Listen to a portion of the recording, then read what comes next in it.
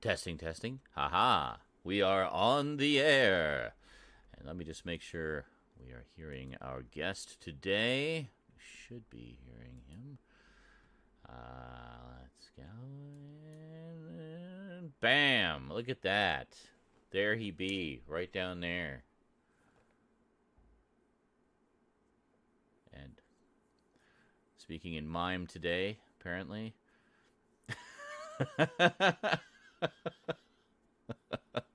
So this interpretive mime blind react is brought to you by Razor Wire Ryan. Oh, you ruined it. Should have kept that going through the whole first episode. No, no, no. Is my audio okay? It is, yeah. No, I think Cool. well, I'm hearing you. They appear to be hearing you. I think we're good.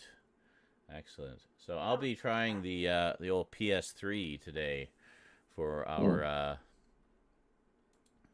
viewing. And for those of you who are bereft of DVDs, are not so blessed as we, then it's okay. We got you covered.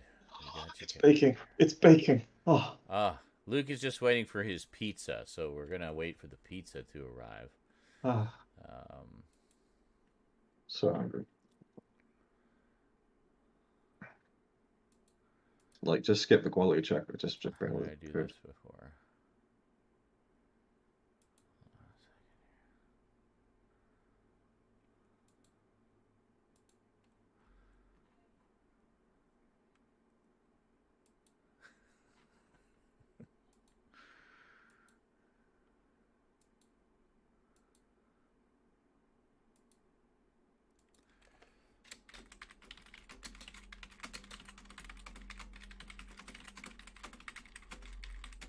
I'm just trying to remember how to search this stupid site.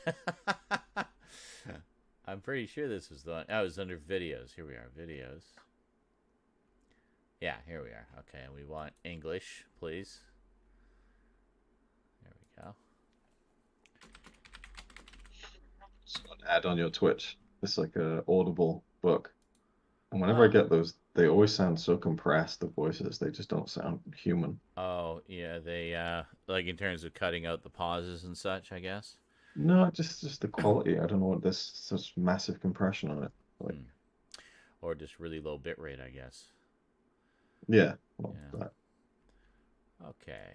Good. So this appears to be good. So this is your link to the first episode, ladies and gentlemen. Well, just give me a sec. I had to find it. I had to find it. We're not starting right away. So this is the streaming. I forget, one of you guys pointed us to this one the other day, but um, yeah, is good. So today we'll be watching An Unearthly Child, the 4 episode first ever story for Doctor Who, starring William Hartnell as the first Doctor, the man who made it all happen. Just listening to my audio on the stream, and Mm-hmm. it doesn't sound great. Um, Well, then you feel free to adjust as you like. That's I entirely don't think it's coming from my mic. I think you're hearing my mic, but the. I'm hearing whatever you're sending through to Discord. You yeah, might have a different mic selected, maybe. It does sound a little more echoey than you usually are. yeah. Um, I assume you do have you hear anything? Do you hear anything if I tap the mic? no. Okay, Ah, we are okay. coming through a different mic then. Yeah. That would explain it. And I'm going to turn this stupid background off, which is completely unnecessary and janky. You guys can't see, but on Discord, when you do video calls with people, you can have like a green screened background behind you, and it's a fun little novelty, but not really Good very God. well implemented. Okay, I think that's yeah. Now we're back to normal. Good. How about now? Yes, Better? much better. Yeah, Okay, because yeah, it was sounding really ropey on the Twitch stream. yeah. So if you tap your other one, which is is that the one you wanted it to come through?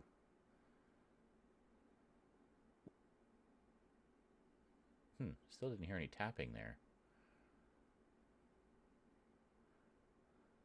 Unless it cuts that out somehow. I don't know. Start throttling the microphone. Yes. Let me just check here. What some other audio settings? Voice settings. Yeah, so input mode should obviously be voice activity, not push to talk.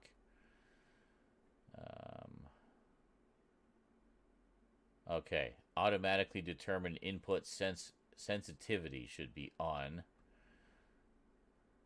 It's not really a peak meter. It just needs to be showing green to indicate your voice is coming through. Well, I mean, it's not like we need to hear me tapping the fucking microphone. True. As long as it's picking up your voice. That is the main thing. Okay. Good point. Excellent.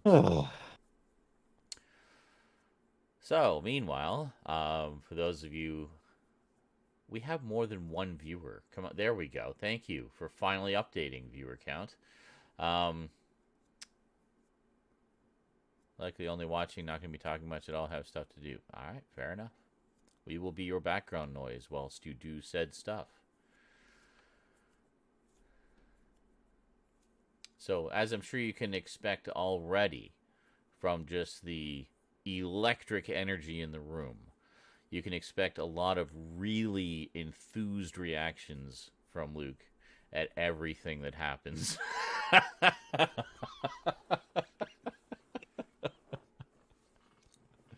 Oh my god, it's the doctor. Is that the doctor? That's the doctor, isn't it? That's the doctor. Oh, it's the TARDIS. But that's the TARDIS.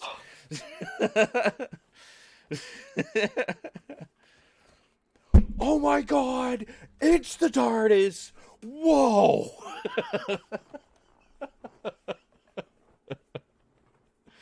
Well, should we do the intro now and wait for my illustrious pizza? I don't know. So, yeah, let's just do it. So, sure, yeah. Here we are, we're beginning on this epic journey. Truly beginning. Because if you guys didn't read the description for the event on Discord before, Luke here, our very British friend, has never seen Doctor Who. Which was created by a Canadian, by the way. So we got the Canadian here and the Brit down there. Perfect. Perfect representation for the Who. The fact that I've never seen an episode of Doctor Who, being British, I think is what David Lynch would describe as a sadness. So, I thought we both talk about our kind of, well, I haven't really got any beginnings, but like my frame of reference at least, and then sure. And I actually watched your video, or listened to it earlier on work, your kind of Journey of a Whovian Journey video. of a Whovian, yes.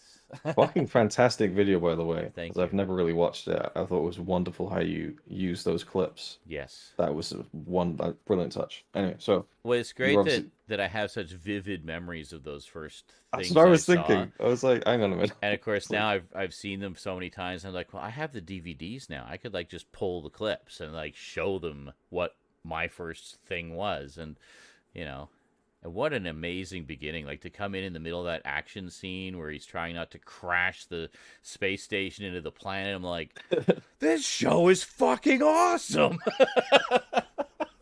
Well, why don't you start then? You start first, because, I mean, you have an actual beginning with it. Sure. Well, my first ever experience with Doctor Who was hearing about it in this book, which is all about robots.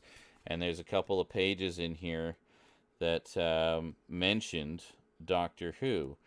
Yeah, let me just see if I can find those specific pages. It's not a very... Yeah, here's the first one. Was a picture of the Cybermen. And I was like, oh, and all it says is Cybermen from the BBC television serial Doctor Who, 1968. So that would have been from a second Doctor story. I think I know the exact story that's from, actually. And, yeah, so there was that. And then, flipping through, robots, cool. I'm 12. Or no, I guess I was like 9 when I got this book. I'm 9 years old and robots are awesome. This is such a cool book. Oh, look, boobs, robots, more robots. More robots, robots, robots, robots, robots, robots, robots, robots. Wait, where's the color section? There's the color section where it's like, oh look, C-3PO and R2-D2, and wait, what's this big ass cool looking robot at the bottom there? And it's Robot from the long running BBC television weekly serial Doctor Who, a science fiction program for children aged 11 to 14. It is also very popular with many adults and has been presented since 1963. And that was it. Those two photo captions were all I knew about this show.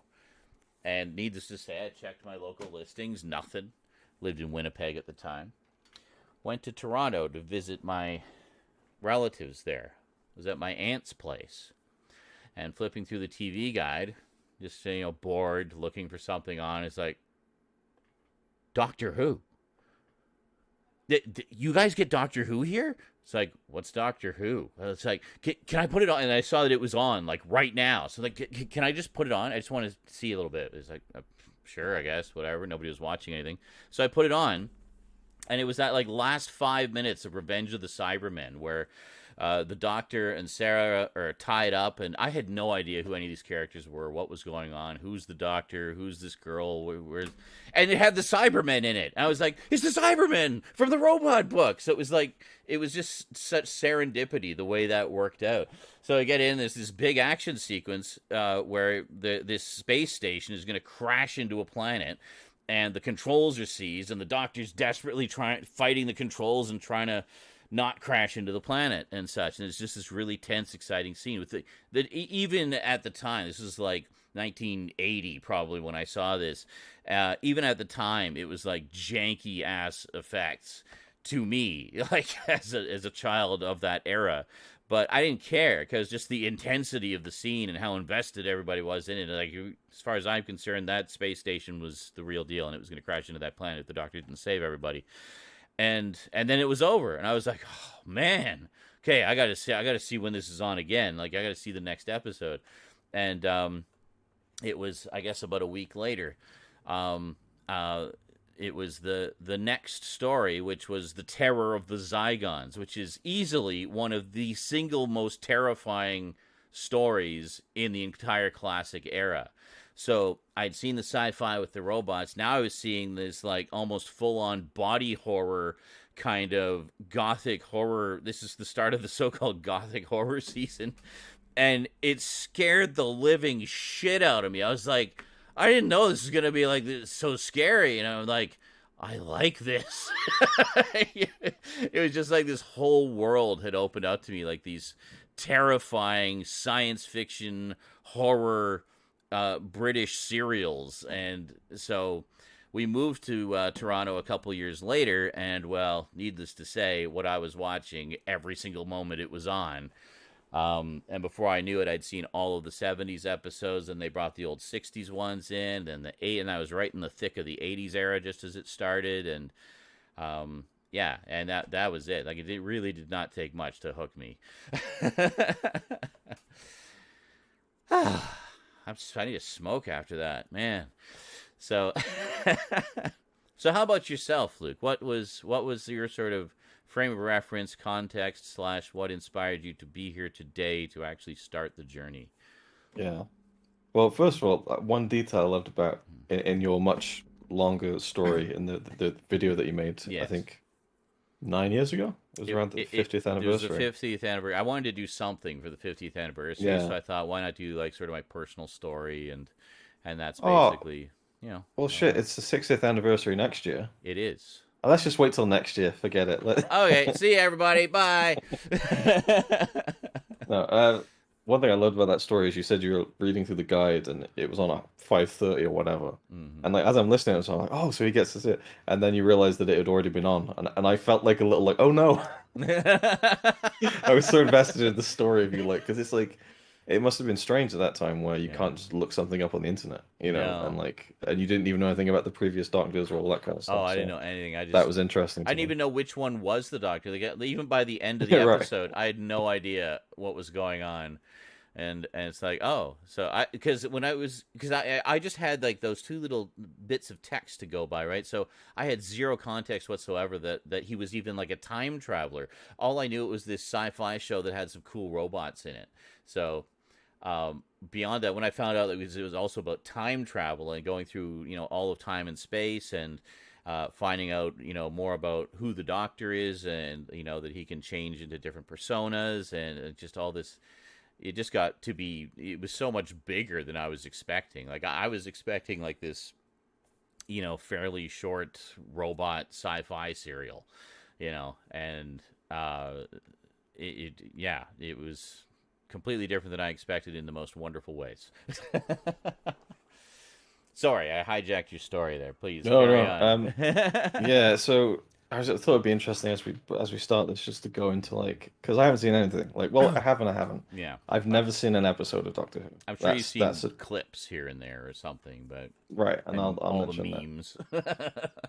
Yeah, a little bit, a little bit. Yeah, So, because I grew up like, when did the classic series stop? It was the late 80s, wasn't it? it was 1989 was the last Right. season. I was born 1988. So Okay. I was thinking about this recently because my mum grew up loving Doctor Who. Mm-hmm. And I thought, well, why would she never introduce that to me? It's like, because it stopped when I was born. So there was like no real kind of natural way to kind of Yeah, introduce me to it. true. And then 2005, when they rebooted and brought the series back, Mm-hmm. at that point in time, I was really drifting away from like films and TV and stuff. Like even Oh, Revenge of the Sith coming out, I was like, oh, yeah, I went to see it in the cinema. I thought that was cool, but I wasn't really that mm, hyped up about it or anything because yeah. I was like getting into wrestling at that point. I'm You like had a doing different doing all the focus yeah at the time. Yeah. different trajectory. But also, Yeah. I remember even then in 2005 thinking, but there's the older stuff, isn't there? And Mm-hmm. that completionist in me was still like, You I'd didn't like want to see everything first. you didn't want to start in the middle, as it were. You wanted Yeah, to, even though yeah. I knew that they were kind of, making it fresh for a new Mm. audience and all that kind of stuff. It I'm assuming. I don't know how much continuity there is between anything really, but There's actually, the new series is not a reboot. It is kind of a soft reboot, obviously, but that's what I imagined. Yeah, because of the just the time gap. But so it does serve as a wonderful introduction for people new to that whole world. It kind of gives you in that first series. It kind of hits all the major beats that make Doctor Who, essentially. But at the same time, it is a continuation. Like Christopher Eccleston is the ninth Doctor, yeah, so it carries on right from X number of years later, and then there's tons of references throughout to the classic series. Sometimes characters from the classic series return, yeah. and certainly a lot of the monsters do. And yeah, so I love that they did that. So it just, rather than restarting the universe, they just expanded it, Yeah, definitely. and they've continued to expand it in pretty cool and interesting ways that drive the fans mental ever since. I can imagine that's a big world with a lot of stuff and a lot of moving parts. A lot of So I can stuff. imagine. Yeah. Yes. So like, I have seen like a few snippets from the Christopher Eccleston series, Hmm. just in passing on the TV. Never even stopped to watch. I imagine I your mom swear, was probably all over it. I don't think she was. Oh, well, Really? I don't think she was with him. Yeah. She wasn't too fussed on David Tennant. She liked Matt Smith. Matt Smith was good. Um, I really liked him yeah. too. She was over the other day and we were talking about it and stuff. And her favorite is Tom Baker. Mm. She Yes. grew up with that version of the Doctor. And Yeah. a As few did years I. ago, I think you're about the same age as my mum. Hmm. So a few years That ago, would that would explain it then. yeah, a few years ago, my nan was saying to my mum, "What do you want for Christmas?" And she was like, "Knit me a Doctor Who scarf." So she literally got my nan to knit her the Tom Baker The whole. scarf. Like, my nan was just like, "Really? That's what you want?" And she's like, "Yeah, it's these colors." Yeah. Oh yeah. You get the whole pattern. Yeah. So she made it for her, and she's like, "Okay, I don't know why you want it." And then she's like, "Yep," just swung it over the Oh, you shoulder. have So no that was, idea. Like to Nan, I guess it was just a big ass scarf, but yeah, yeah. but to your mom, it was like having a piece of Doctor Who in a way, like something significant, definitely something significant. Bracing her inner suppressed nerd, I think. Absolutely, as many adults do. It's like, I'm gonna get that thing my mom wouldn't get for me when I was a kid. Yeah. So then I saw a bit of a David Tennant episode. I was working Okay. very briefly in a taxi office on the phones. Mm-hmm. I think it was even Christmas night, and I was just there sat on my own in this little office, Okay. and it was on the TV. Mm. And then I saw a bit of the one with Kylie Minogue, I think, Oh, okay. and it's like the The Titanic in Titanic. space or something. Yes. And I've also seen a bit of the Weeping Angels, not a full episode or full context, but like a Okay. scene, and I remember thinking it was quite cool. Yes. The Weeping. Classic series, nothing. Nothing. Like zero, Wow. zilch. Like so, Wow. This is gonna be interesting.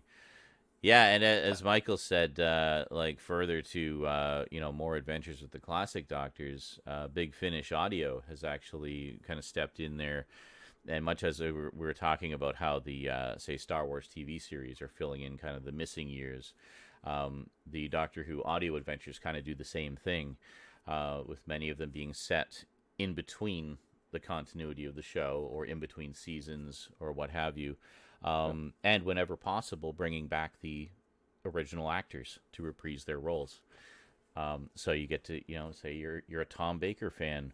There's probably 70 new adventures featuring Tom Baker as the Fourth Doctor.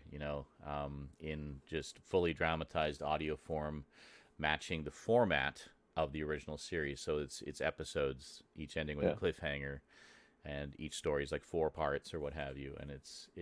it's just like the classic series. You close your eyes, you can see it in your mind's eye. It's amazing how well Yeah. done those are. Random aside, I used to listen to the fourth season of Blackadder on audio cassette. Oh, nice. Like it was just an official release. They just decided, I guess, to just release it as an audio thing. But I love just listening to it They've on done tape. that with yeah, they've done a lot of Doctor Who's like that as well. I mean, they'll have like, obviously the soundtracks of the missing episodes because it's all that exists of them, other than some photos and whatnot. But also of episodes that do exist that just have like an audio version of it that they'll put out, and maybe with some accompanying narration from one of the original actors to kind of explain the action where it's not clear. But yeah, it's kind of odd. Like I don't like. I've seen the BBC do that with a few shows where they just it's like, oh, is this like an audio play? It's like, no, it's literally the sound of the show with some narration. Like what is the point of this product? I could make this myself by recording the audio of the show.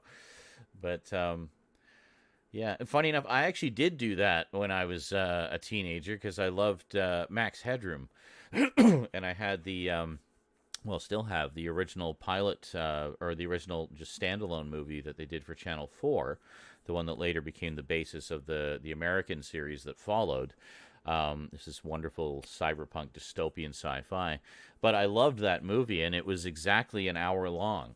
So it fit perfectly on a 60-minute cassette, having, one half on each side. And so I would just listen to the audio from that over and over and over again to the point where I could pretty much recite the whole damn movie. But it's one of those things, especially when it's something you've seen a lot. You don't even need to see the visuals to be able to picture it in your head because you're just so familiar with the material.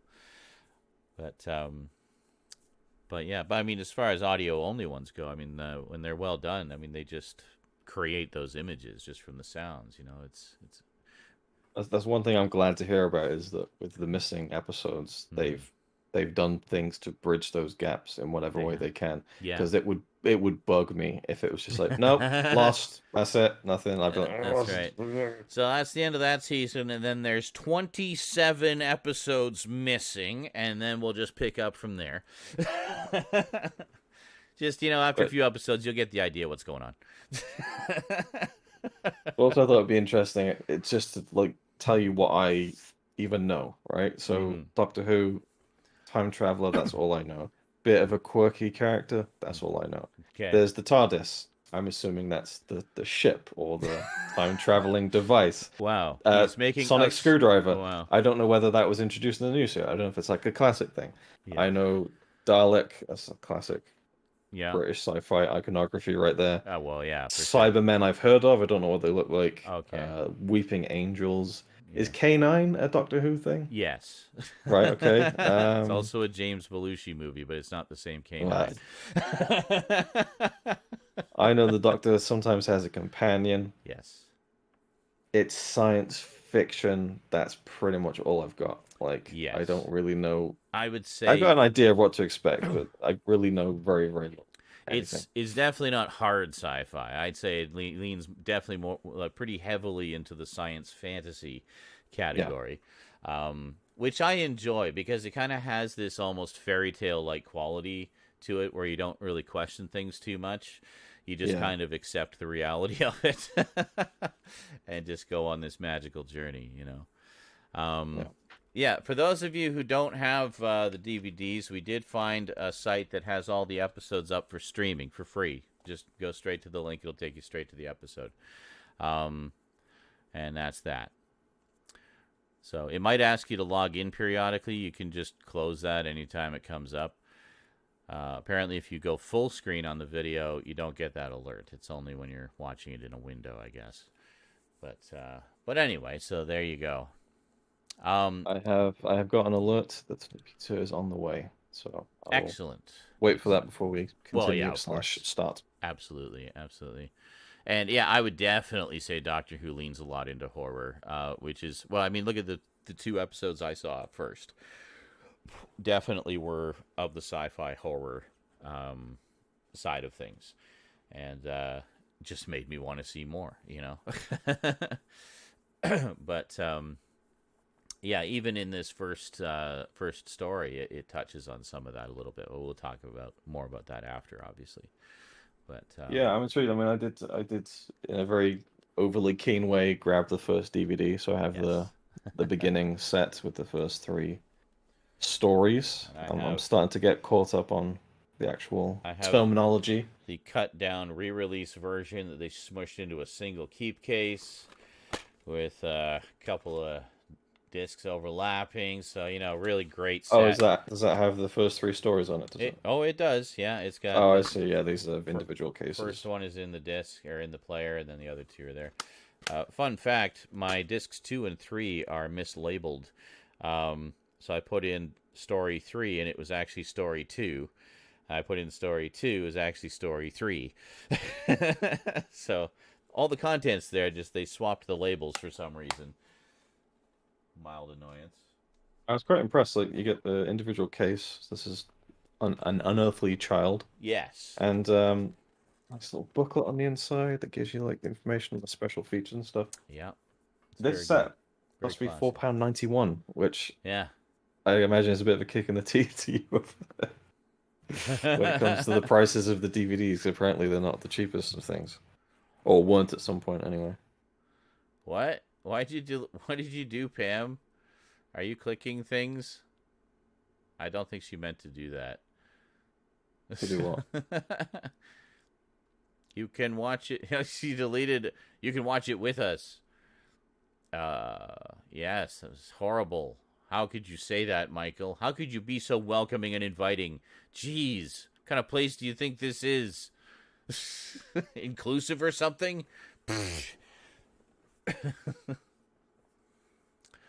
Yeah, I figured you were just clicking buttons. Oh, you could, or did you click? I don't know. You clicked something, and oh, it was right by the link. Okay. Oh, you were trying to reply. Oh, okay. Gotcha. Oops. Don't forget Hate that you have when mod things like that powers, happen. so you can accidentally do bad things to people if you're not careful.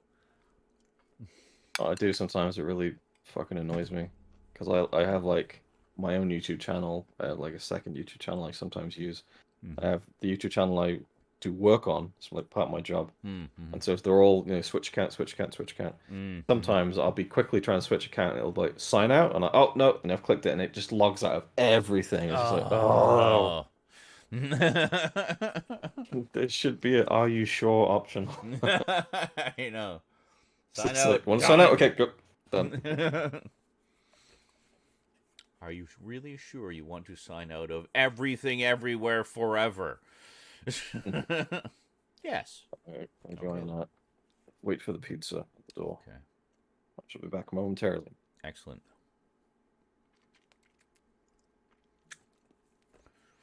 What is this? The sale sorry about the beginning story include the prequel companion chronicle audio at the beginning. Really? Like just for as a freebie? Or did you know you were getting that? That's very cool.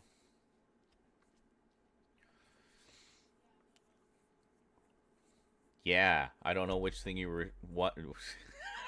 Yeah, you knew? or or no, you didn't, and it was a surprise.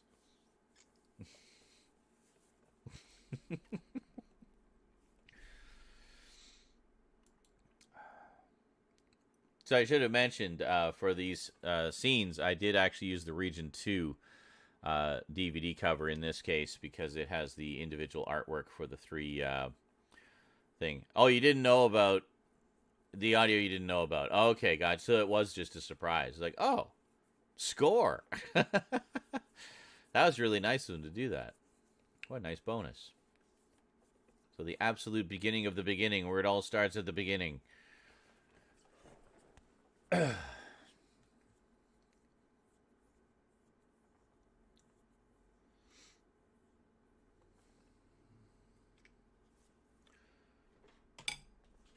Yeah, basically. Well, or five if you include the cut down Marco Polo.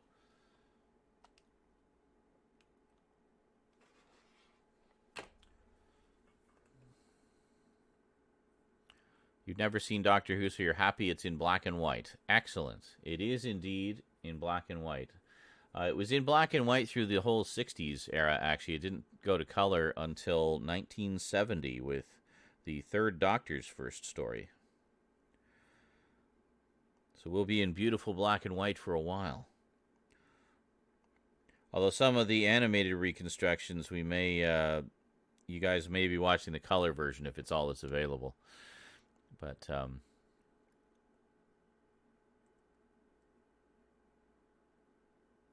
just stopped, and I don't know why. I don't know.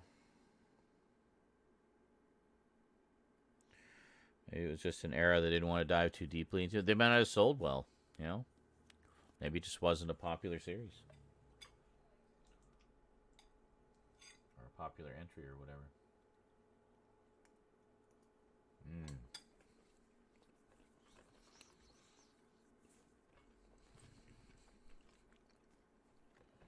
Cold pasta.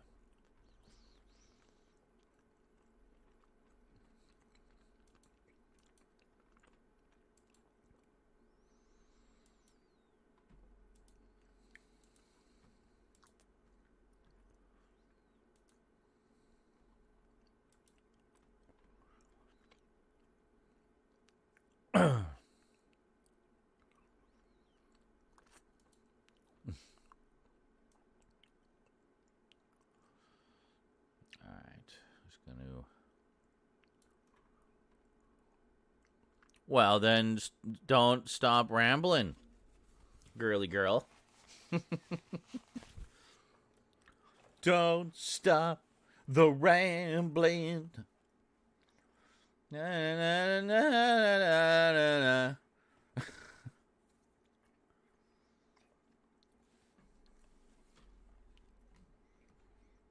na. Yeah, so we are doing this for fun, but also to scare up rent money, which we are dangerously short this month because we haven't hit our goal, mainly due to other bills not being able to put off anymore. So anything you guys can drop into the pot will be most appreciated. Just means I can keep doing what I do for you, you know? And I would like to do the do for you.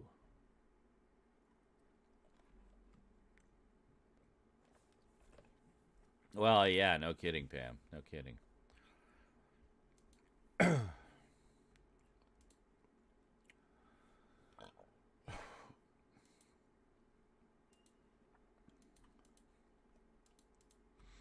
So did you guys all see Kenobi? Obi-Wan Kenobi? And, of course, Stranger Things dropped at the same time. A lot of people have already watched it all.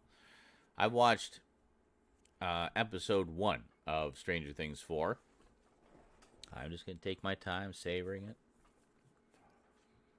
So, just installed a hard drive into my Sega Dreamcast. It now have every game... It now have every game ever for it now. Excellent. I don't even know how big that. I didn't think that was. That's not a very big library, as I think, isn't it? Like fairly small. I don't even remember how long it lasted. I don't remember it sticking around for very long. Like maybe 3 years. Well, that's cool. As long as you got Seaman.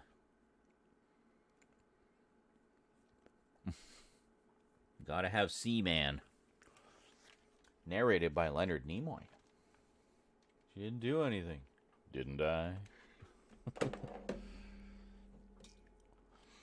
Just spent the last 3 hours putting every file into its own folder. My brain don't work very good right now. God, I hope you at least had some tunes on or a favorite anime or something.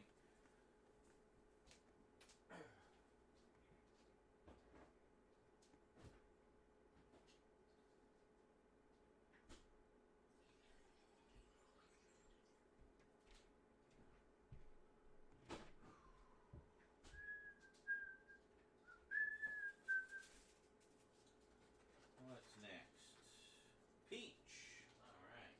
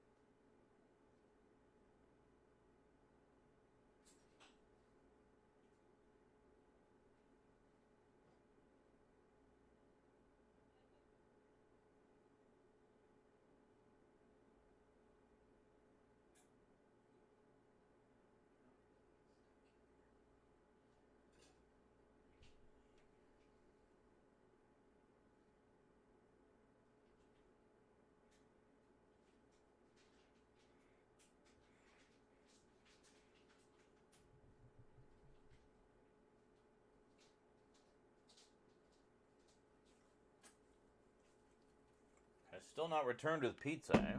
Well, got me some peach jellies.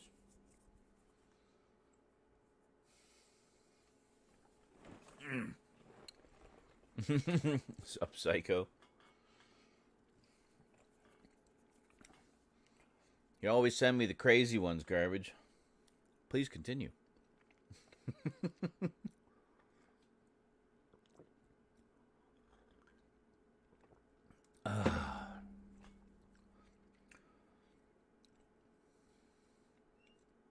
Only the craziest. Hell yeah, you know what I like. All right, I'll be back.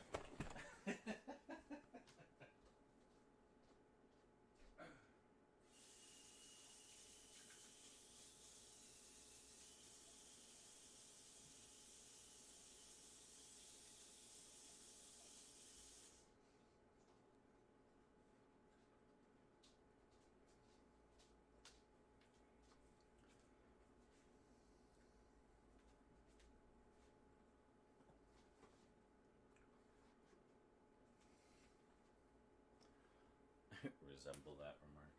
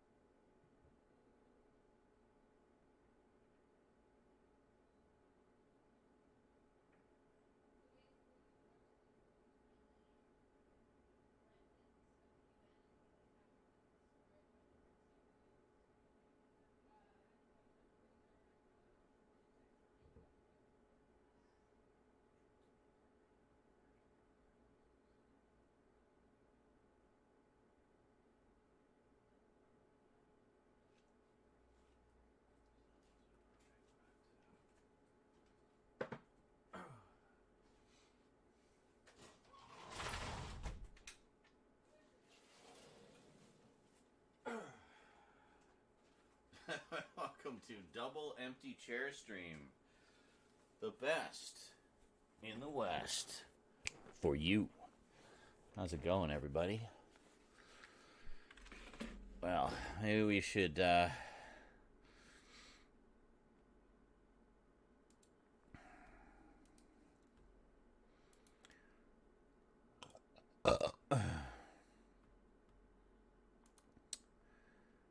maybe we should get in the mood here while we wait.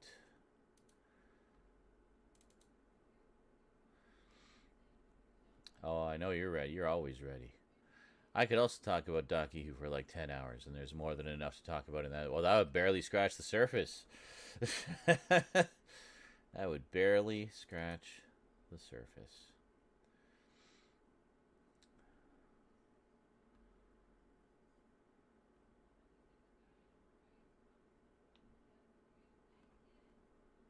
Oh, did I hear activity? We're just waiting for Luke to get his pizza, which hopefully will arrive soon.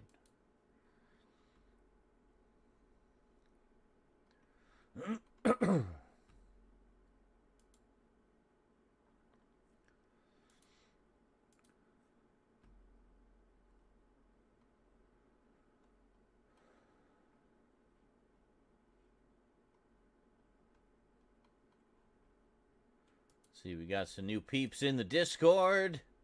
Excellent.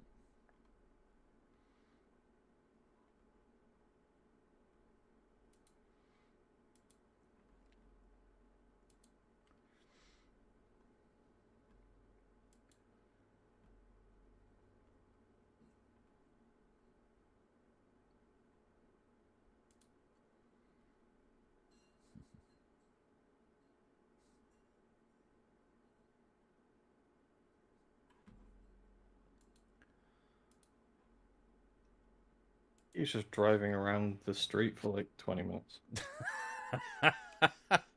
Did you manage to flag him down and get He your turned pizza? up eventually.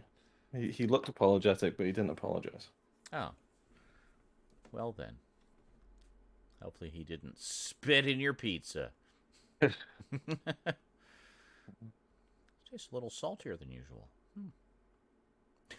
Right. So before we start, I just want to say I am excited about this. Do not read my very like mellow. For the record, mood.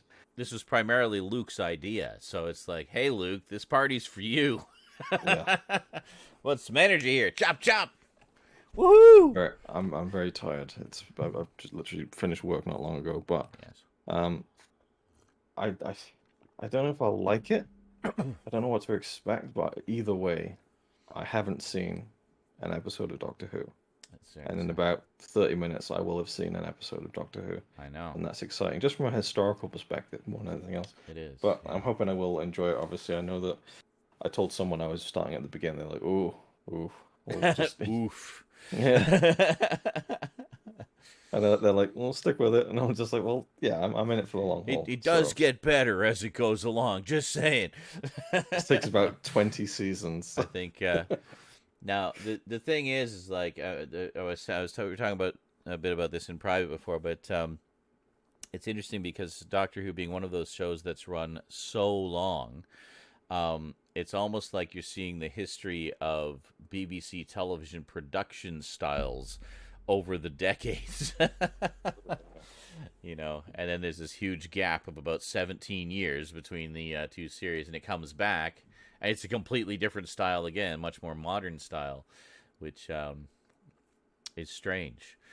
But so you kind of see like how in the 60s, 70s, and 80s, BBC were all about serials. Everything was serials, serialize everything. You know, 6-part adaptations of books and plays and whatever else.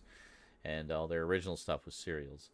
And it stays like that largely throughout the entirety of the classic series. It kind of sticks to that format of a series of serialized stories, essentially, and then we get to the new series, and it's more episodic. It's like, you know, the story is just that one episode, But they do have multi-part stories, like good old Doctor Who cliffhangers are back, and stuff like that. So yeah, I mean, the closest example I have, not to say that Doctor Who is so ancient as to be in the silent era, but I have watched, I think it's a 10-part serial from 1915, I think. Oh, okay, yeah, The Vampires, French thing, and I yes, watched it in pretty much one sitting. I think it was 6 or 7 hours. yeah, And yeah, it's slow, of like course. there's Well, I can appreciate things from the time in which they were made, and yes, I always find that sort of stuff interesting. So yes, and I think for that reason you may be more forgiving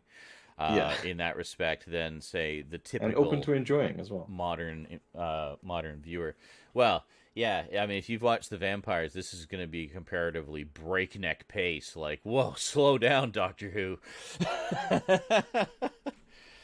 but but yeah, this is pretty notable also just in terms of BBC at the time. It was very rare for a show if the pilot episode was rejected to get a second chance.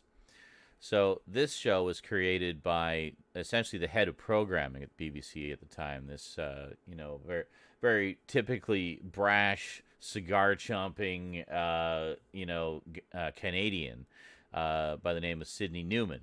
And he just kind of had this vague idea for a science fiction series and turned it over to Verity Lambert, the first female producer for the BBC, to make it happen. So she's having to deal with all of the very maleness of, television production and, just sort of film and television production at the time, while at the same time saddled with having to deal with this show and like pull this show together, which is unlike anything that anybody's ever done before. But there's just something about it that kind of she was like in her early 20s at the time, so real go-getter kind of attitude, right? And plus the whole women's lib thing happening at the time, so it's just even more reason to prove herself, right? So gung-ho. So again, 1963, very white, male-centric society. She hires a East Indian gay man to direct the first episode. Now, let me say, for anyone who says, why is Doctor Who so woke now? Fucking episode 1. 1963. It's been woke since the beginning. And produced by a woman. So there you go. It's as woke as it gets.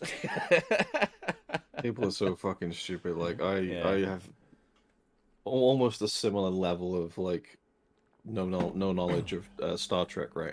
Yeah. And that thing, this new Star Trek series, that people are like, oh, why are they making Star Trek woke? And I'm like, even I know, like the controversy in the '60s when all was kissing between them, it's so. Well, and having a Russian on the bridge at the height of the Cold War, like, saying like, hey, eventually we'll be friends. It's like, Yeah. that's Gene Roddenberry, man.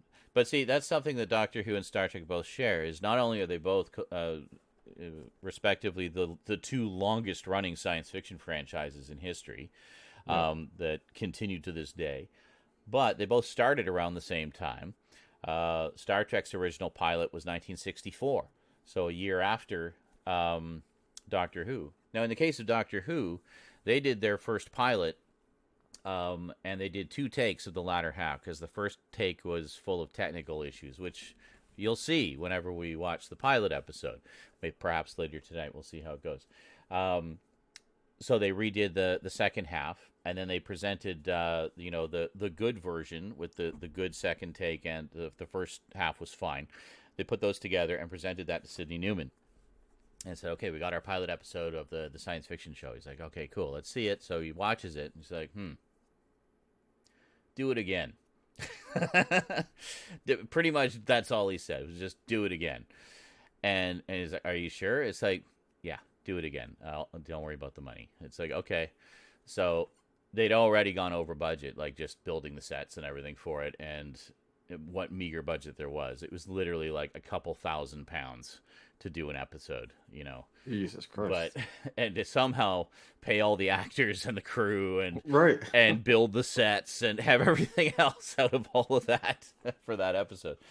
Well, they pulled it off. God bless them. Oh, and they were also put in the smallest studio, the infamous so-called Studio D, at was it Lime Grove? I can't remember where it was. It was one of the local facilities they were using, and they got put in the smallest studio. They say it was basically a closet.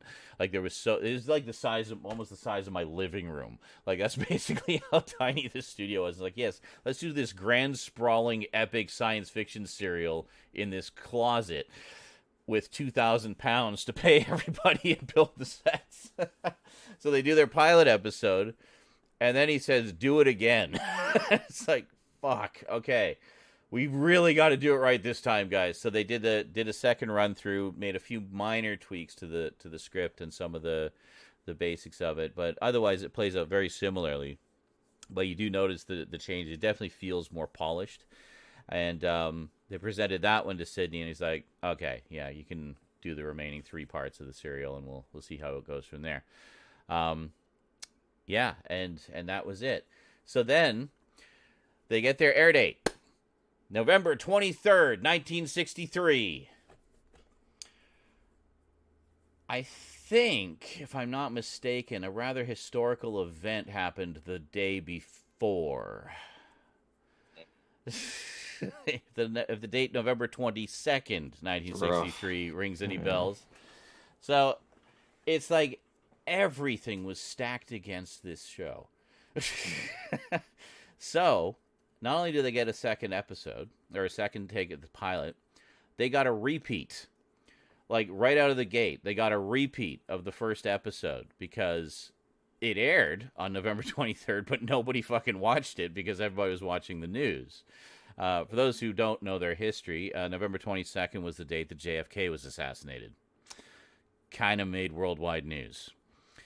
But, yeah, so they got a repeat a little later in the week, shortly before the second episode aired, and, enough people watched that they kept it going. But it just limped out of the gate, almost dead on arrival because of everything stacked against it. Yet here we are, almost 60 years later. So bearing all of that in mind, I can't help but feel, every time I watch this episode, almost a sense of awe. And just seeing how dedicated all these people were to making this work, and like we're seeing a moment in history being made. Like, this is the little show that could, and now it's a frickin' British institution and a merchandising empire on the scale of Star Wars, pretty much.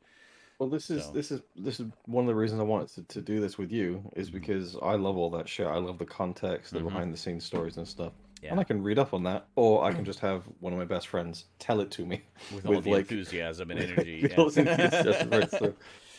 that stuff is fascinating to me and interesting. So. Now, one thing we will watch when we get up to it is there is a movie that was made for the 50th anniversary. Kind of a docudrama, all about the story of the making of that first story and kind of the success, and it's told kind of through the perspective of William Hartnell. Does that have David Bradley? Played by David Bradley, yes. I've vaguely heard of that. It's called An Adventure in Space and Time. That's awesome. For you. So, yeah. So it's probably my favorite thing that they did for the 50th anniversary, actually, even more so than the 50th anniversary episode of the show, because it's just so fascinating and so well cast. You have Brian Cox as Sidney Newman, who's just perfect casting, and some wonderful actors in the roles of, I don't know their names off the top of my head. Oh, it's Sacha Dhawan, who plays Waris Hussein, the aforementioned director. And he actually went on to play a different character in the show later, which is great. It's an amazing actor. I forget who played Verity Lambert, but she just nailed it. Like, I've seen so many interviews with the actual Verity Lambert, that yeah, I mean, she just nailed that performance, and it was just so well done. And it starts with all the kerfuffle about the making of the pilot and just getting the show off the ground, and then it kind of goes through the early success of the show and how it became, what it is, up until the end of the first Doctor's era when Patrick Troughton comes in and takes over, and it's this wonderful kind of bittersweet, very affectionate look at the making of the show and just everything that they were up against and how they made it work, and it's just very, very well done. It's written and directed by Mark Gatiss, who's you may recognize him. He's done a lot. Yeah. He was one of the co-writers, co-creators of Sherlock. He's done a lot of Doctor Who stuff as well. So yeah, he's great. So one thing I want to do before we start, Mm-hmm. just out of interest, see how many doctors I can name, like in terms of the actors. Okay. Now, you just mentioned Patrick someone? Yes. Right, I would never have known that, so take that Okay. off the... Right, so William Hartnell, I know. You definitely know that actor, though, Patrick Troughton. He's a very famous character actor. He's been in a lot of stuff. Okay. So, and how many doctors are there, like, to current? To current, well, technically 13 main doctors. Okay. And obviously not in order, just from what I can. So there's William Hartnell. Mm-hmm. Actually, I guess we could technically say 14 main doctors. Okay. Yeah. It's either Sean Pertwee or John Pertwee. I always get them mixed up because I've seen his son. One is the son of the other, yes. Right, okay. So half. Colin Baker? Is that? He is one of them, yes. He's Okay, then Tom Baker. So yes. 2 Bakers then. Yes. Is Peter Davidson? Yes. Right? Yeah, he was the 5th. Sylvester McCoy. The 7th. Colin Baker was the 6th. Oh, what's that guy's name? Is it Paul McGann? Who was Paul McGann. Chris Ralston. Mm-hmm. David Tennant. Matt Smith. No, don't do this against me. Steve? Peter Capaldi. Peter Capaldi. Holy shit. Dude, I saw my life flash before my eyes and I was like, no. It's always that same name. And then Jodie Whittaker. Jodie Whittaker, yes. Well, that's actually pretty good. It's just a couple of the early ones that stumbled a bit there. I do know John Hurt. And Did John he, like, technically there was like a little special or something? Yes. Okay. He's kind of, well, it's hard to explain. You'll see. We'll find out in about 20 years. You'll see when we get there eventually. Yes. All right, so let's do it. Let's get into it. Cantaloupe skis. Me trying to name the doctors. The first one, second one, fourth one, 5 through 8. The British guy, the Scottish guy, Mr. Bean that one time, the cartoon guy, and Josie Whittles. Oh, and Peter Cushing. I know that's like a separate movie thing or something. My mum was like, "Do you know Peter Cushing?" Because my mum loves Peter Cushing. We could, we could definitely slot those in somewhere as well. He did 2 theatrical films, which were based on the first 2 stories to feature the Daleks, and very obviously non-canonical. They're essentially straight up sort of condensed remakes of those 2 stories from the television serial. But the Doctor in that is not called the Doctor. He is actually named Doctor Who, and he is a human scientist who has invented a time machine. So, a little bit different. Definitely an offshoot, then. Yeah, it is. But it's fun. Like, it definitely, it still kind of feels like Doctor Who. Plus, I mean, at the time of those came out, there was only William Hartnell. That was Doctor Who. Like, the entirety of the identity of that show and character. So it's just based very much on that. And in terms of capturing the feel of those early episodes, but with a substantially bigger budget, I think they did very well. And they're a lot of fun. And interestingly enough, fun fact, a young Bernard Cribbins is in the second of those films. And a now very old Bernard Cribbins has recently appeared in the current series. Wow. As a different character. Some jump. Yeah. Yes. That's right. So in actuality, Cushing is the second Doctor. Yeah, kind of. a side Doctor. All right, so last chance here for anyone who needs the link to the episode. That is the link to episode 1. It's a free streaming site. If it asks you to log in, you can just close that without logging in. You don't need to log in. Apparently, if you full screen it while you're watching, it doesn't prompt you to log in.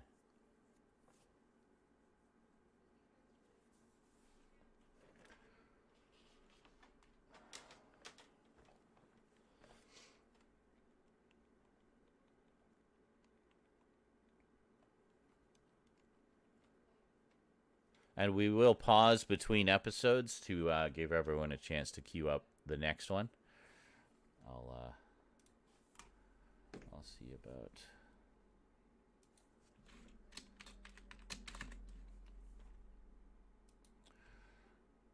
Let me see here. Okay.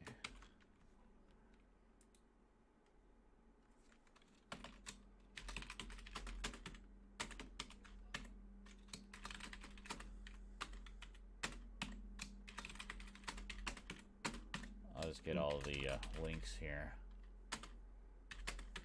What is Rosie doing?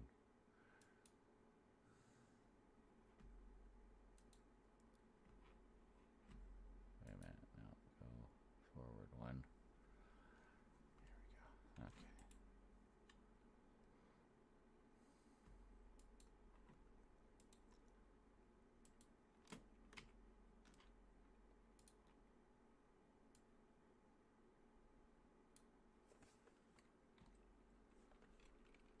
What? It's not the right one. Oh, no, I did the wrong one. Hold on. Okay, I see what I did.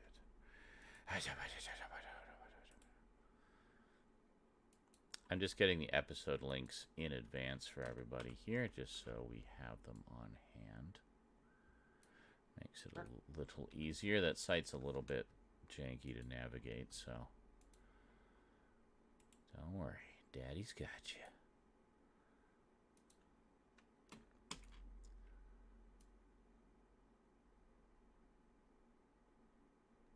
Oh, come on, you stupid piece of shit. Fine, we'll do it that way. You're going to be a cunt. Okay.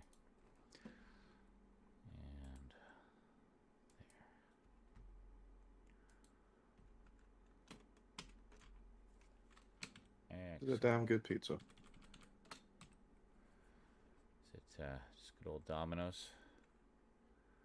Unfortunately, it's not very hot. Oh. It comes out of the oven at 450 degrees.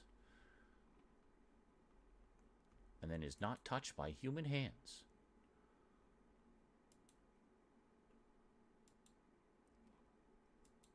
Although it would be reasonable to complain about that because it was like 25 minutes to deliver it. Usually like 10.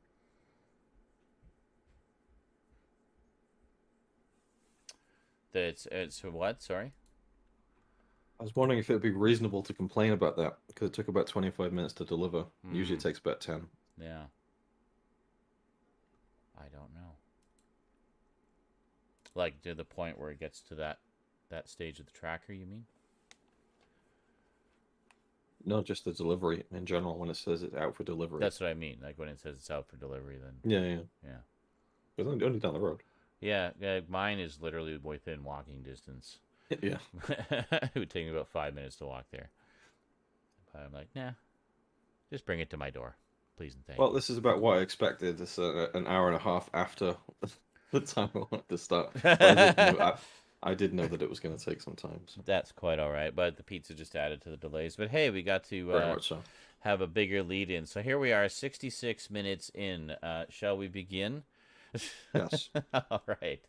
I'm just going to queue up the DVD here. So we'll give you guys a countdown. And then, oh, shit. Shit. Oh, God. Everything's falling. Hold on. Just rebalance the Jenga tower of DVDs here. Holy moly. There we go. Okay. What was I reaching for? Right. Okay. Hold on. I accidentally disconnected my controller. The epitome of a collector. You're literally drowning in DVDs. Just Okay, there we go. All right, sorry. So we'll give you a countdown. Cantaloupe, should I also be knocking my stuff over? Trying to get in sync. Yeah, you better do that just to be on the safe side. This.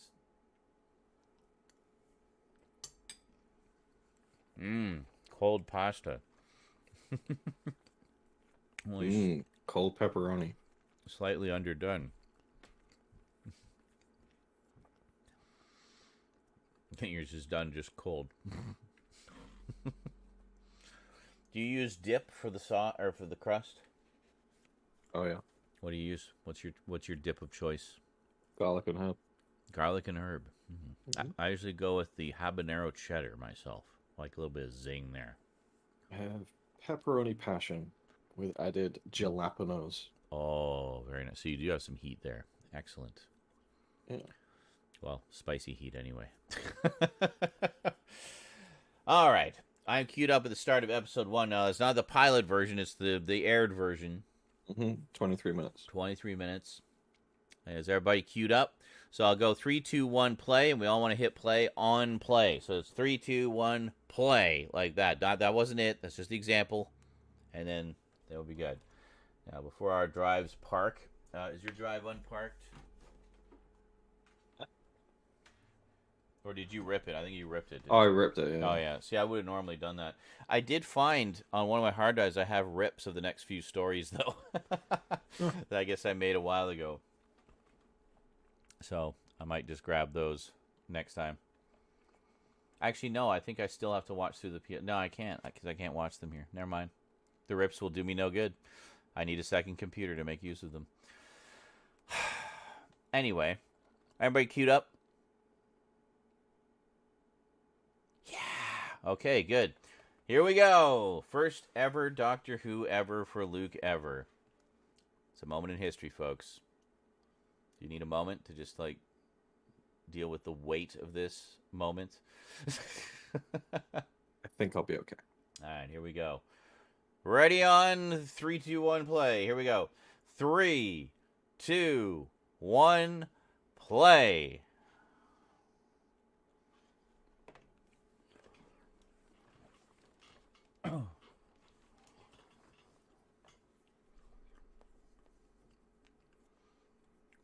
Dr. Oho.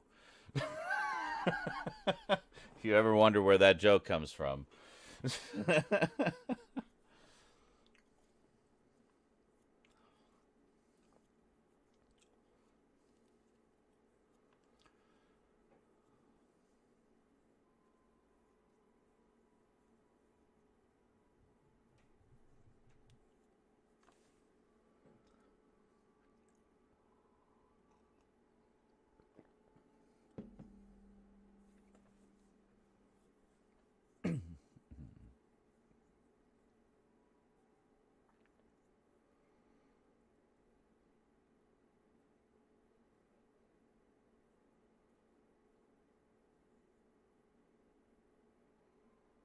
What's this copper doing here then? What's all this then? So it's a junkyard at number 76 Totters Lane. I am foreman proprietor.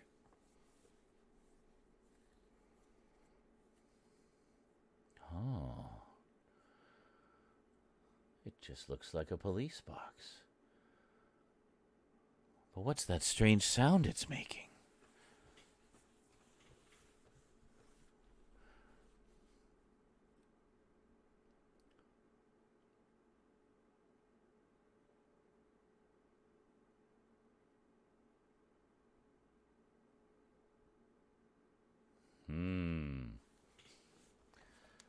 Already so many questions.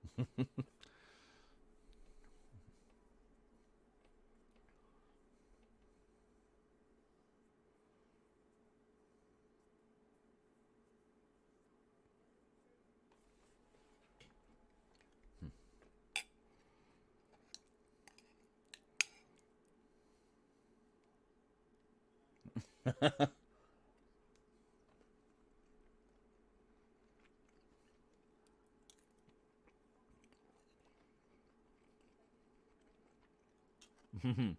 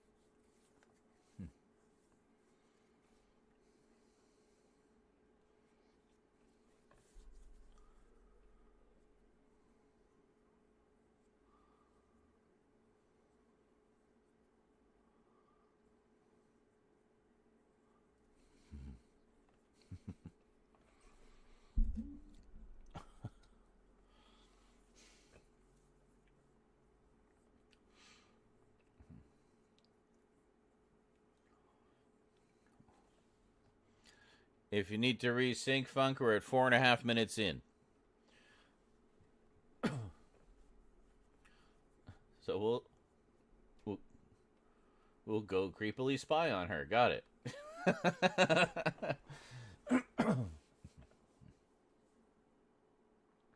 The 60s. That is a library track, and I actually have an MP3 of the complete track. Because of course you do. Yep. It's actually quite nice sort of beach music tune. Marauders-esque. Yeah, very.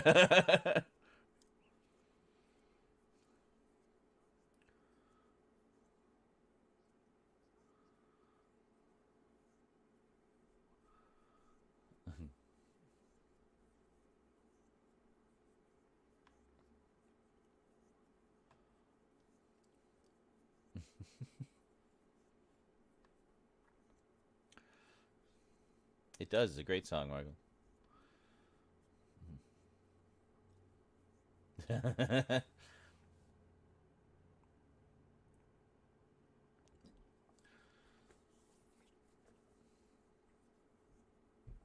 Mm-hmm.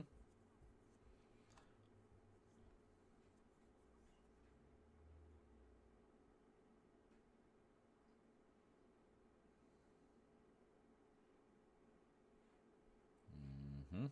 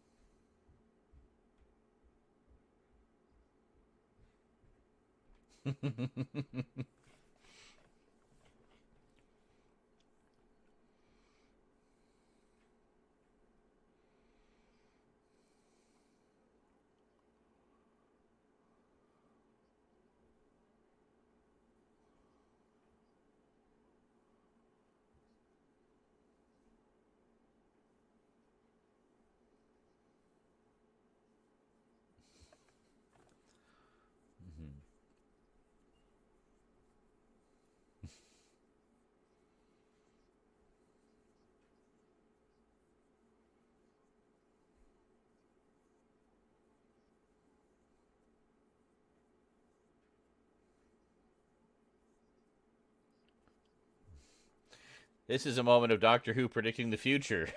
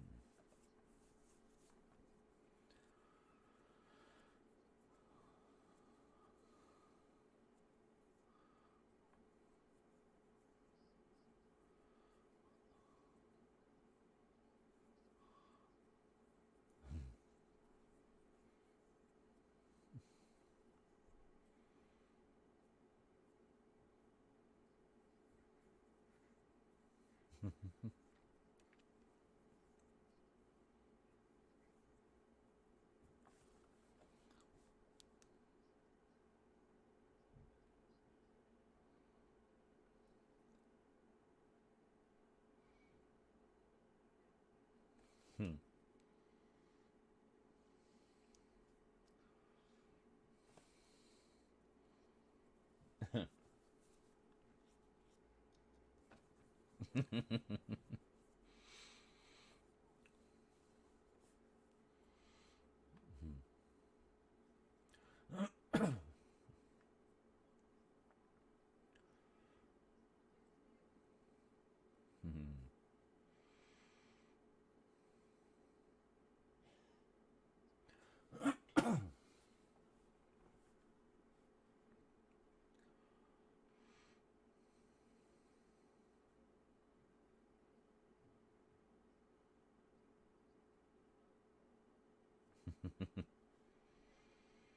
You might recognize William Russell from a lot of things. I don't. Probably the biggest thing he was in was The Great Escape. He was actually one of the Oh, wow. prisoners, along with Steve McQueen. Yeah. Okay.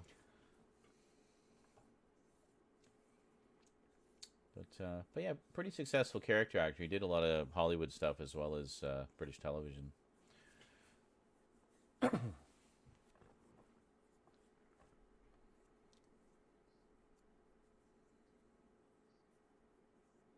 Hmm.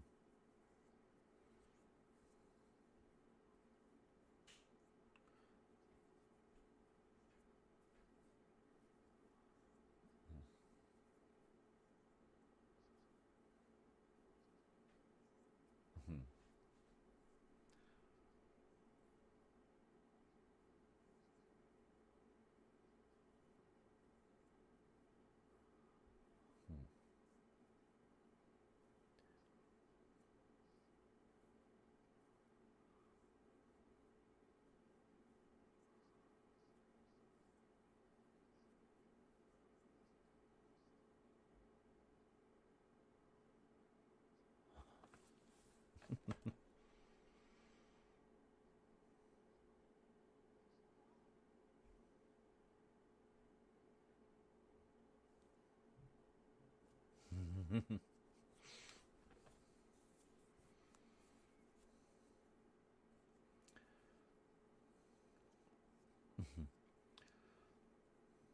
I like how they are the audience's window into this world. Like we're discovering it as they discover it. You know, it's a great way to do it.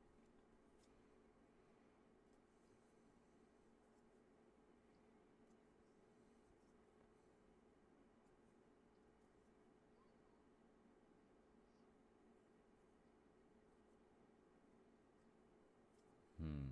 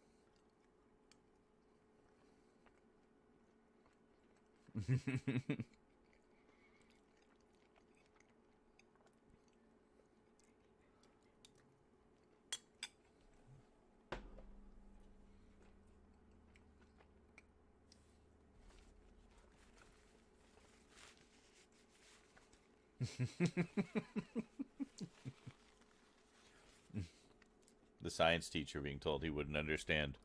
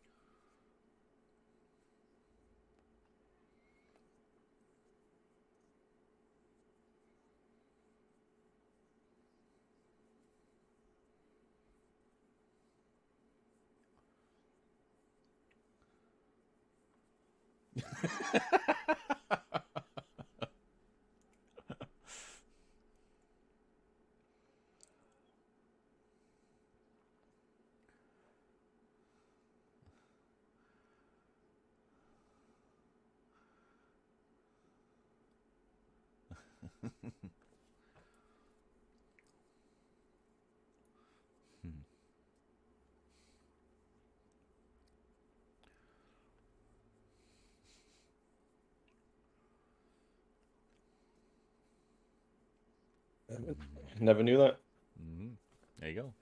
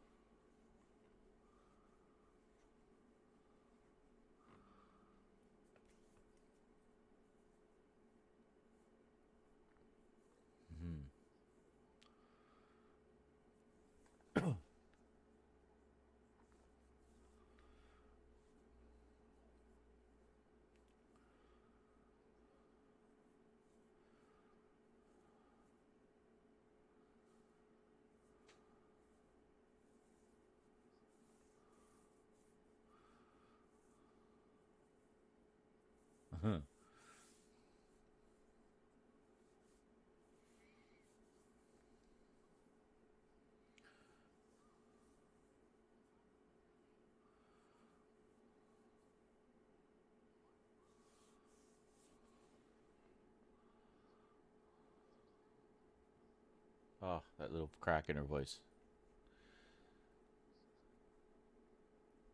Just like trying to cling to this sane explanation, but knowing that it's not the truth.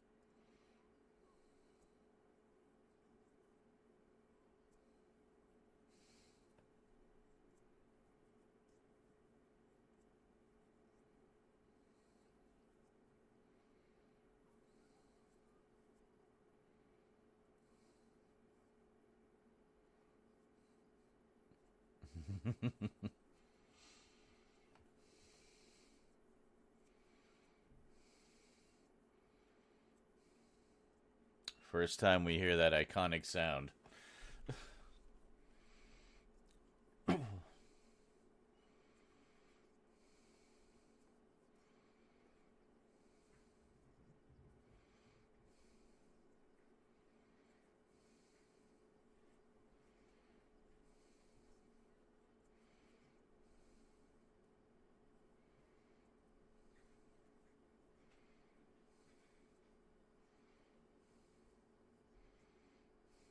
I thought this was a really clever use of this type of effect, too.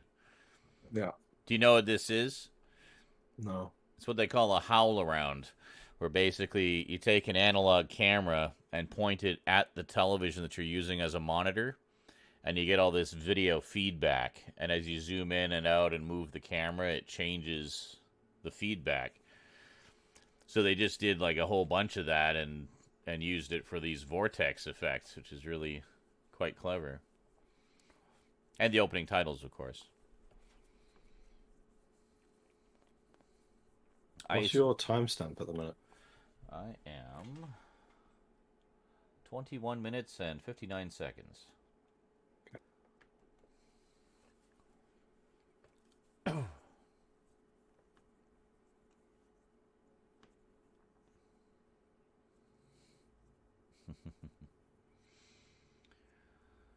they're definitely not in the junkyard anymore.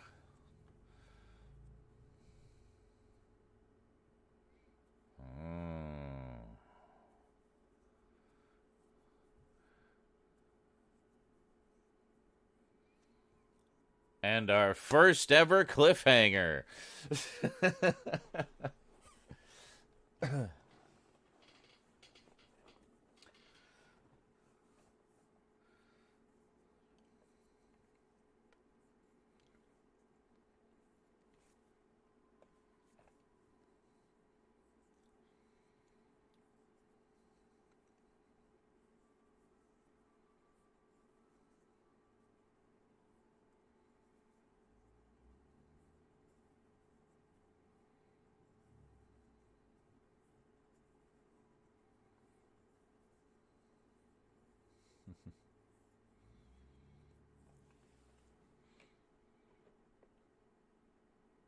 Oh, lol.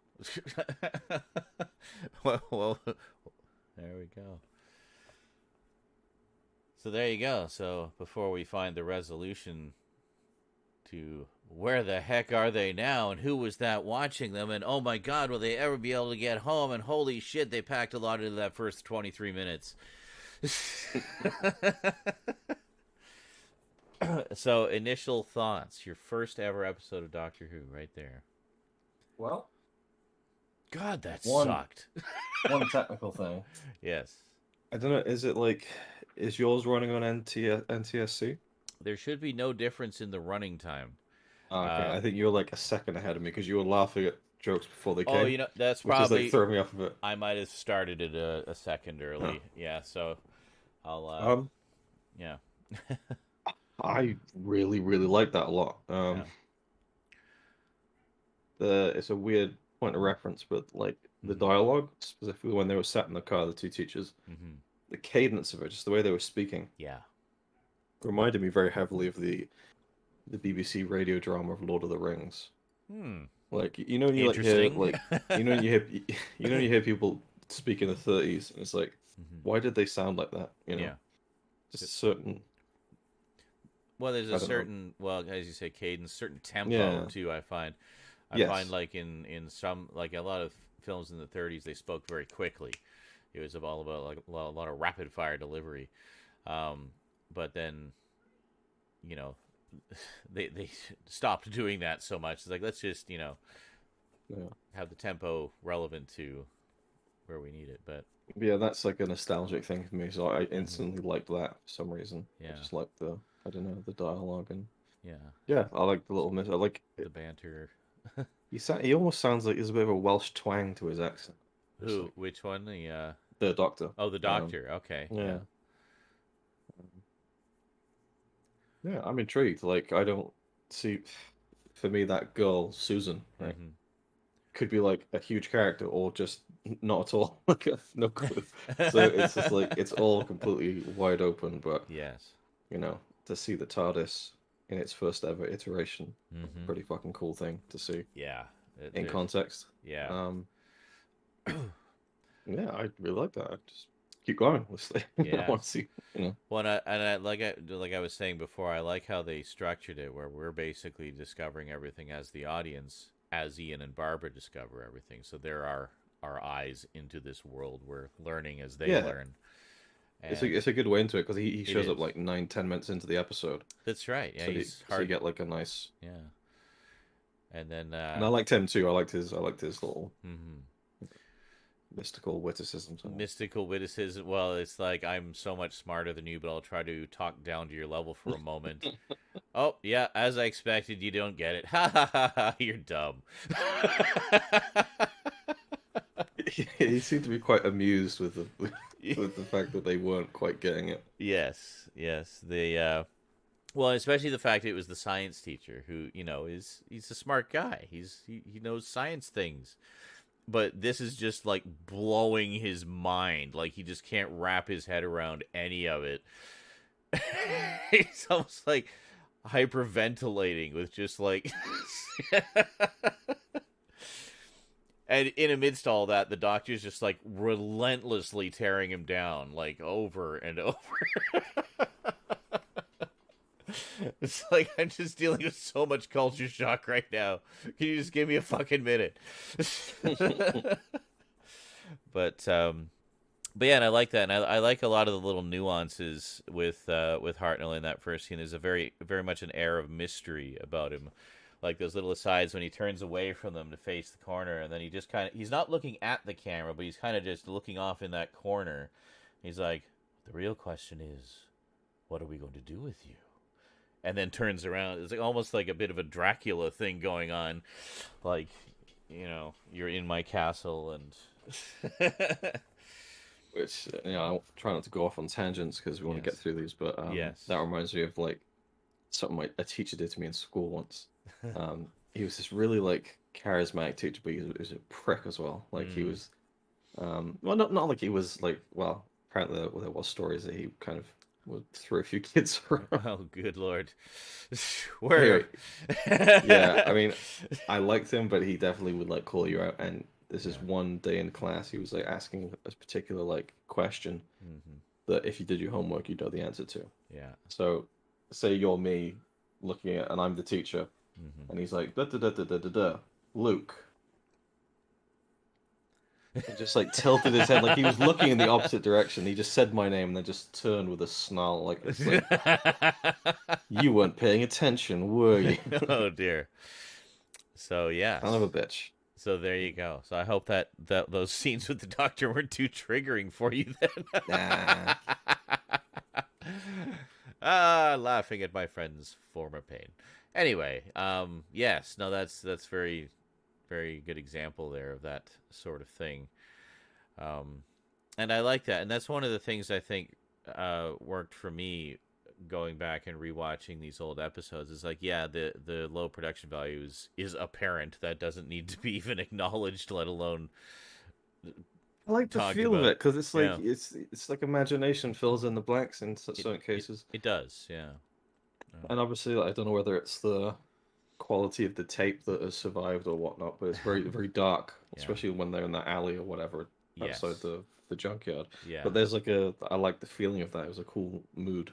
So It does. Well, it adds to the mystery as well. Kind of like we kind of first see the doctor literally coming out of the shadows, and then he's this mysterious, evasive, very very suspicious character, and like he it's. was immediately framed as a child kidnapper. That's right. We're off to a great start with this kid. Well, Stuff. hey, it was the BBC. That's right. Oh. Not quite Thatcher's era yet, but anyway. Onward to episode 2. Let me get you guys I'm the keen. link here. Is anyone actually watching with us? Yep, there are a few. Funk was watching, and Cool. I'm not sure. Yes, by a pretty wide margin, Master Collector. Sydney was wise to tell him to do it again. But even just little tweaks to the script, I think, worked a lot better in the aired version. But yeah, your arrogance is nearly as great as your ignorance. That was a great line. Yeah. I want to use that on people I argue with on Twitter. Your arrogance is nearly as great as your ignorance. What? You what? It's like, yeah, come back from that. Just hanging out, watching you're watching a third Doctor episode. You're just watching whatever Doctor Who. Well, we randomly, maybe some of our reactions will sync up to the one you're watching in random parts. I don't know. Hartnell's performance, yeah, it is a little. There's a different tone to it. It's a little harsher, I think, if I remember correctly. Like even harsher than he was in the final version. But all right, I'm queued up on episode 2, The Cave of Skulls. Everybody else ready to go? Once again, we'll do a 3, 2, 1 play, and you want to hit play on play. Oh, I've been working through my discs since late last year. I ain't restarting for you guys. Fair enough. As long as you have some form of Doctor Who going to enjoy along with us. All right, here we go. 3, 2, 1, play.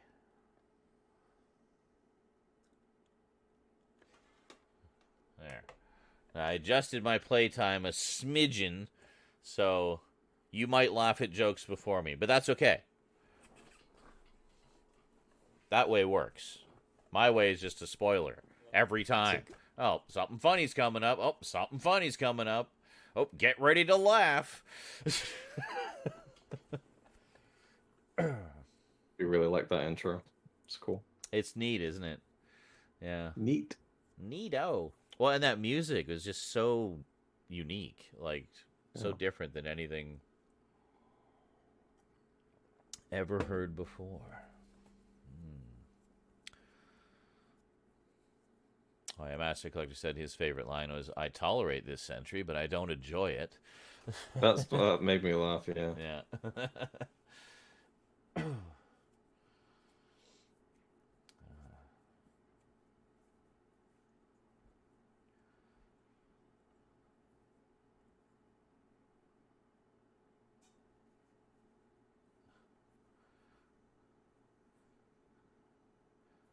Now, the thing I like about that scene there that we just saw, you know what he's trying to do, right? Oh, well, thanks for spoiling it, old woman.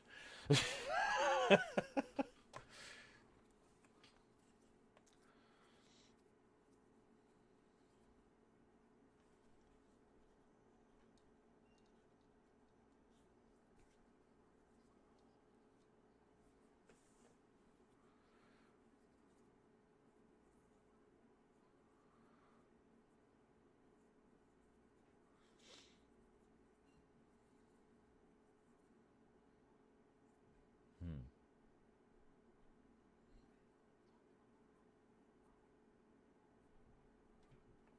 Hmm.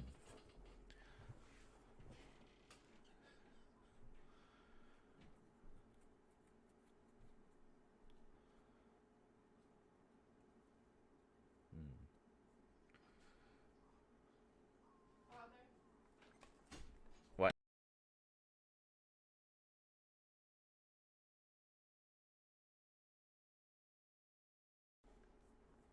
Hmm. Hmm. Fucking Cal.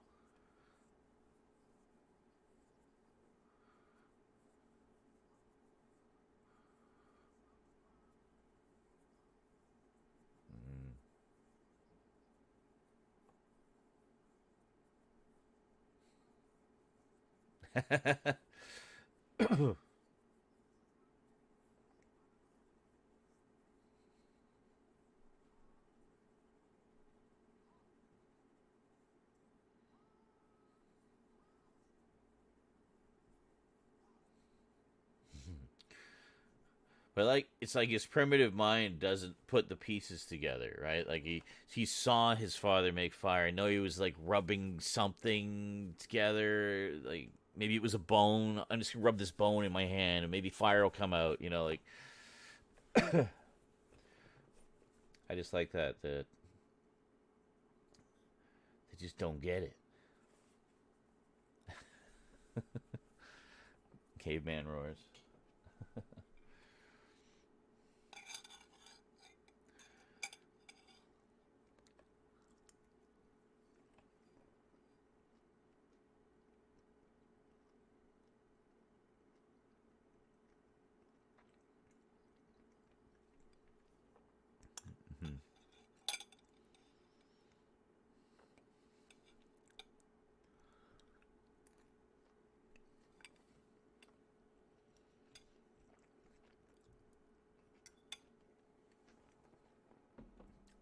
The year zero.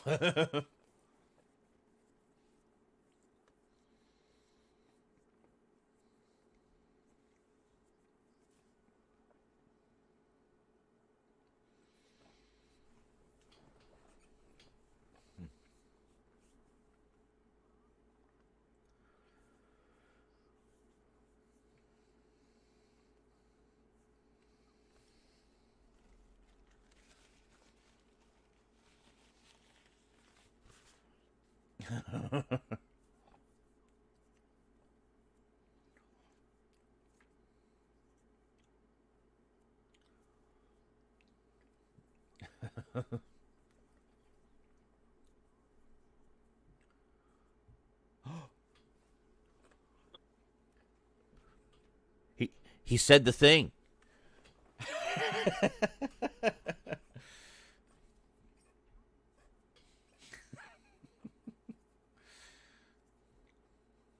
So what's your name, Doctor Who? Doctor Who.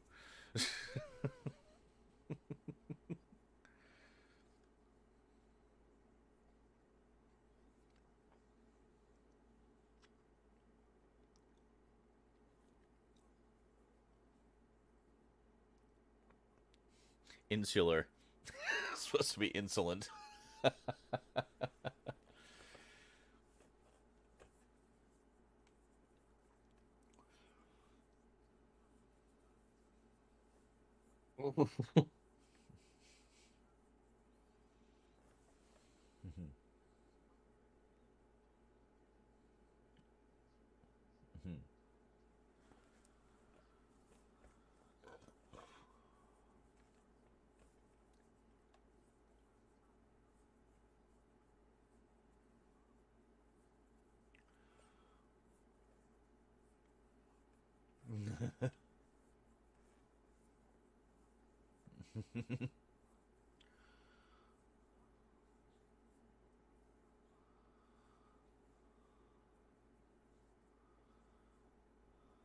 So smug about I know, right? I can't wait to Hmm. shut this guy up. Yep.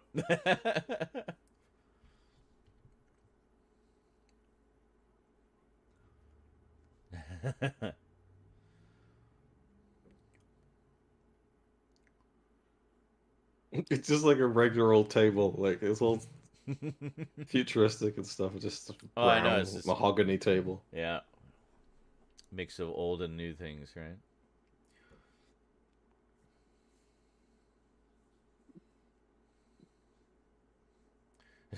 Yeah, there's that another wave of culture shock.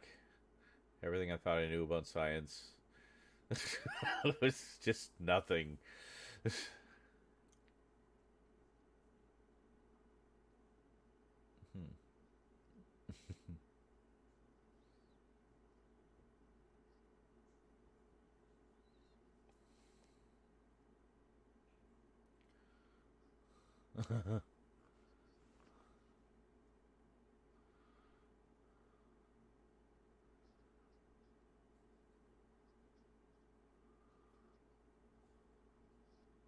Mm. Oh. Mm-hmm.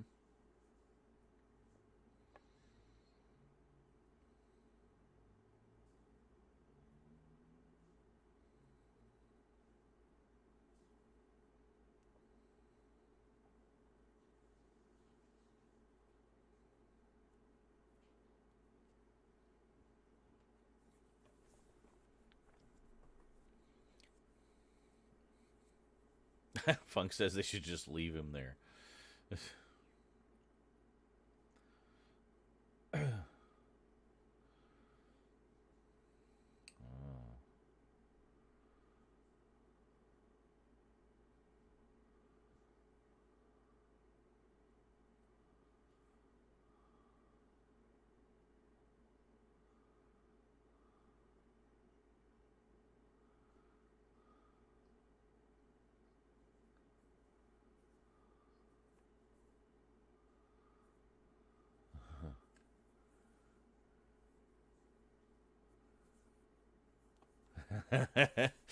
It's just sinking in.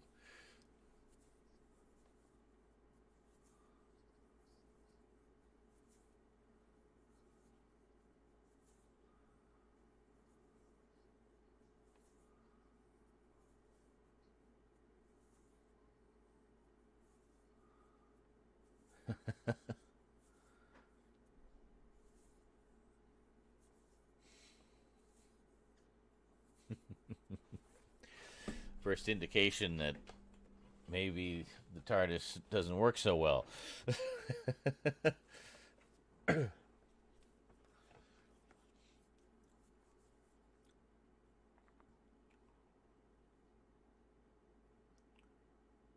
He said it again.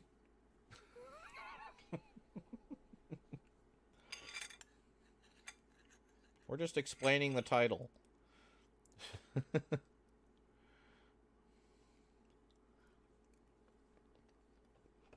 Not be far away. The set's only so big. Pretty much.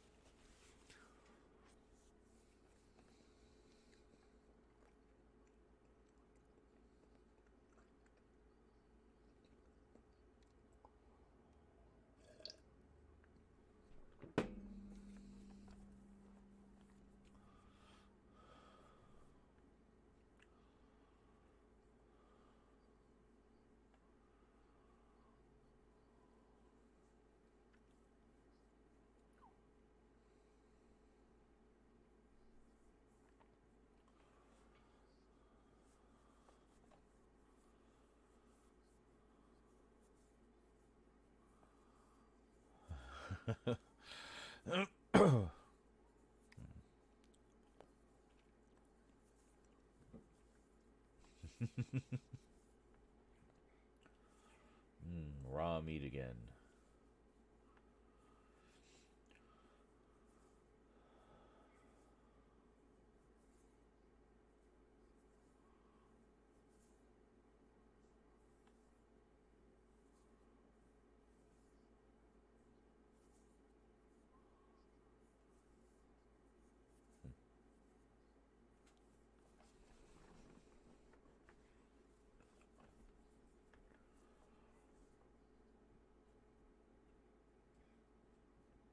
Hmm.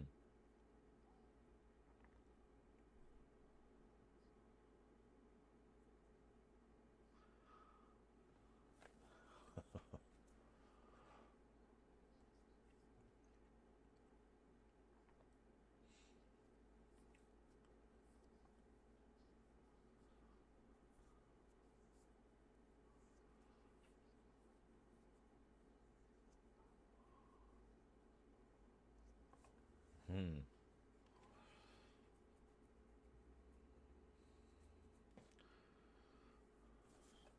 Ah.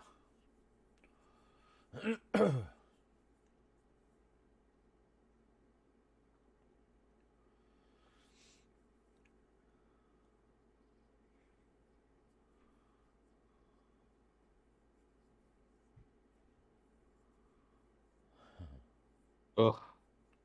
Now they're just able to easily capture the Doctor. Character assassination.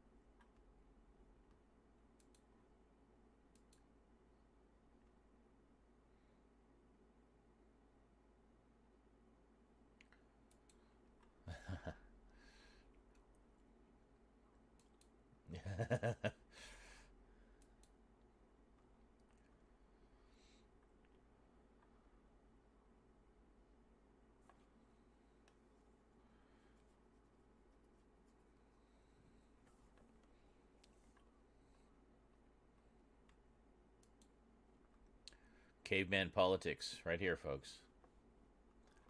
I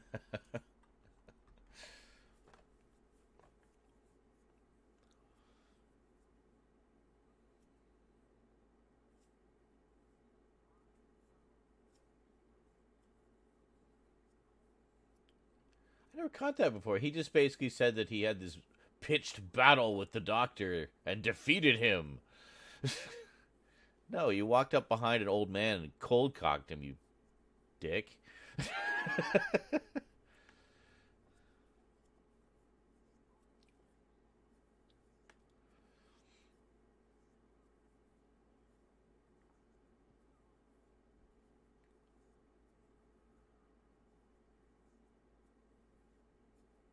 Oh.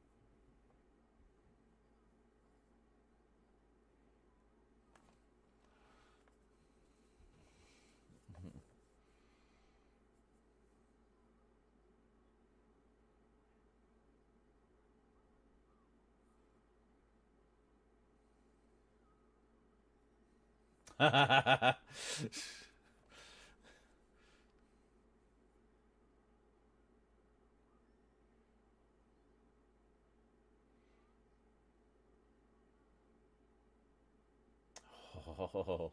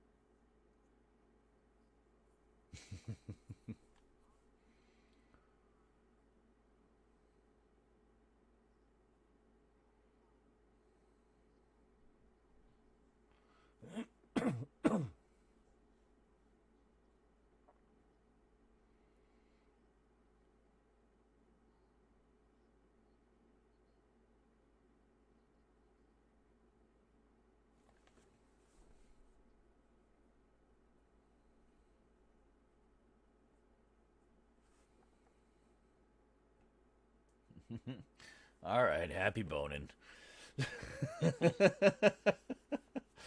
Well, why did you mention the meat before?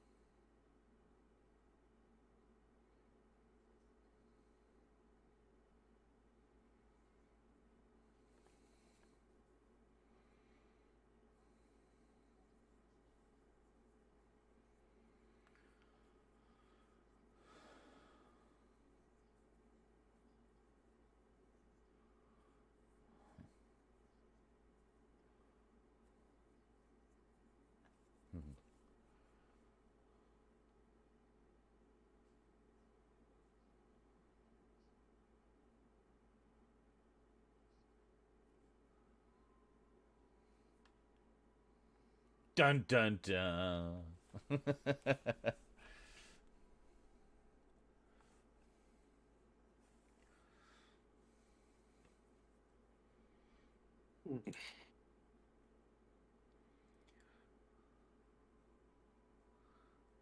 I like how the woman is actually named Her, but with a U. Give me her. Her? Her. She? No, not she. Her.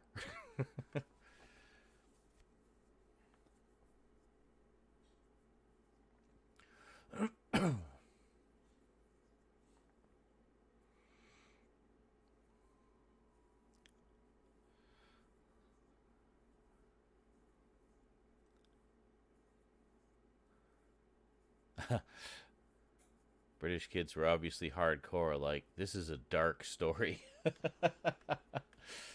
Yeah. Yeah, some fans of fans seem to be kind of divided on the uh, the caveman story that we're into now.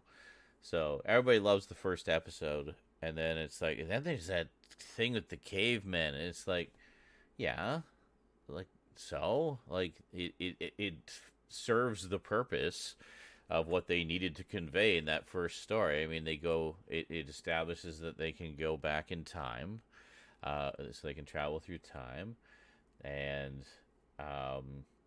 that the TARDIS is broken because it's supposed to change into something that blends in with the environment. It's like, to camouflage, but it isn't. So now it's a police box in the middle of this primordial wilderness. Like, huh? People might notice that, um, and it also conveys the very simple fact that time travel is fucking dangerous. Especially like you go back to 100 million BC to the dawn of man. Um, like, thank goodness they spoke perfect BBC English at the dawn of man.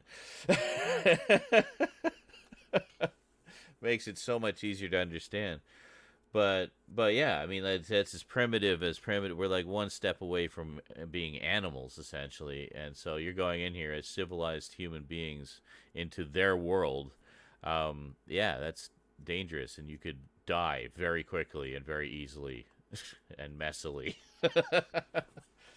Liked Susan saying that the TARDIS looks like different things depending on where they are. Hmm. And I think one thing she said was it once looked like a sedan chair, Yes, which is like you can't even imagine how that would physically work, but that's I know. kind of like that's the fun thing about it, you know? Exactly. Yeah, there's been I like that stuff. yeah, a few things around. Like she just kind of casually tosses it out there. Oh, this is one of the things it was, but then you actually think, wait a minute, like, well, how would they get in and out of the sedan chair? Like, what is, where's the door on a sedan chair? Like, yes, whimsical. And now I'm just imagining them standing outside, well, standing next to a sedan chair, and going, "Well, how'd you get in it?" And the doctor's like, "Isn't it obvious?" That's right. No, not quite clear, is it? Well, let me show you. All right. Oh, I need to get you guys the next episode. Here we go. Hold on a second. Um, so a bit of caveman politics, but see, I'll say this. This is an odd aside, I guess. I love 2001: A Space Odyssey, and I actually really love the Dawn of Man segment. And Oh yeah. I'm totally rooting for Tribe A taking dominance over the water hole that was stolen from them. Like I get really invested in their little thing of monkey men politics. So for me, this Doctor Who story with primitive man a little farther down the evolutionary chain, I enjoy seeing like kind of the caveman politics in action. Like, who's going to be the leader of the tribe? What are the criteria? What does the tribe want? Like, what would that sort of social structure be like? What's important to a caveman? What would be like a platform for one wanting to be the new leader to really support hardcore? So it's like you got the meat camp, you got the fire camp, and then you got the one's kind of leaning one way or the other. But, I like that line where he's talking about how, like, well, this guy brings us meat. Well, you're just toiling away with fire and nothing's happening. He's like, well, meat keeps us from going hungry, but fire keeps us from dying. That's right. Without meat, we go hungry. Without fire, we die. Yeah, I like that. There's a lot of good little lines like that. And One thing I like actually is the sound design. That kind of constant howling adds so much fucking like textures to the atmosphere. Like it's really that's quite an unsettling. attention to detail for for a show of that era. They're almost taking it like a radio play kind of philosophy by having that extra layer of sound design. Yeah. Which, of course, BBC had done like decades of radio before they got into television. So I think they were bringing a lot of that radio philosophy into their television productions. And yeah, I think that's mostly it's a combination of library sounds and stuff, original stuff by the BBC Radiophonic Workshop. They were just audio wizards using sometimes synthesizers, more often just things that make cool noises, and and processing the hell out of them in wonderful, creative, magical ways. But they would do a lot of soundscape stuff that was perfect for like an otherworldly show like Doctor Who. It gives us this, I don't know, well, otherworldly really, like just this unusual quality that no other show sounded like.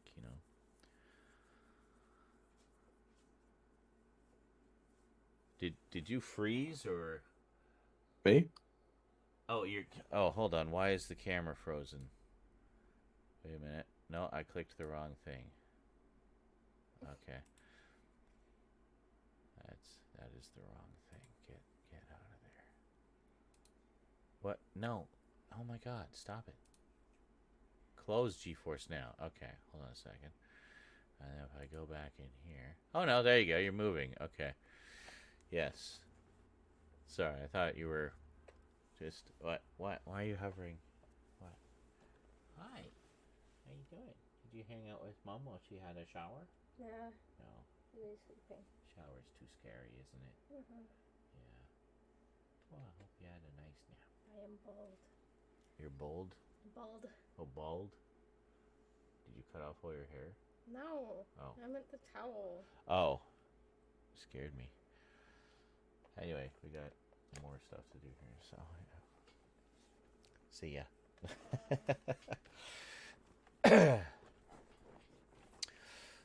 Sorry. Yes. And I liked that, and how like Cal thought he had like this real trump card, having the Doctor who is full of fire and makes fire come from his fingers. And he skins. and wears strange skins. And then that whole thing just completely backfires on it, and Za like instantly capitalizes on it. It's like, see, he's a liar. It's great. I just love that sort of caveman political chess maneuvering. I'm all there for it. Alrighty, so we got episode 3 all ready to go here as we venture into the forest of fear. I'm gonna get quite tired. I'm gonna grab an iced coffee. I'll be An iced coffee. All right, then I will go for a smoke. Yeah. Enjoy the view of our chairs for just a moment. Oh, had some stuff to say on the caveman story. So this story was the best they really could do. Yeah, like I have no complaints about it, and I think that, like I said, I think it accomplishes everything they needed to accomplish. I.e. the things about the TARDIS, and it firmly establishes everything about we need to know about the Doctor and Susan and the TARDIS and time travel and just the whole nuts and bolts of the show, and the caveman story. I mean, it's fine. I mean, honestly, there's some great performances in there. I've seen a number of those actors in other stuff and sometimes other Doctor Who stories, and they're great actors. And I love how they just all kind of throw themselves into these roles, and the very physical acting of the cavemen and stuff. I mean, it's fun. It's whatever, and it serves the purpose. They get into danger, into some life threatening situations. So it gives us the final thing, which is time travel is dangerous, and here's a little dangerous adventure they went on. So it's fine. Was originally the options for the first story was a story that does happen later, and the unmade story, Masters of Luxor. Interesting. And to be honest, I think this is a better story than the one that comes later. Masters of Luxor is a better story, but it wasn't made because it would have cost too much fucking money. Fair enough. All right, I'm going to go have that smoke, and then I'll come back.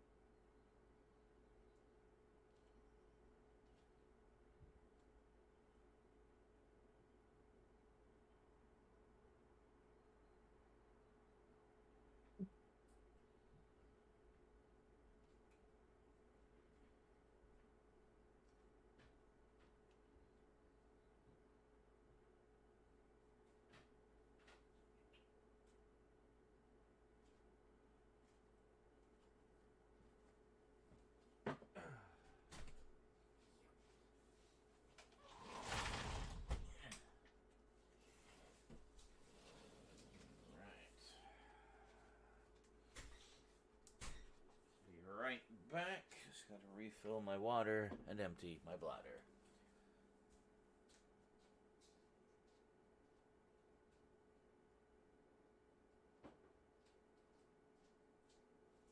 God damn it.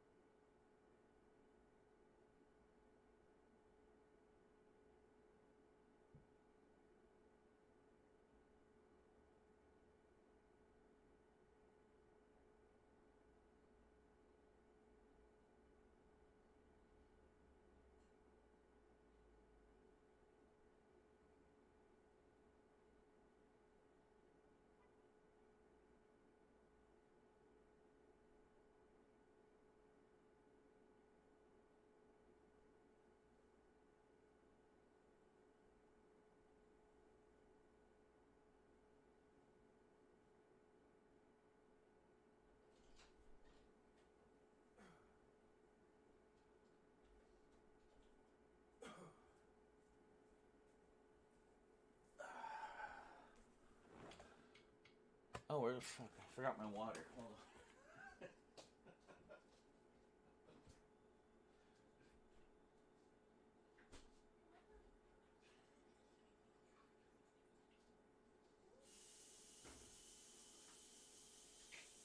Alright, should be good for a while now.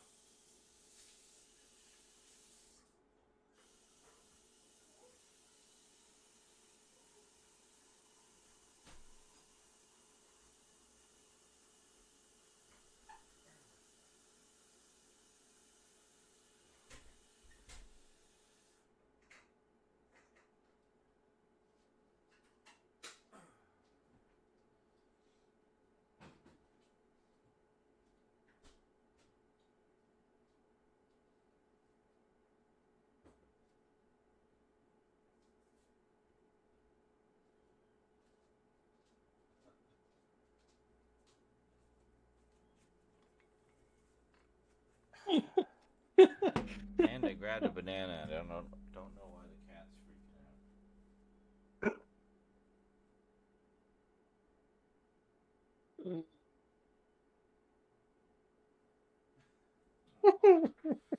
Kitty got left all alone. Well, I can probably let him out. He can just run around for a bit.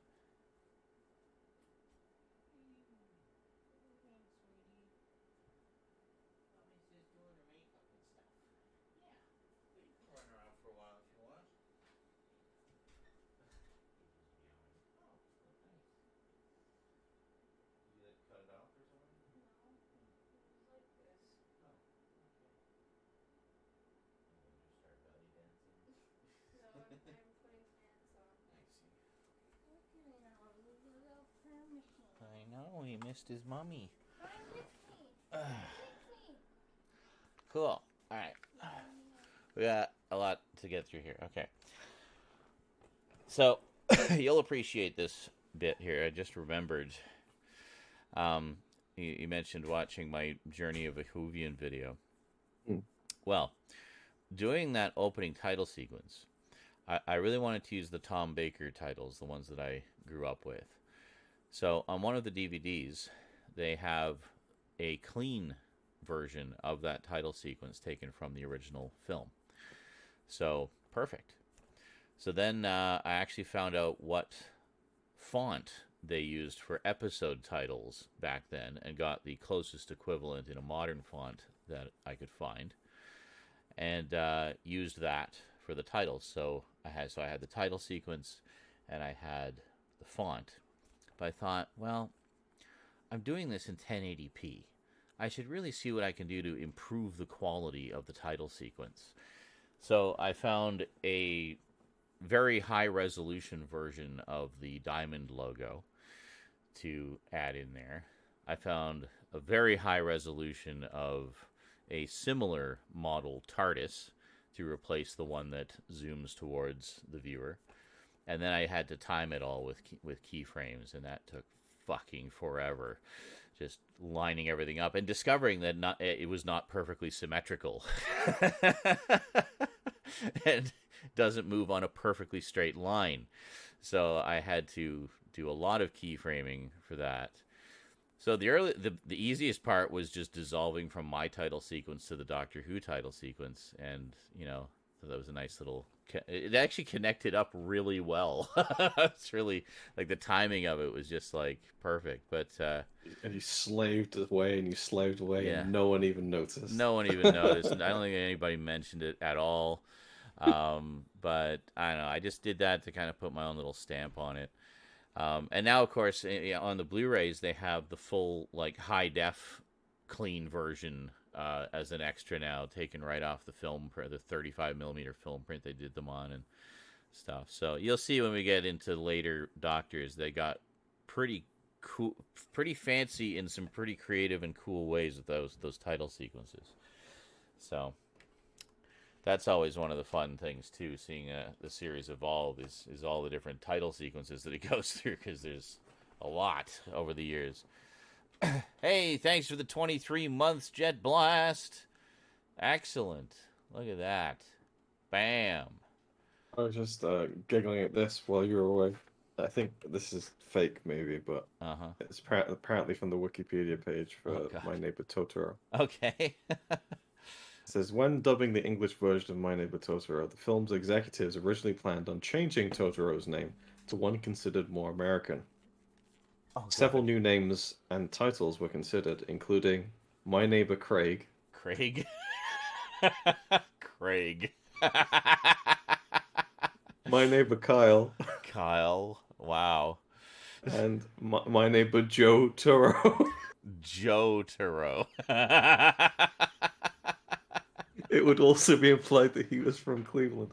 Or, What? uh, or My Neighbor Uncle Sam. Right. Eventually, Well. director Hayao Miyazaki kept the name Totoro. I could not name him Craig, said Miyazaki, because I would not want to be named Craig. I think it's fake. But there's like an image of the scene at the bus stop where they're holding the umbrellas over their heads. Yes. And the caption says Totoro and Satsuki using rain blockers. Rain blockers. So someone replied saying rain blockers, and then someone else says rain blockers. You mean sky water shields? And I found that all way too funny because I'm way too tired. That's Anyway, excellent. And I'm just high enough to also find that way too funny. alright, I'm queued up. Okay, I'm probably parked again. Hold on a second here. Yeah, I am parked again. Can we... No. Can we just go back and... There we go. Okay. Episode 3, ladies and gentlemen. The Forest of Fear. Will our heroes escape the Cave of Skulls? And who's going to be the leader of the tribe of cavemen, if you care to follow caveman politics or not? Will it be Ka You're or so invested in the Za? caveman thing. I am. I want to see how this plays out, man. I think, I don't know, my money's... I don't know. I'm not placing any bets just yet. It could go either way. They both have pretty strong cases. All right, so we're going to do a 3, 2, 1 play. Everybody ready? Good. My bet is on the one who talks like this. What? They all talk like this. That was the joke. Oh, good one. Okay. That joke burns like fire. All right, here we go. 3, 2, 1, play. Hopefully I won't be laughing too early. Laughing in anticipation of the funny thing I know is coming up, just to throw you off more. Opening my banana monkey style. It actually works way better.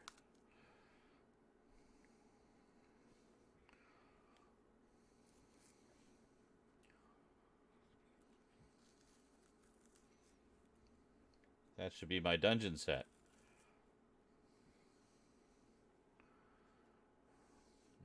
But it really is all my fault.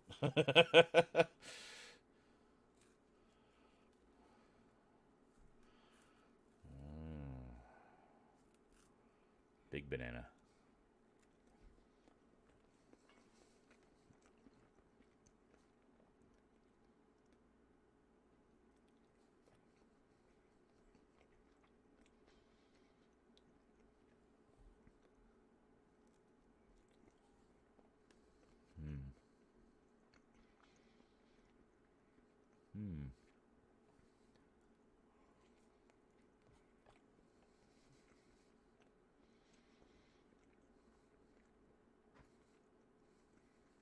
Yes, and of course the old woman doesn't want them to have fire.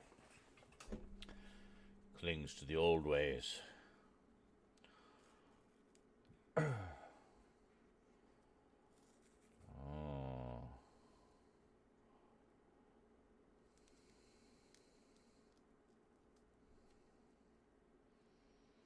No squished end. Perfection.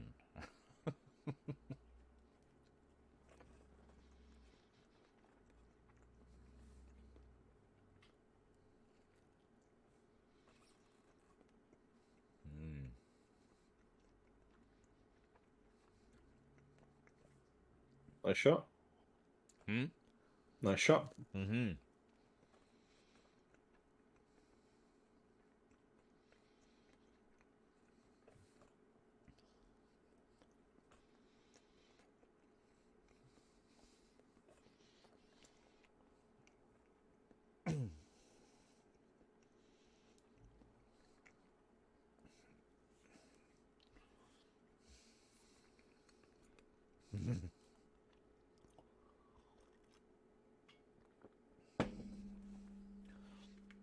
I'll be right back.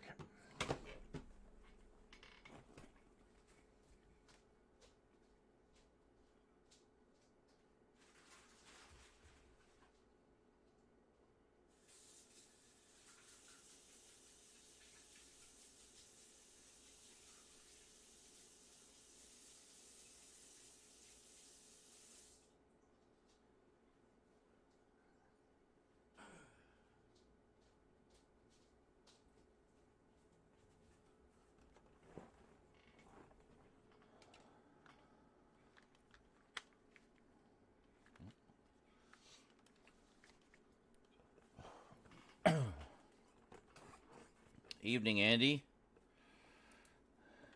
We're just in the middle of the show here. We are currently 3 minutes and 50 seconds into episode 3.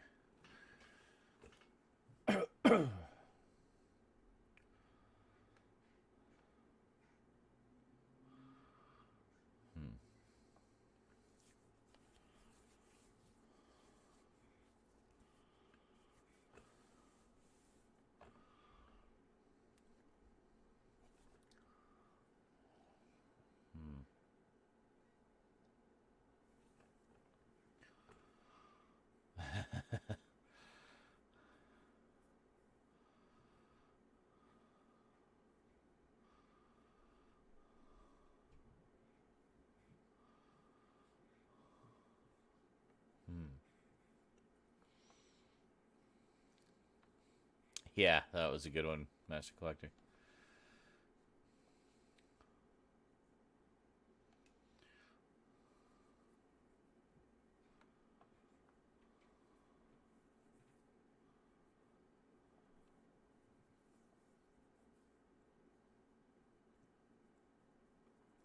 Fear makes companions of all of us, yes.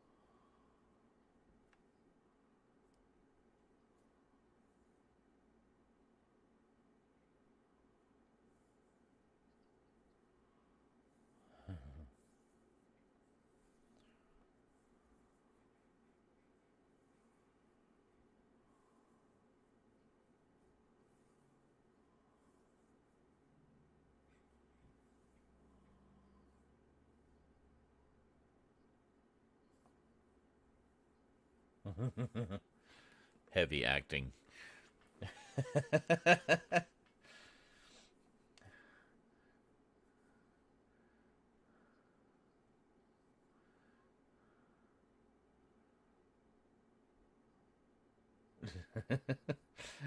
Literally styrofoam. You can even tell at this low resolution. Yep. Some excellent heavy acting.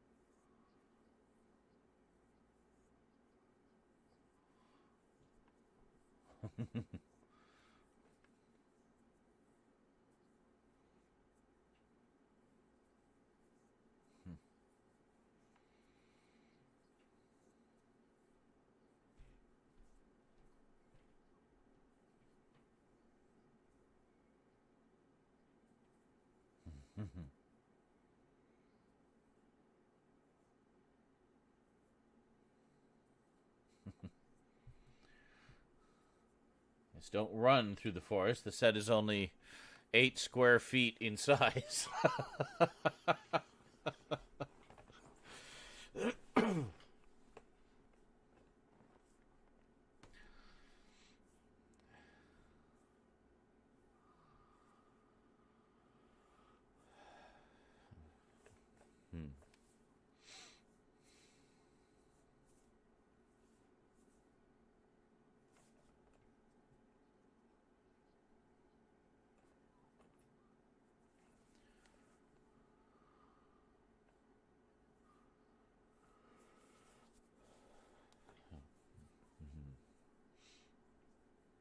Doctor's a dick. Ah, nonsense. Nothing.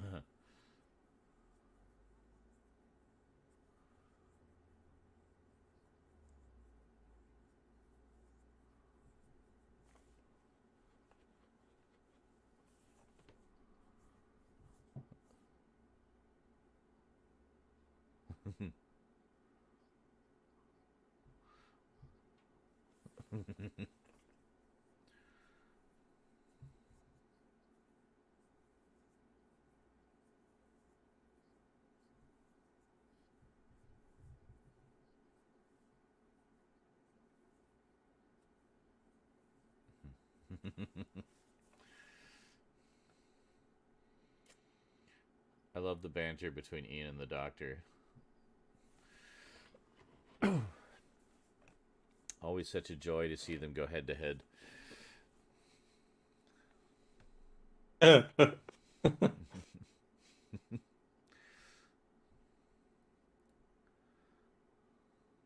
They wear skins on their feet. Yes.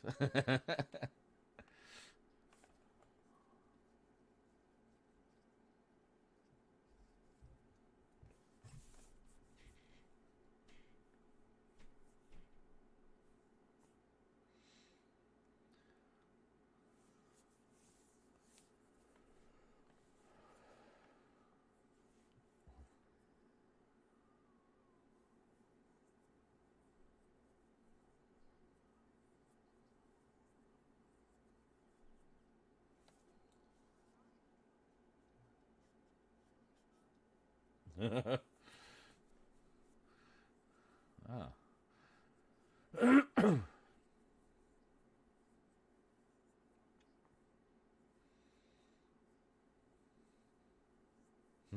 Let's see the bloody carcass one more time, kids.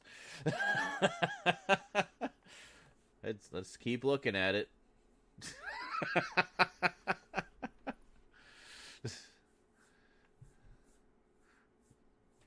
But they're really proud of that one. Let's keep it in shot as much as we can. Built by the focus puller himself. That's right.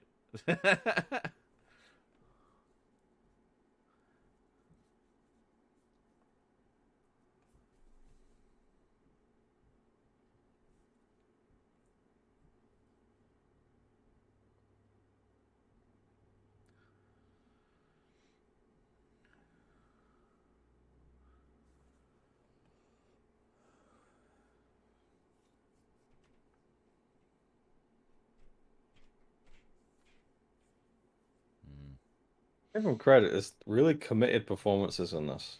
It is, yeah. That's one of the things that has always really sold me on the early episodes is just how dedicated the talent is.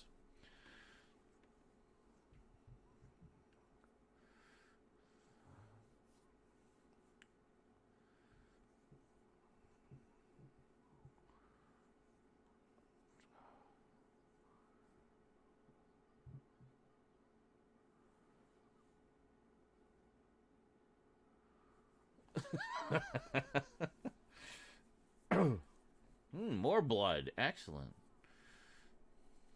See, I don't know what they're complaining about. I mean, if I was a kid and I saw this and it's like, my God, like this guy gets mauled by a saber-toothed tiger. It's crazy. They like show the blood and everything. Guys, gotta Yeah, but it's check black out... and white, so it doesn't count. That's right. You gotta check out Doctor Who, man. It's like the most intense thing I've ever seen.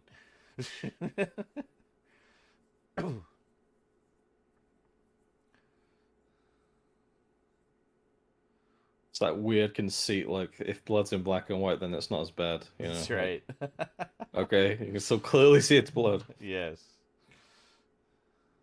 Well, the irony of it, they'd use something that looks more blood-like in black and white, so it'll show up better. So in a way, it's almost worse. More horrifying.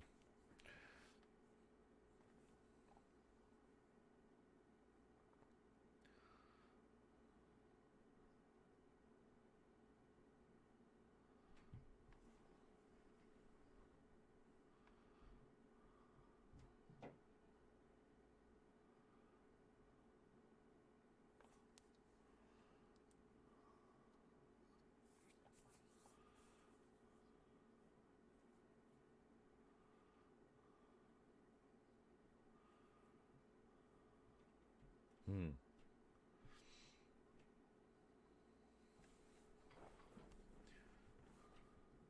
Mm.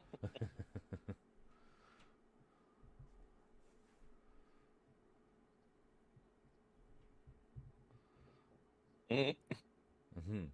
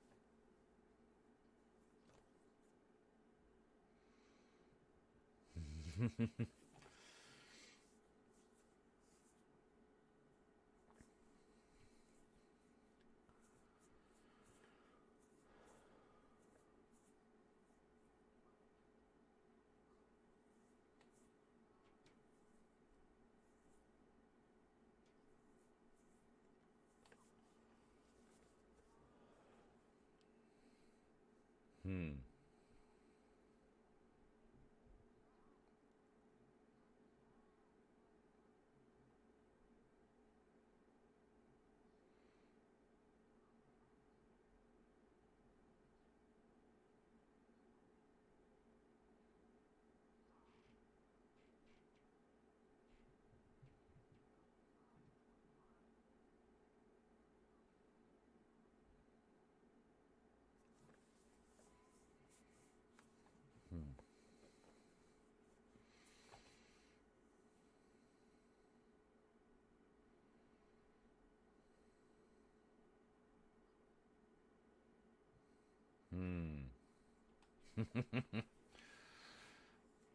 Hmm.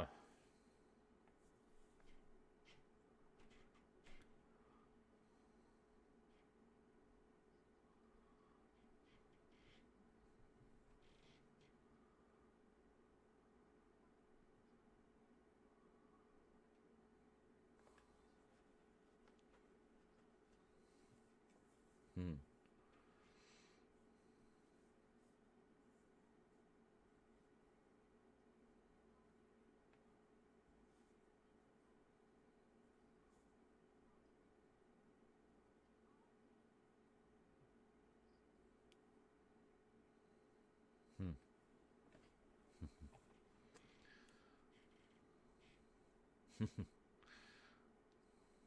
Huge claw gash down his chest. But it's black and white.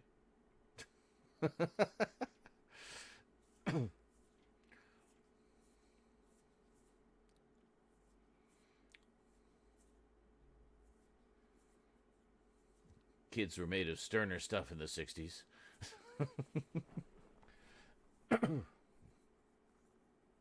Hmm.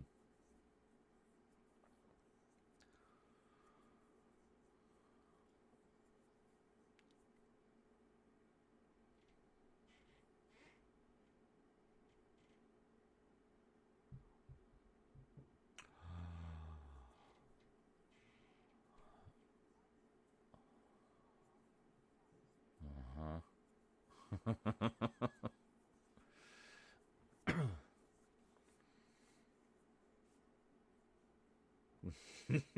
He's such a prick.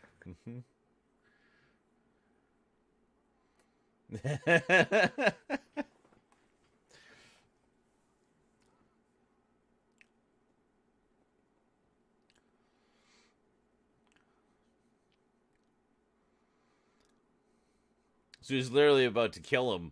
I don't know how he thought that was going to go down. Everybody I right know. there. Slit. Shall we carry on? Yeah. You just killed him. Oh, nonsense. No. He was already leaking like that. Sheer imagination.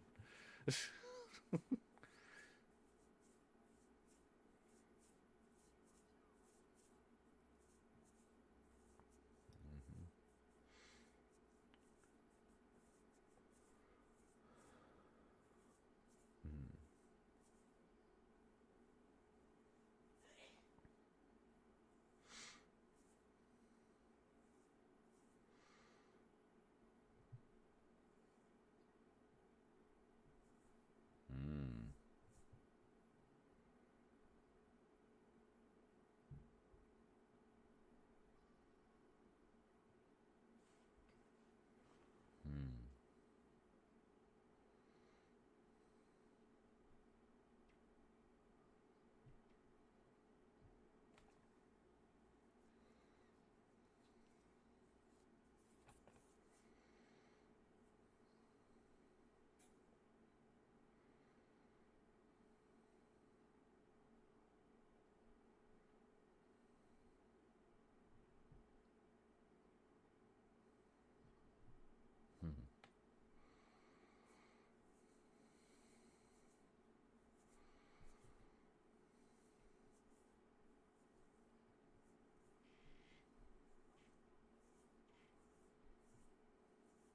Mm. Hmm.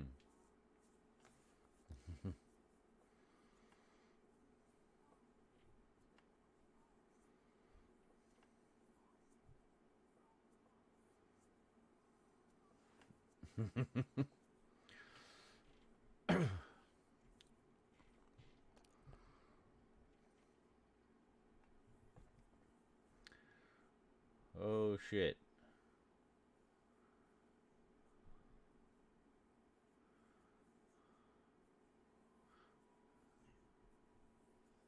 Well, they sure got there in a hurry.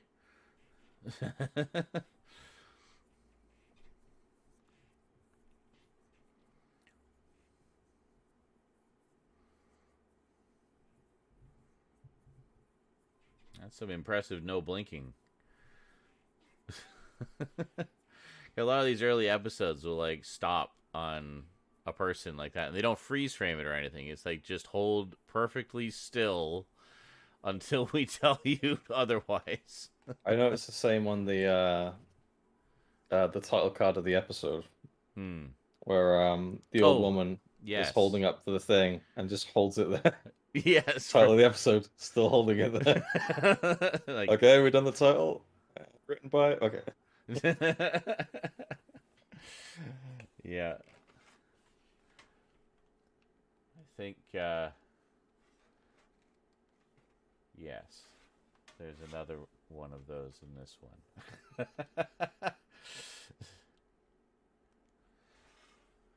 All right. So Well, major development in this episode. The Doctor's a prick. He's like, Hmm. can you imagine like Barbara's getting mauled by this animal, her like legs falling off. It's like she's being eaten alive. Oh, nonsense. Sheer nonsense, my dear boy.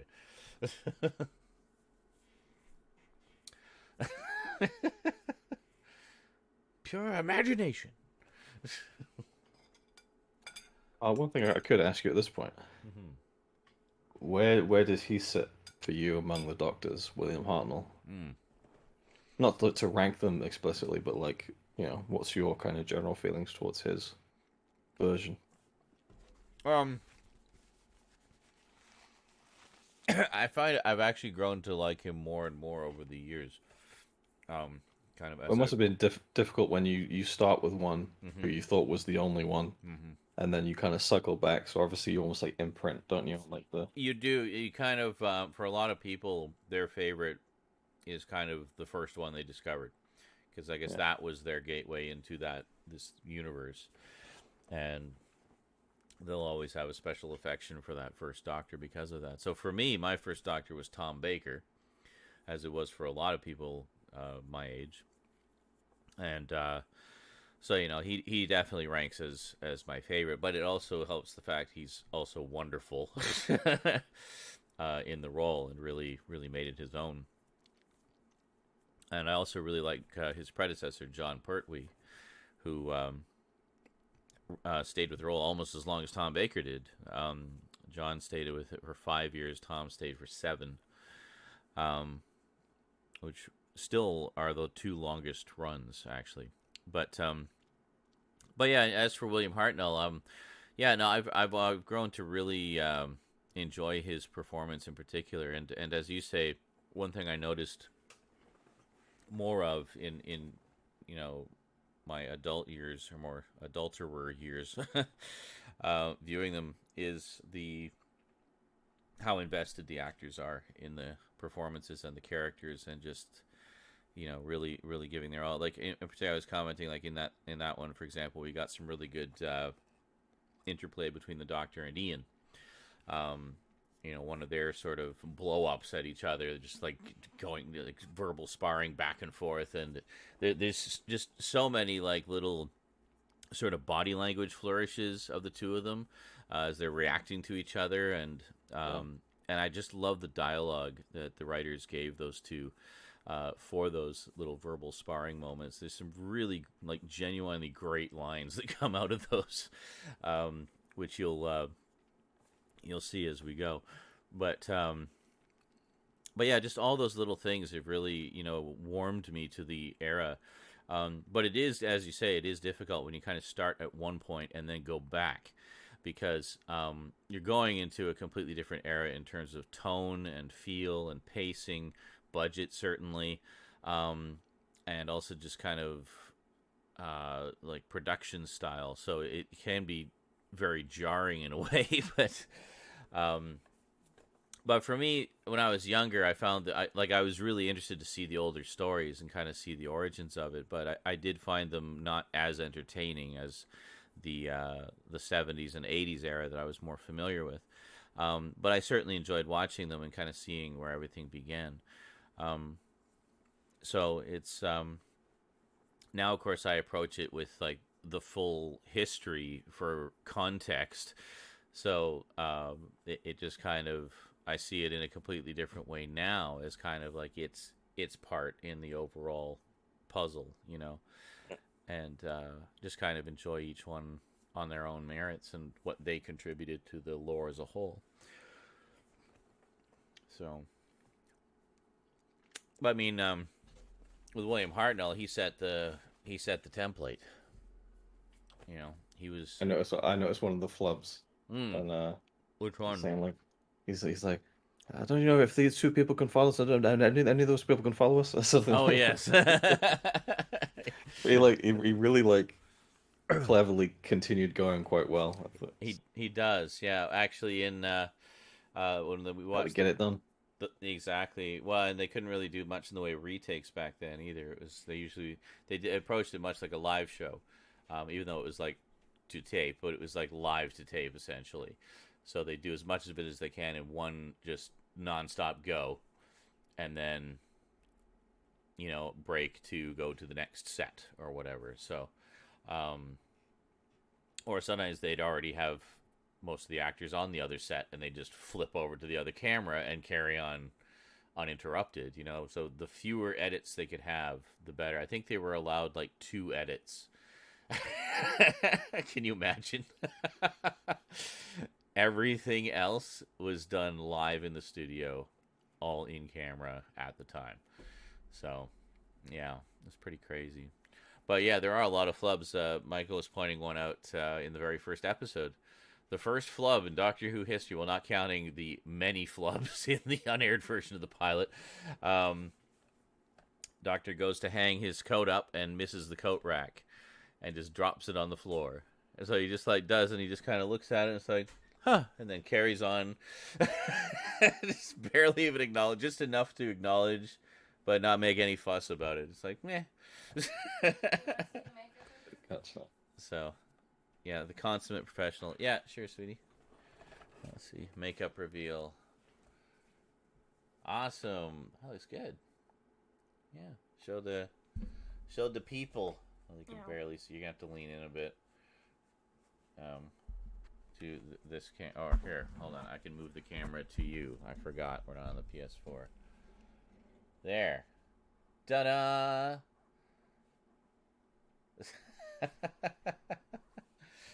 My little goth teen. Making daddy proud. Yes, sir. Darkling daddy approves. Are the bananas okay? It's alright. It's a little what? No, just fuck off. I don't know why I did that. Anyway. Yeah, whatever I was talking about. That stuff. I can't see your camera now. Oh, you can't see? Oh, I see what it is. Hold on a second. It was... Which one was it? Is it this one? This one. Hold on. Plug it back in. Yeah, it lost the connection for a second. Let's see here. There. Excellent. Alright. Yeah, I don't know. When I moved my other camera, I guess it bumped the wire or something. It's 2 cameras that are getting up in age, so. Okay. Let's get everybody the link for the epic conclusion of the first ever story of Doctor Who, An Unearthly Child. It feels a bit like low budget TV, but like high budget stage play. Like it's like an interesting. That's an interesting way of putting it. Yeah. And as I was saying, like with the dedication of the performances, like clearly they're on like a small set, and they've got this like. So maybe like the cave people, because they got to really like commit to that kind of like, I don't know. I just was actually quite impressed. Well, I was also like I was commenting. I think when you stepped away. The again the verbal sparring. Like I think the dialogue is actually quite well written, considering it's written for caveman characters. But I love the sort of. All the jockeying back and forth as they're trying to convince the tribe to go with one or the other and stuff. Like I like all that stuff, and but yeah, no. As the other thing was the physicality of the caveman performances. Like the two leader characters in particular, they're constantly jumping up on rocks and like shaking their hands around. Like, there's a lot of very, animal like kind of physical aspects to it that just makes them so lively. There's also a few things I'm quite impressed by in terms of the way that it's been shot, Mm-hmm. which I would assume, given how it's made, that they just kind of just be a locked off camera or whatever. Mm-hmm. But there's like a bit where I forget the exact scene, but one of the cave people, they kind of like jump down Mm. to face someone, and the camera just like zooms in on like the Mm. I don't know, it's just like a nice movement that I guess you wouldn't expect to see in a show like this, where it, like, Yeah, there are a lot of little flourishes, and I mean, we largely have Boris Hussein to thank for that, in that he mm, was much like Verity Lambert, as the go-getter producer. Boris was doing everything he could think of to make this show special. So he yeah, was like, any little visual flourishes he could give it, he did. Like as much as time and budget would allow. Um, yeah, it's you know there was a lot. I've lost the train of thought, but there was a lot of it. I was I was expecting it to be a bit more sterile in terms of the Oh, visual language, you know. Um, more what you would expect of early '60s television. yeah, More kind of static and yeah. flatly lit, and yeah. Well, not so much that, but I'm thinking more specifically in terms of camera movement, really. But Hmm. and there's not like a huge crazy amount going on, but there's these No, few little things where I'm like, oh, that was nicely, or just like the when actually, you see them inside the cave, and it's like a yes. nice like Oh, where it was shot. framed by the Yeah. opening. Yeah, that was neat. Yeah. Well, Kind of like we're peeking in on our heroes. But yeah, I remember what I was going to say regarding the cameras. It was basically the big old studio cameras. So they did have mobility. They were actually on wheels, but oh, but then there was the limited space. Like, where do you move the camera to? That isn't going to bump into a set wall or something. Like they had to make use of mm, every square inch of that freaking closet of a studio yeah. for how many different sets, like the cave, and then the other cave, and then the forest and the wasteland with the TARDIS, and then have the standing set of the TARDIS control room somewhere in there tucked into a corner or something. So it's pretty crazy. But yeah, that said, I was actually impressed by the number of like moving camera shots there are, because they didn't have zoom either, by the way. So when you see it push in on a character's face, they are literally pushing the camera right up to that person. But yeah, it's pretty interesting, and that's why in that era, all the way up until the mid '80s, I think. Anytime they needed to do filming outside of the studio, like for location, they would shoot it on film. They would just bring like because you can get a 16 millimeter film camera. It's not too big. You can carry it, and they do all the outdoor shooting like that. So in that case, the outdoor stuff with the mobility of a 16 millimeter, they can get even more flourishes in there, and they're on film, even better. So they took full advantage of that whenever they could. But yeah, the studio, they had those big clunky cameras, and they stayed pretty big and pretty clunky right through most of the '80s. And then they started to get the Betacam SP and the Digibetacam ones that were more camcorders than like big studio cameras, so they were a lot more portable. And yeah, but back then they were as big as cameras ever were. Alrighty, well, everyone queued up for the grand finale. So we should have a poll here, I think, for because we're coming down to the big conclusion here. So let me just do a new one here. You'll see the poll appear in the top of the chat.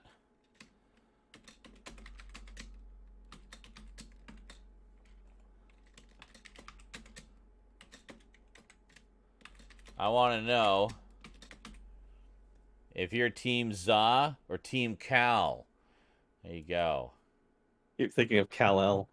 Kal-El. There you go. Oh, I didn't realize how long did I put this poll for? I don't know. However long it is, that's how long you got to vote. Are we Team Za or Team Cal? If you don't remember which is which, Za is the son of the fire maker, and Cal is the one from the other tribe that came to stay with them and is competing with Za for leadership of the tribe. I'll put my vote in. I'm Team. Team Her. I should have put Team Her in there too. Like fuck them both. Have her lead them. Pizza or calzone? Oh. I would be happy with either or right now. Instead, I'm probably going to have some dollar store beans. Mmm.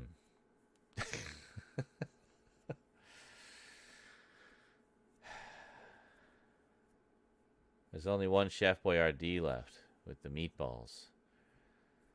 I don't know. I kind of want to save it for a special occasion because that's the good shit right there.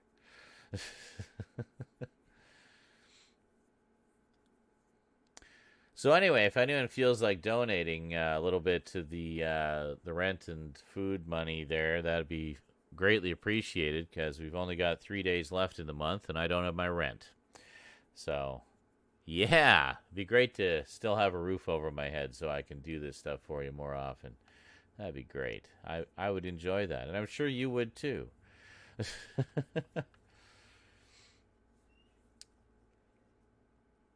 And boost our Discord, yes. After the other thing.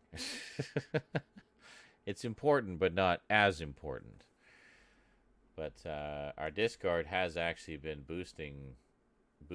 has been boosted quite a bit, actually. We are at level 2, which means we can actually stream 1080p 60 frames per second content now.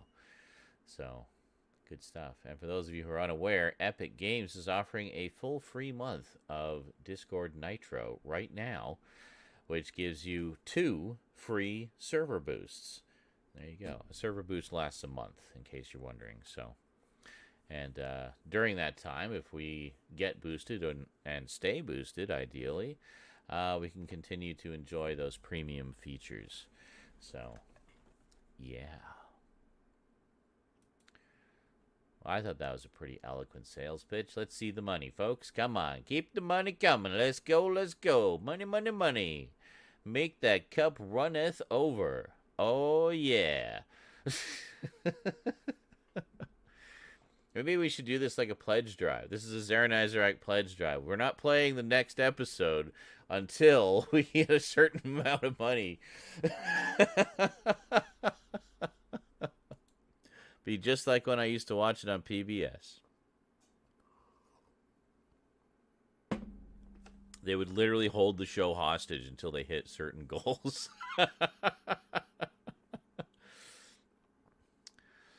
Yeah. Madness. Well, we got 3 votes for Team Za. Poor Cal is going to be left out in the cold to the beasts of the forest. Unless he's got some supporters out there.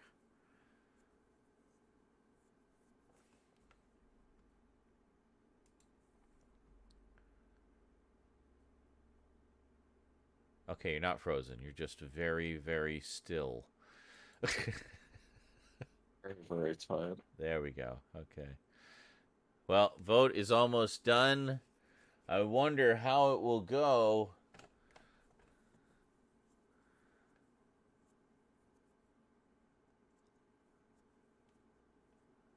This last minute seems to be taking a very long time. Any more votes? Nobody's going to save poor Cal, it seems. Fuck Cal. Fuck Cal.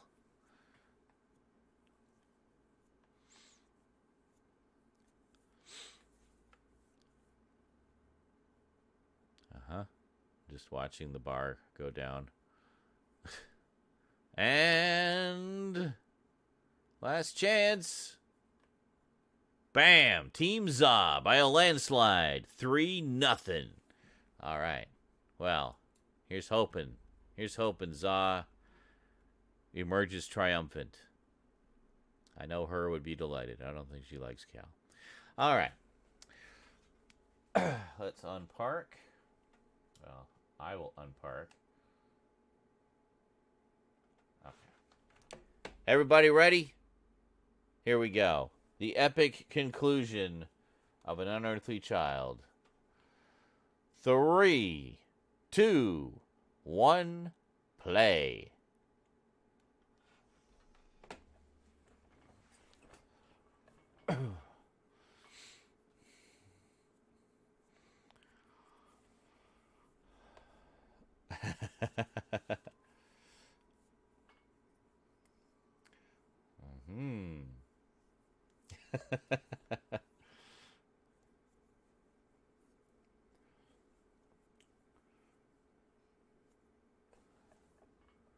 Get back to where you once belong.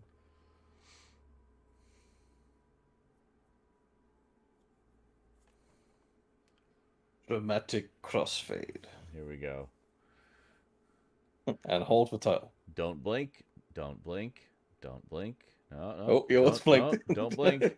Don't blink. Don't blink. Don't blink. Okay, there we go. You can blink now. His eyes wanted to blink so bad. I know.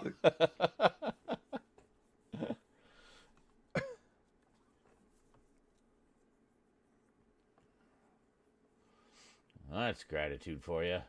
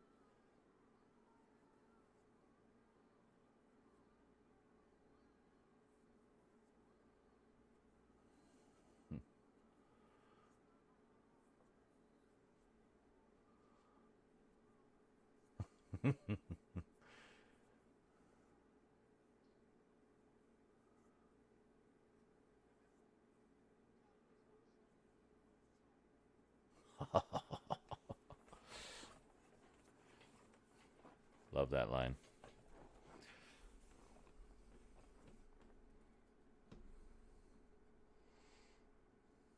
Ian dropping truth bombs.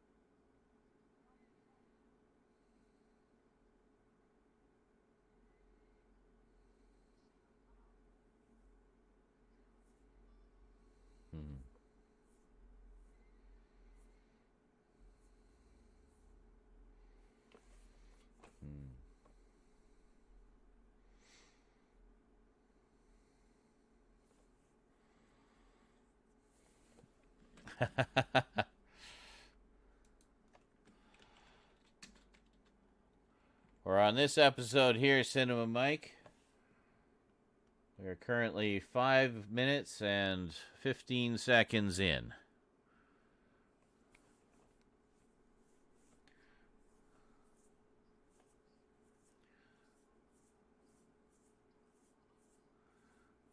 That's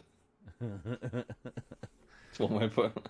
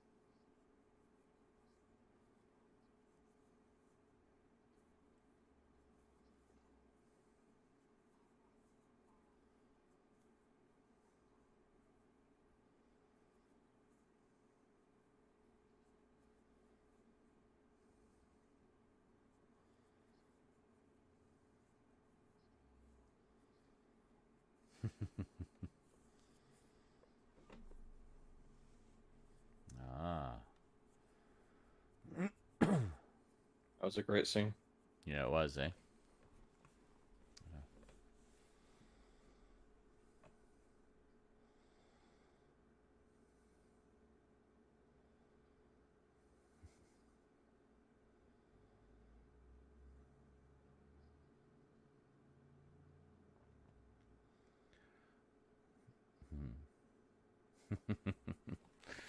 The science teacher finds like the coolest mechanism to make fire. I just need 2 fucking sticks. Let's go.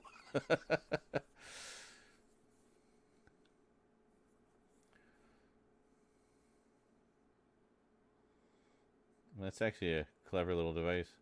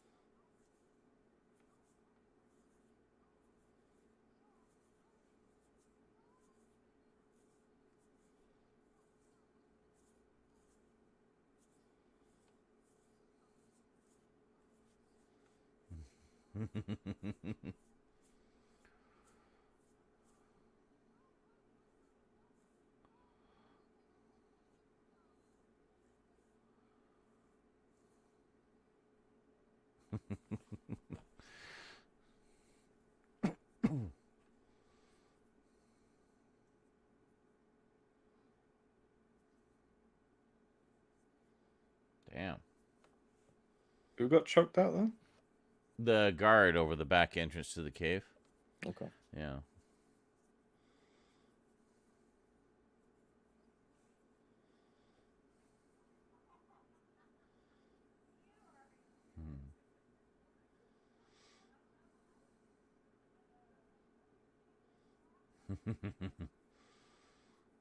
The rematch you've all been waiting for.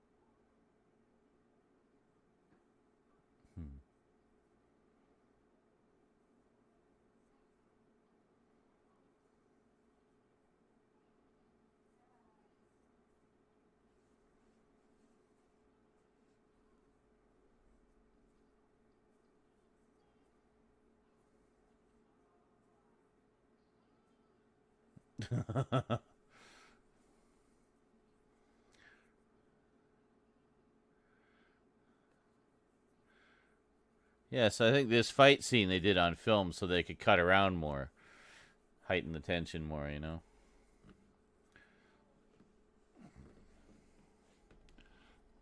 Damn.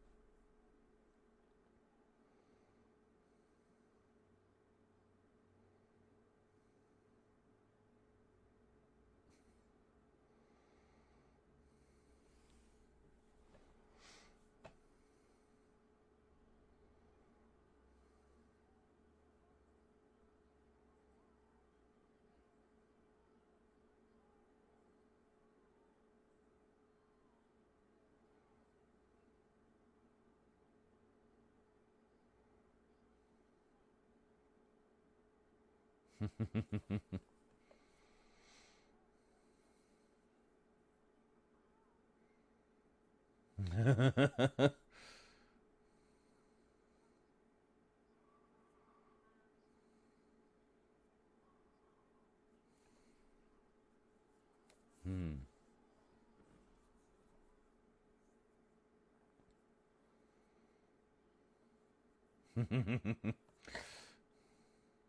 All your arguments are invalid. Fire. I am leader, motherfuckers!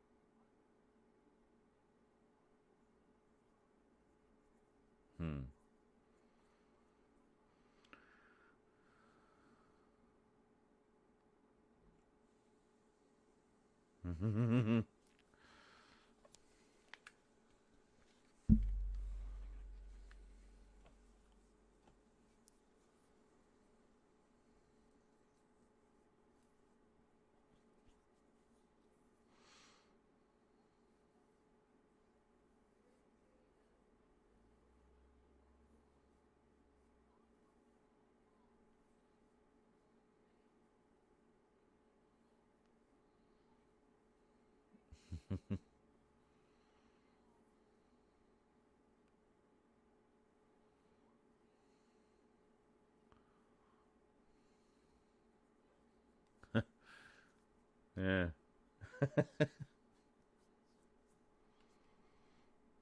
The captain now.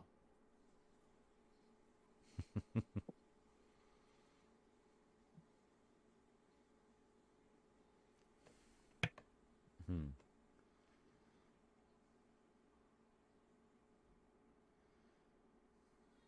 Hmm.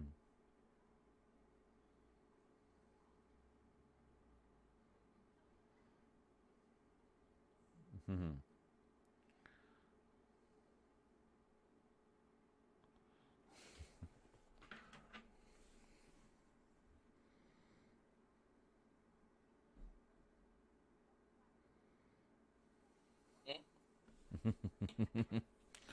Found a hole with a stone in it. What?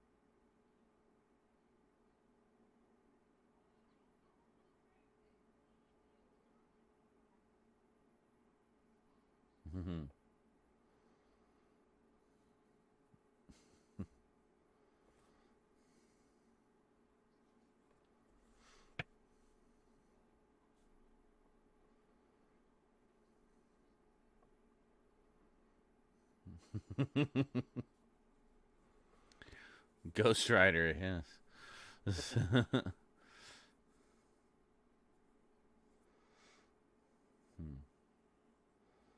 Learning about the joy of cooked meat.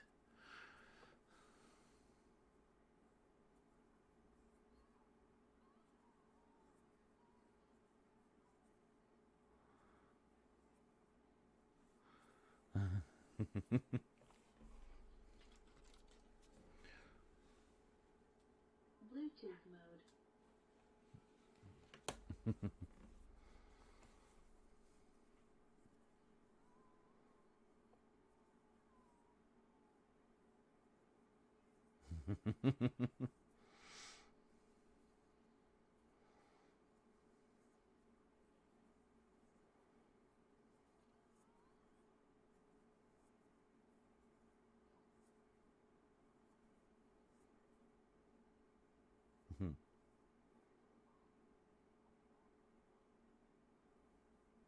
Bluetooth connection.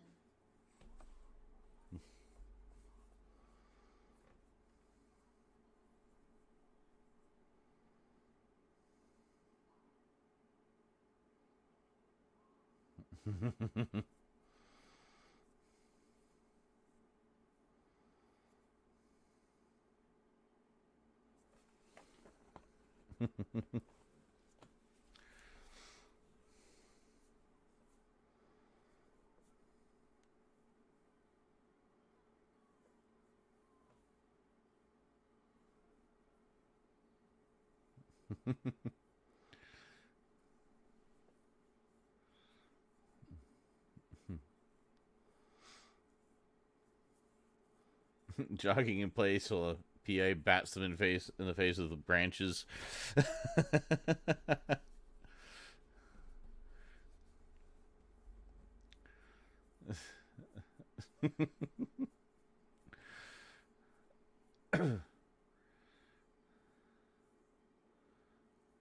Go.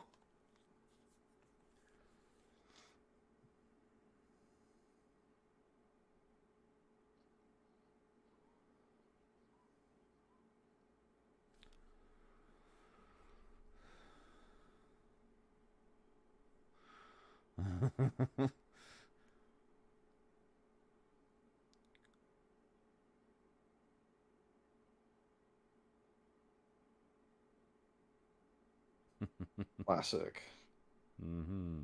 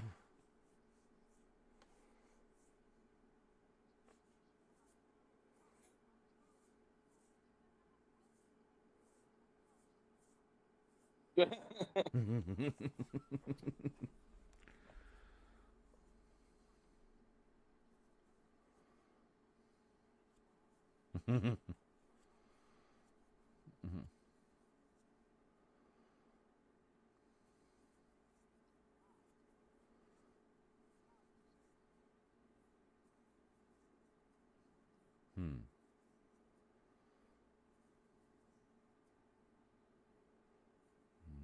Hmm.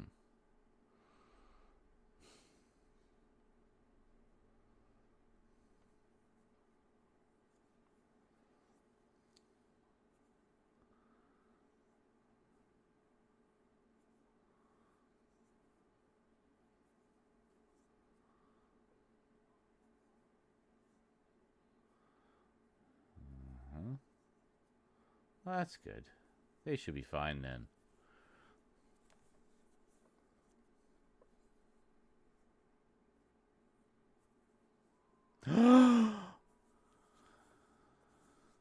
They're all going to melt from radiation the second they step out the door. And they have no idea. I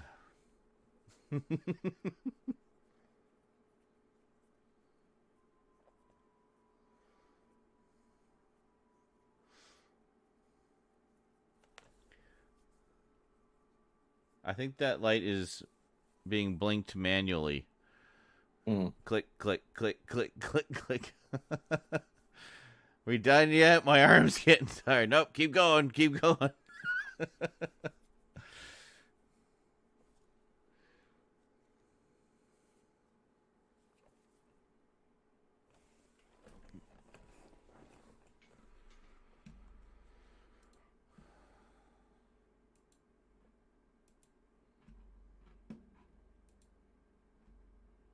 I thought it was 4 episodes. It was. But so it continues? What? Well, yes. There are more than 4 episodes of Doctor Who. What? Wait, what are you confused about?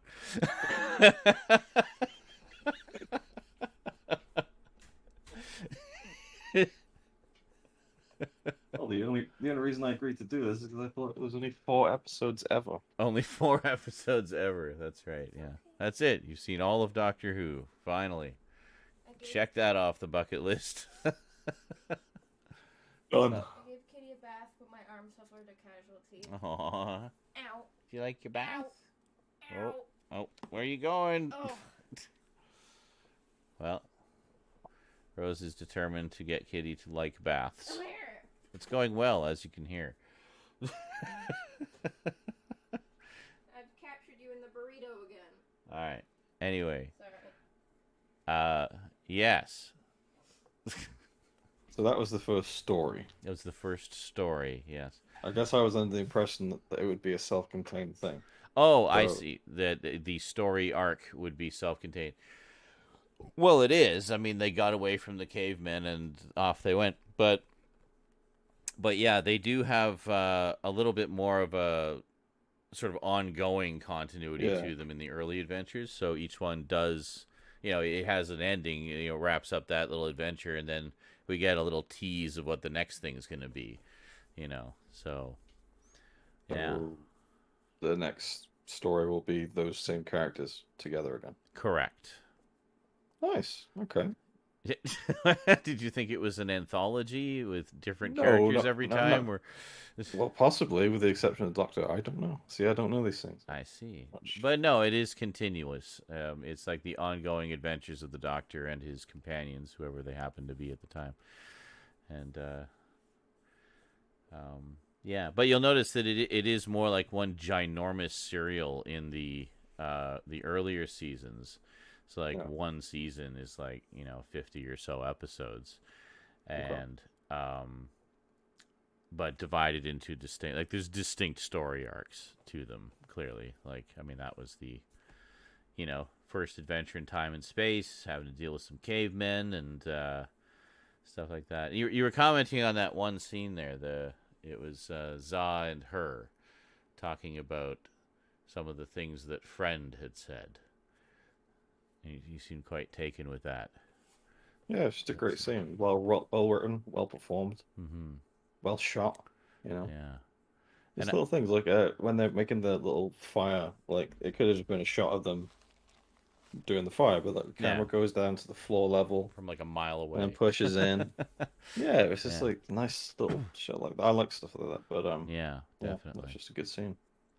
And I don't know if I consciously noticed that before, but when it went to the fight between Za and Cal, their sort of final confrontation it's been leading up to, it switched to film.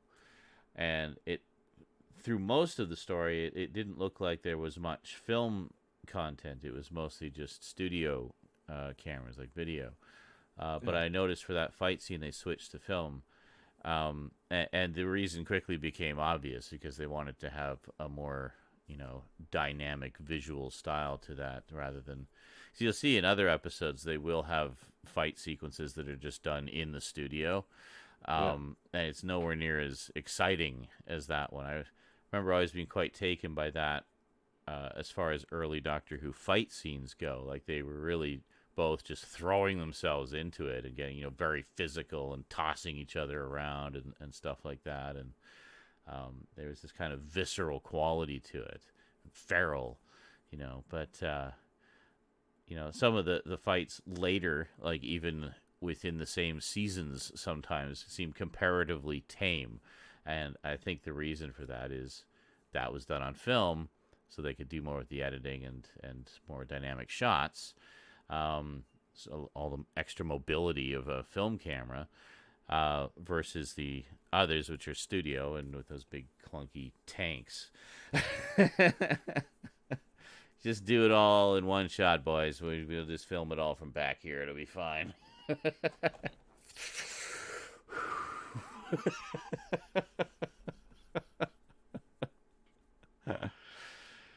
Yeah, but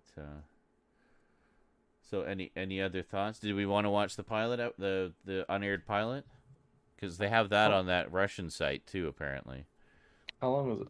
It's 35 minutes. Oh, 35. Okay. Yeah. So it's two takes of the second half when they go into the TARDIS for the first time. Mm. And I think it's just one take of the preceding part leading up to. Basically, the break is when they go into the TARDIS, so it's like everything up to that moment when they bust into the TARDIS. Yeah. I really like that. I really like that a lot. Excellent.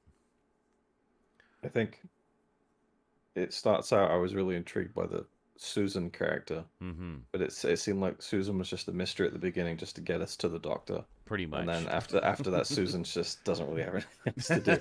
Uh, Be one of um, the ones to get in trouble. even the Doctor seemed to take a bit of a back seat as the story progressed. Mm-hmm. And Ian, was it Ian? Mm-hmm. Ian, the He kind of yeah, took the forefront of the, yeah. you know. I liked how the Doctor was kind of like literally at times dragging from behind, but like, just a very, very pessimistic point of view at Yes. almost all times. But yeah. That is correct, Jet Blast. This is the first time Luke has ever seen any classic Who. So we are taking him, Any in general. Well, or yeah, I any, suppose, yeah. yeah. Yeah, and so we're taking him on the journey from the beginning. Yeah. So let me just grab the link to the unaired pilot for everybody here. So this is the alternate take of the very first episode. So this is the one that they originally presented to Sidney Newman. And he told them to start over. So there we go. So if you go there, that's the one we'll be watching. It's the same, should be the same as the first one on our episode selection here, I think. Oh no, wait a second. No, it's the one in the extras. We have to go into the extras. Yeah, because the one in the episode selection is the one that just has the good of the bad two takes. So yeah, it's under special features, pilot episode studio recording. That's the one we want. And it should start with a title card with a countdown clock. I love when they find stuff like this.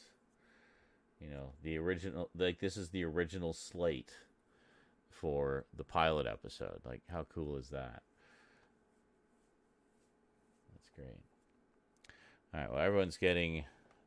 Cantaloupe Skis says, Susan often doesn't have a ton to do, unfortunately. I like her, but she doesn't get too much to do other than about one scream and one cry per episode. Yeah. I'd say that's a bit harsh. She does have some good moments in some of the stories where she's, just given more to do. I remember Caroline Ford was a little miffed that her character didn't get more to do. She felt she was kind of misled slightly as to what the character would be to entice her, because she was already kind of an established actress at the time, already in her early 20s. And they said, Susan's going to have like psychic powers and like have a telepathic link to her grandfather and, all this cool like otherworldly stuff. And it's like, and she's like, yes, so as we know, that didn't really turn out to be quite true, did it? So is the Doctor really her grandfather? Is that brought up again? Is that... As far as we are aware, there has yet to be anything in the lore to contradict that. So Okay. yeah, so so Time Lords do have families, sometimes. Otherwise, I'm not sure how they come to be, if they're just like test tube babies, or I have no idea. They haven't really gone into that much. Like, do we see any Time Lord babies around? Like, are they just come out of the cocoon fully grown? Like, I don't know. It's perhaps something we don't want to know too much about. It just gets weird. Yeah, he says, she's in her 20s, playing a teenager, but written as a 6-year-old. The audience insert for the kids hiding behind the couch. Yeah. I'd like to see the Doctor regenerate as a baby or as a toddler. The most... Be baby Doc, yeah. They have her in a couple of audios and novels, something... Oh, yeah. No, I know they have... Oh, that's right, the looms. Yeah, something weird about that. The Time Lords are made out of yarn, apparently. I don't know. There's some kind of weird loom thing that is part of how they procreate. I don't remember. It's from is it from the audio, or it's from both the audios and novels, I guess. They've touched on that, but I don't think it's made it into the official lore yet. Sort of just reminds me of the Star Wars expanded. Like it's just like, well, there's actually 50 novels that speak about. Oh yeah, exactly. It's the same thing with Star Trek as well. They have like before they sort of got into going into prequels and whatnot. There was a lot of novels that filled in blanks. Like what was the real story behind Captain Kirk when he took the Kobayashi Maru test? There's a whole novel of that, just called the Kobayashi Maru. And then later they did, of course, Star Trek 2009, where we actually found out how he cheated at the Kobayashi Maru test. And so it wiped that nice little story out of canon, but that's okay. We can still enjoy that version as the lovely little novel that it was. But yeah, it's crazy. The interesting thing is, though, in recent developments with Doctor Who, have actually acknowledged the audio adventures that Big Finish has been doing. So, the adventures of at least one Doctor's adventures in Big Finish are now technically canon to the series, which is crazy. So, like, this whole series of like 100 audio adventures are now part of the official canon.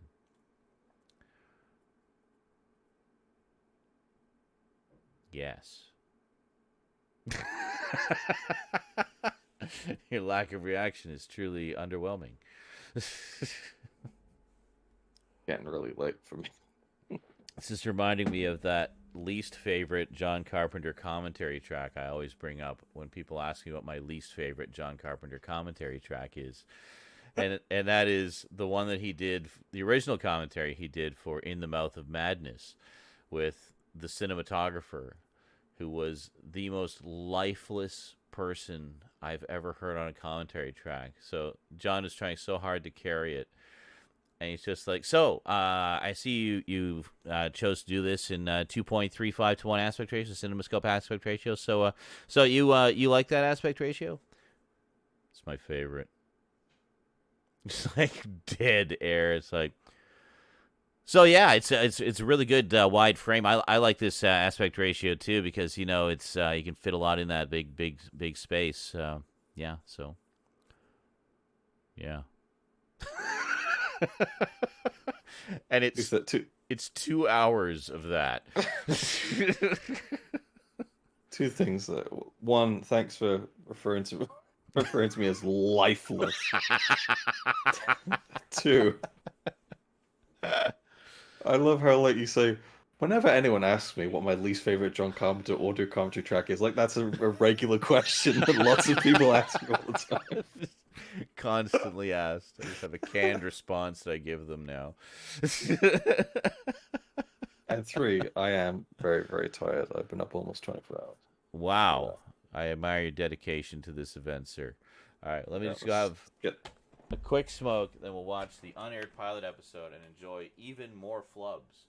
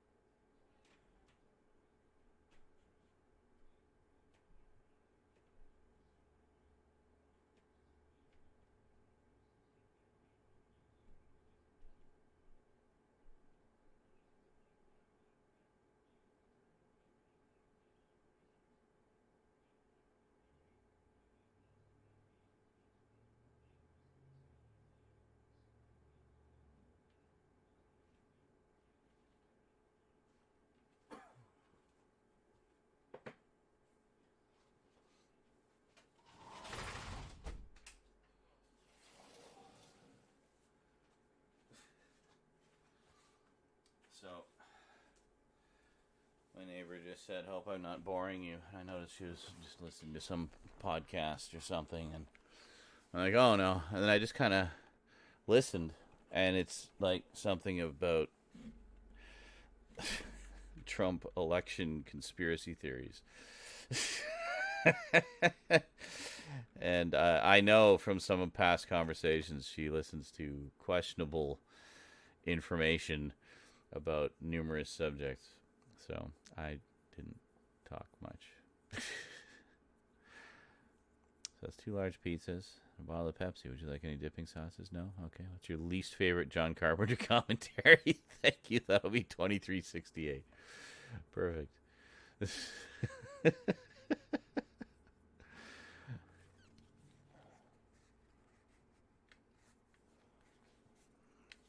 I'm not sure how you're... What? How do you... What? Oh, doing Sonic 2. Oh, okay. Yeah, there's a button in the screening room to open the chat.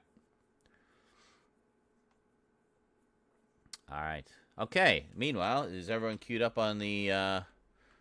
Get out of my face, weather. I'm trying to copy paste here. On the pilot episode. There you go. Let me just unpark my drive here.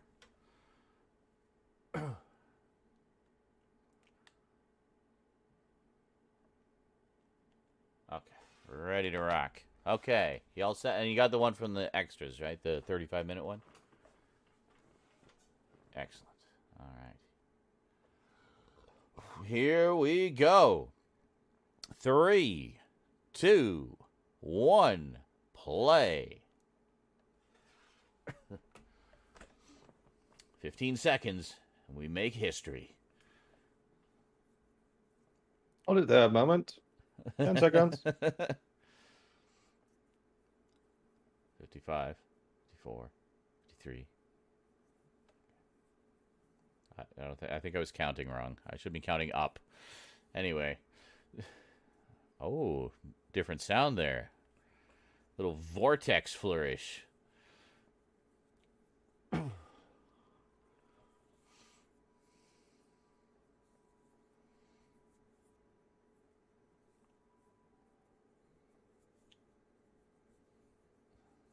Boy, I haven't watched this version in a long time. It's such an interesting historical curiosity that this even exists.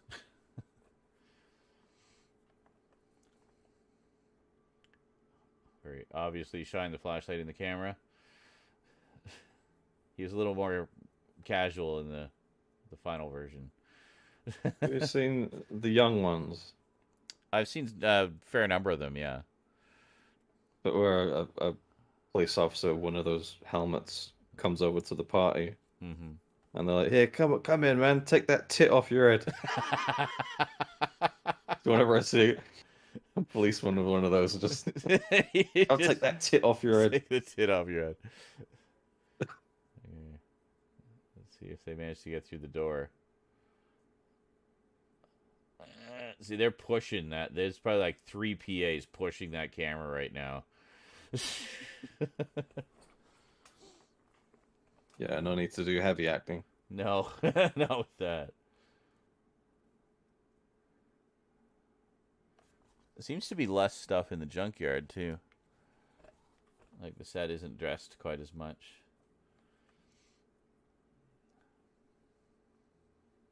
Okay, that's different. It does kind of a pull back, whereas before it, like, pushed in more. It is a nice shot there, though.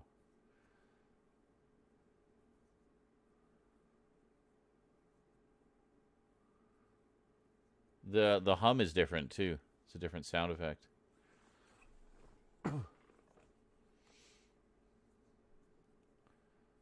Yeah, the one they went with is a lot more sort of low-key.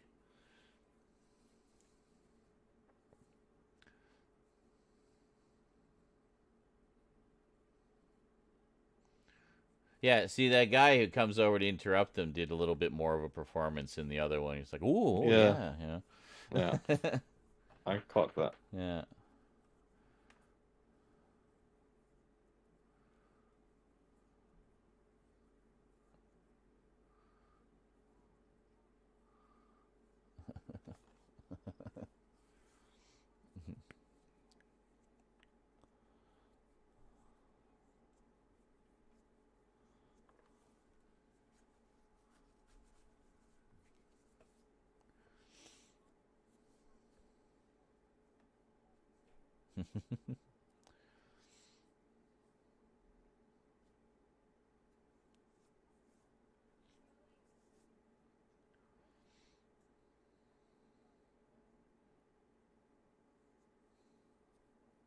Mhm.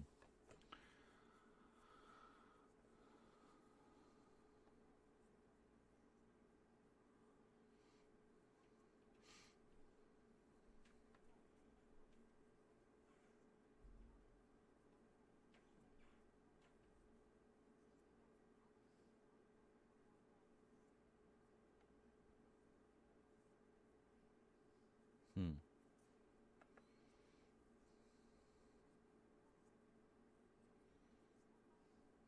Hmm.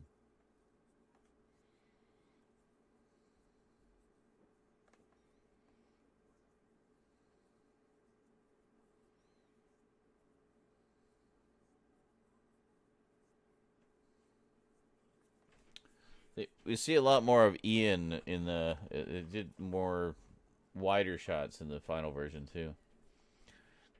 So it seems to focus more on Barbara, and Ian's just kind of. We don't really know what he's doing.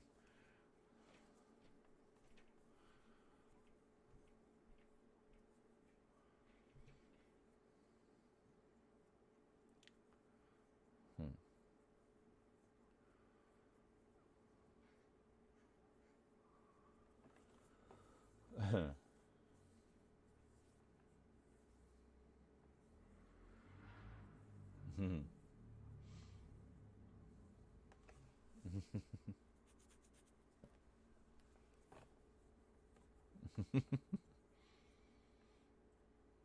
All felt a bit like rushed almost. Like, Mm-hmm. Mm-hmm. And I didn't like the camera work as much either because no. we didn't see all the little nuanced things that Ian was doing. You know, like the washing up and putting things away, and you know. It's like they didn't give each other much pauses in between some of those lines. Mm-hmm. Mm-hmm. So it just felt like it was like line, line, line. Yeah, where it felt more natural in the other version. I Yeah, think. Yeah. from memory anyway. Yeah.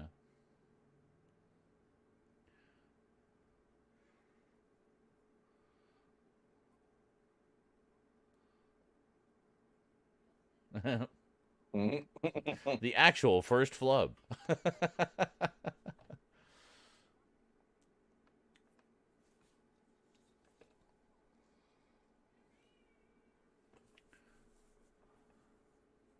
And again, we're hiding Ian. I want to see his facial expressions. The fuck Ian cut. Yeah, yeah.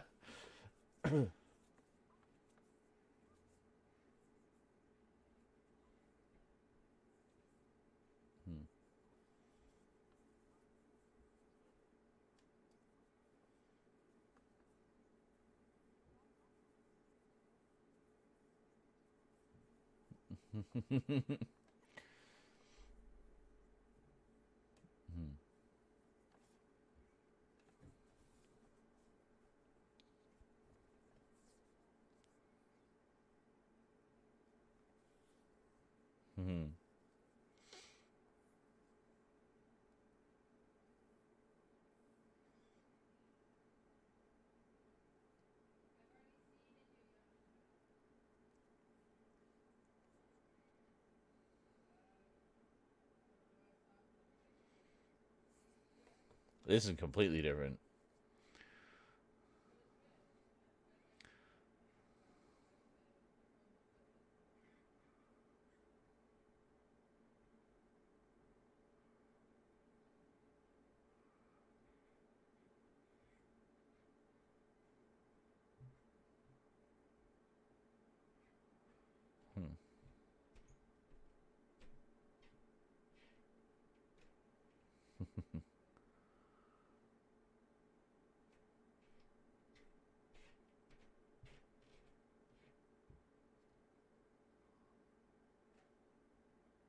Oh.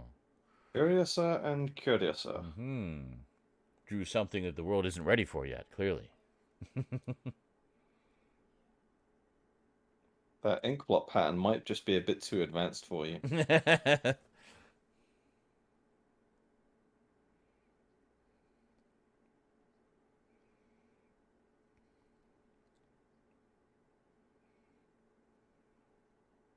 I like this scene where she's like, "No, there's a good reason for this." Nah, we're just nosy. Pretty We much. just want to know. Come on, be straight.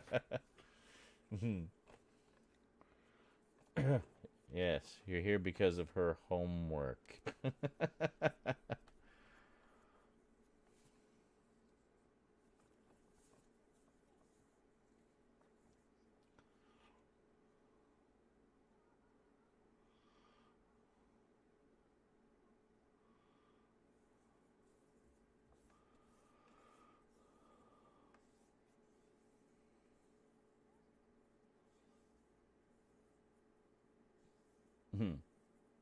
Yes, the timing of the interruption was a little off there too.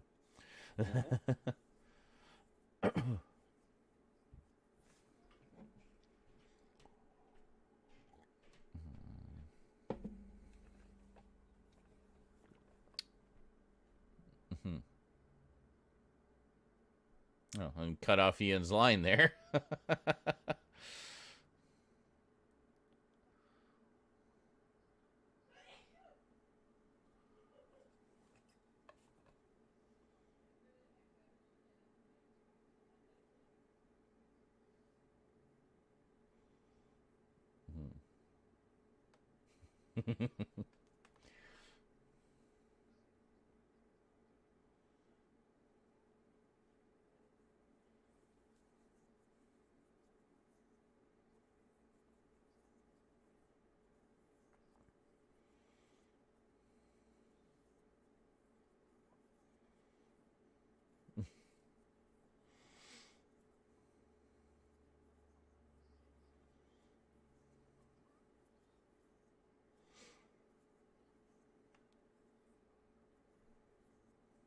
Dimensions, not elements.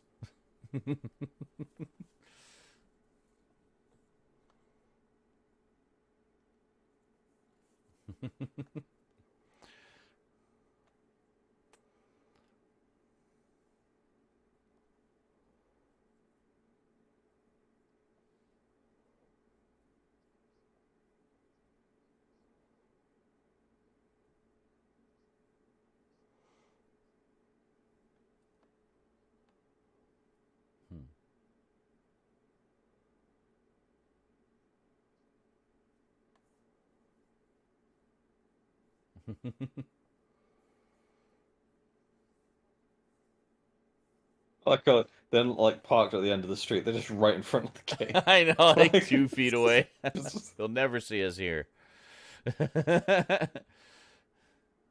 Teenage girls detect movement. Just don't move until she's inside. She can't see us if we don't move.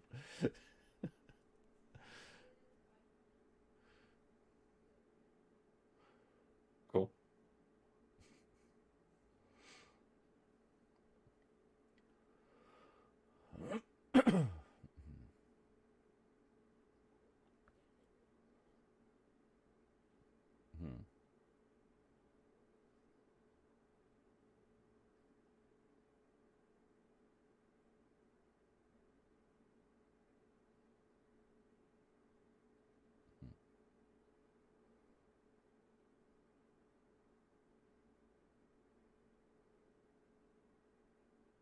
Heave. Huh? Just that camera move there is like. All right.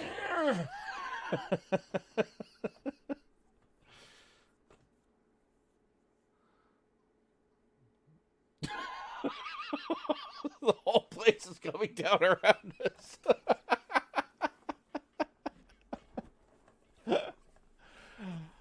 Oh.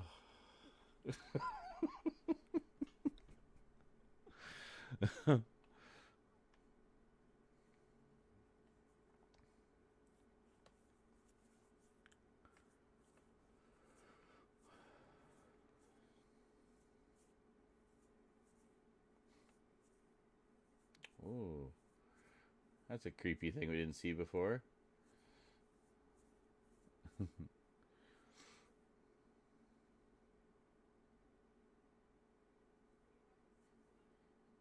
Camera work is just really shoddy by comparison. 嗯嗯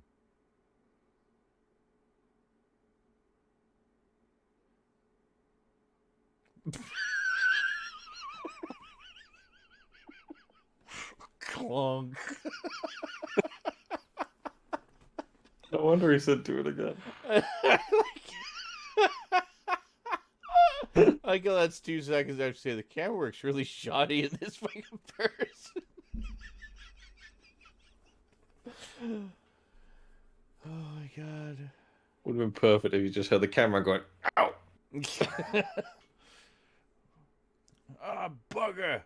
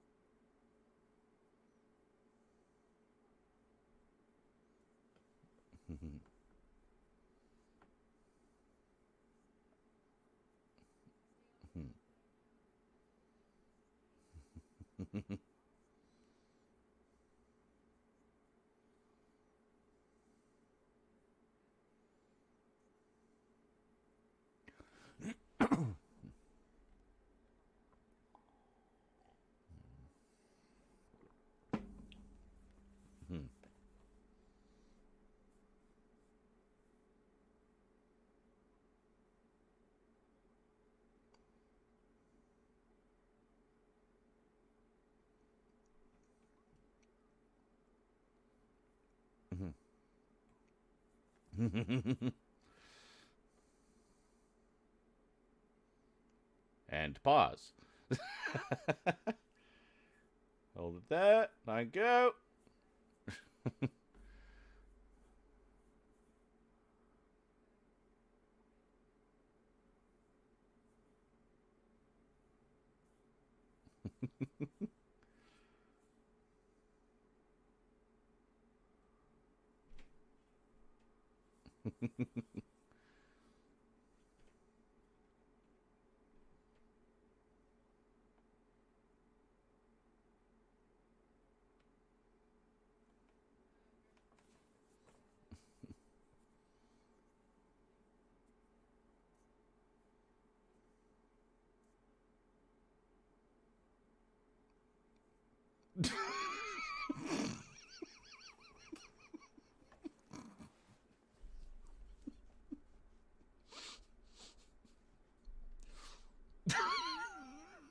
Still hear them trying to close the door.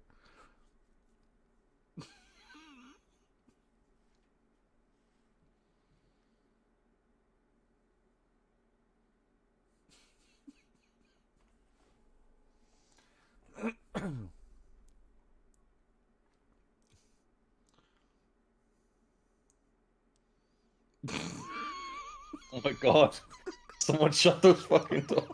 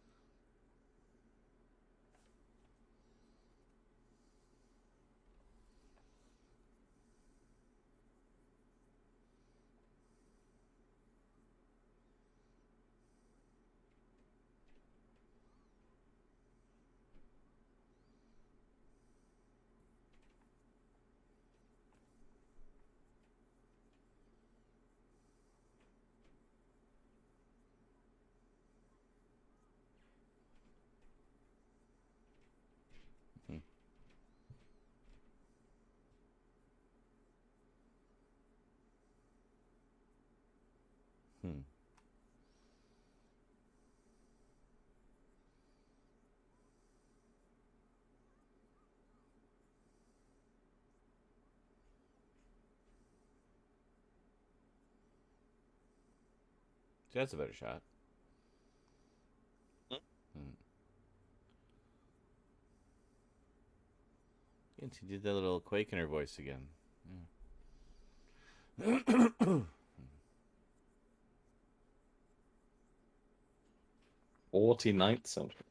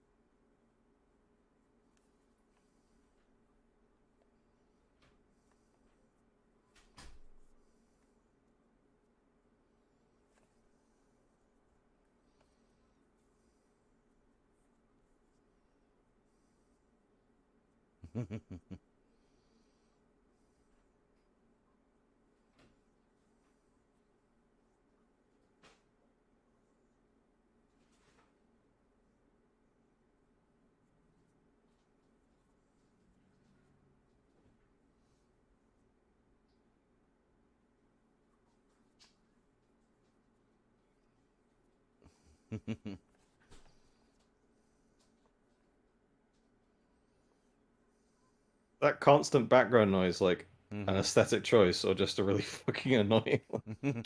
It was an aesthetic choice. Yeah, Mm. they toned it way down. A little bit of a boob grab there.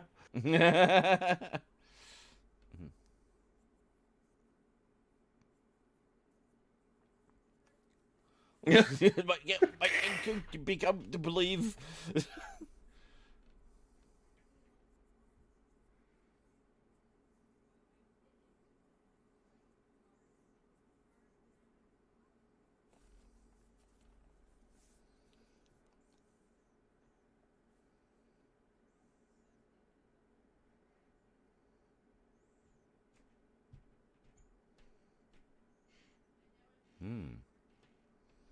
That's a good line.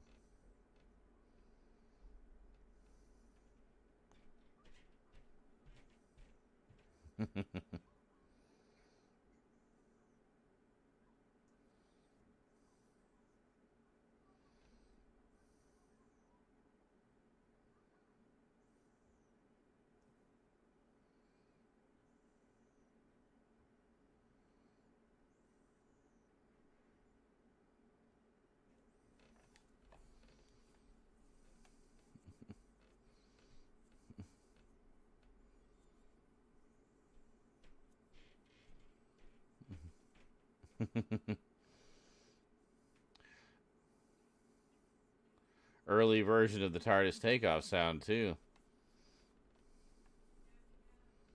Far out, man.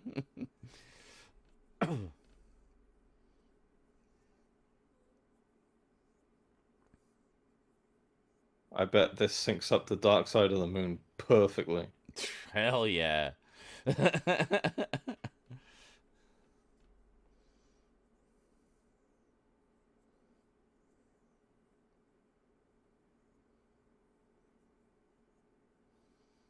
You know, these visuals and all these weird sounds as a child in the 60s must have been terrifying. Like, what is going on? Oh my god, I fear the unknown.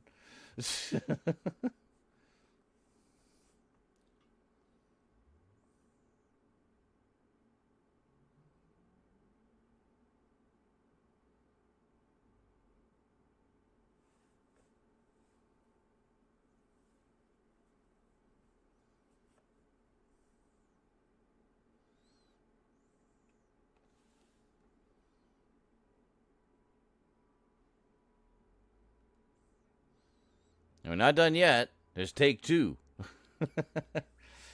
But yeah, they had these on like a Chiron that they would, I guess, Luma key into the live feed of the video.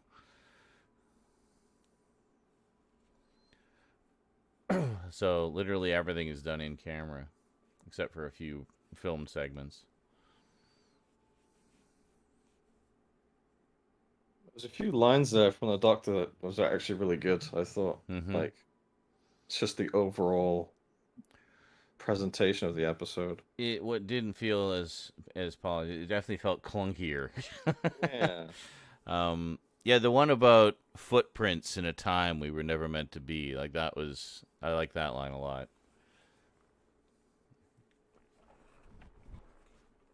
Okay, let's see if they can close the doors a little more subtly this time. I just love that where the one door swung completely the wrong way and smashed into the wall.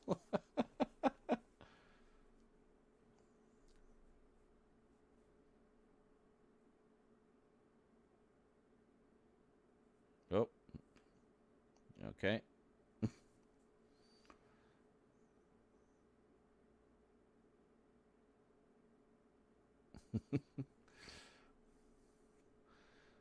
So this isn't even just an alternate cut. They like found the full-on original studio tape for this.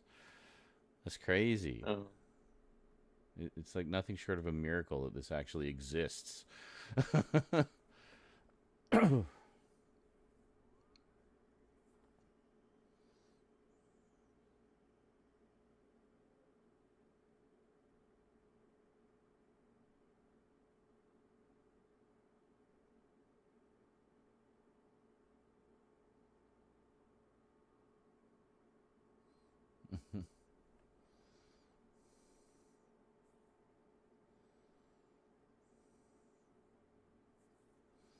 Hmm.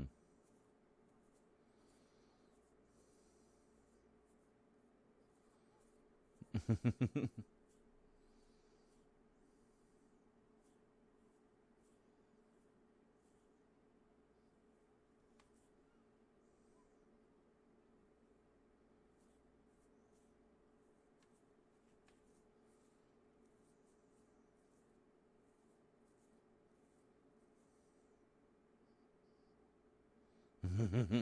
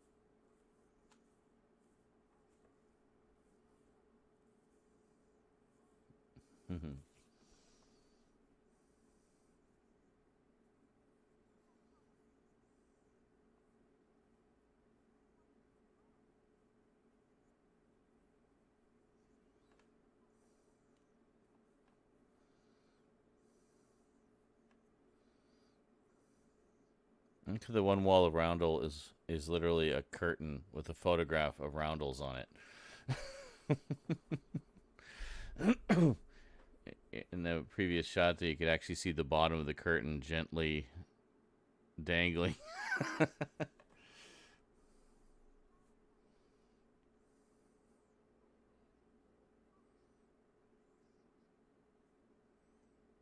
See, that's different. They made that more vague in the other version. This I was born in another place, another time.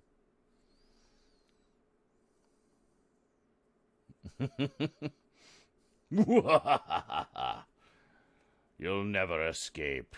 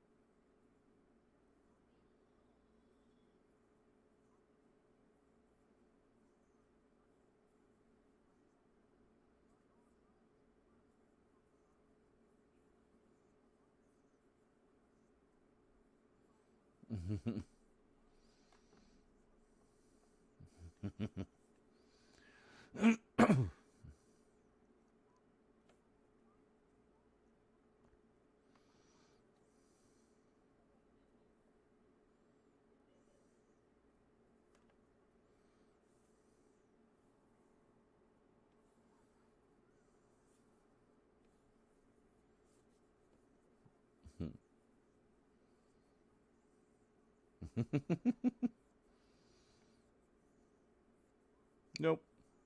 Not gonna let him go.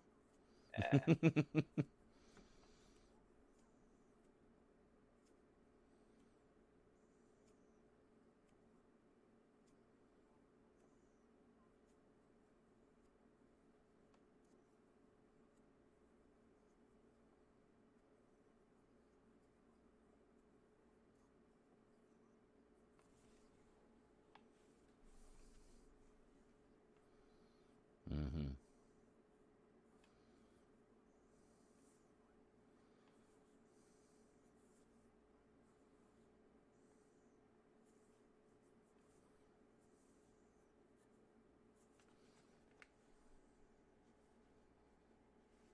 There it is.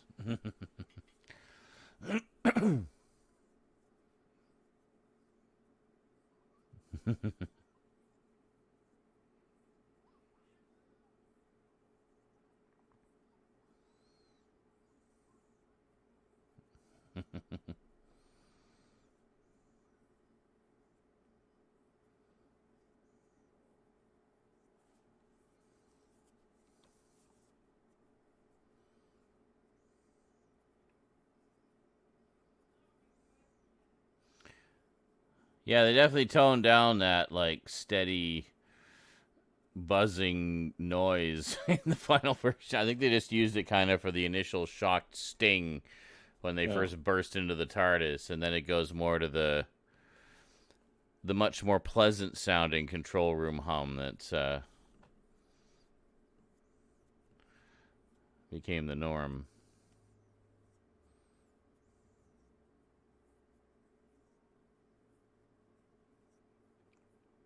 But I mean, I guess that's all part of the experiment. They wanted something weird and different and otherworldly, so it's kind of told the Radiophonic Workshop guys to cut loose.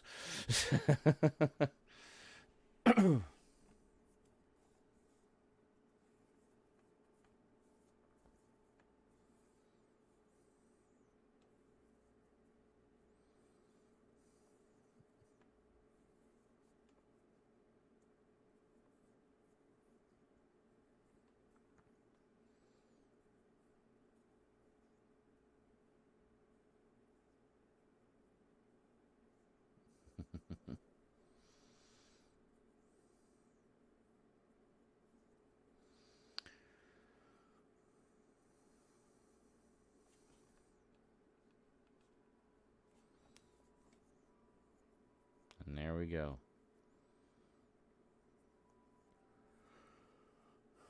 And Sydney said, "Do it again."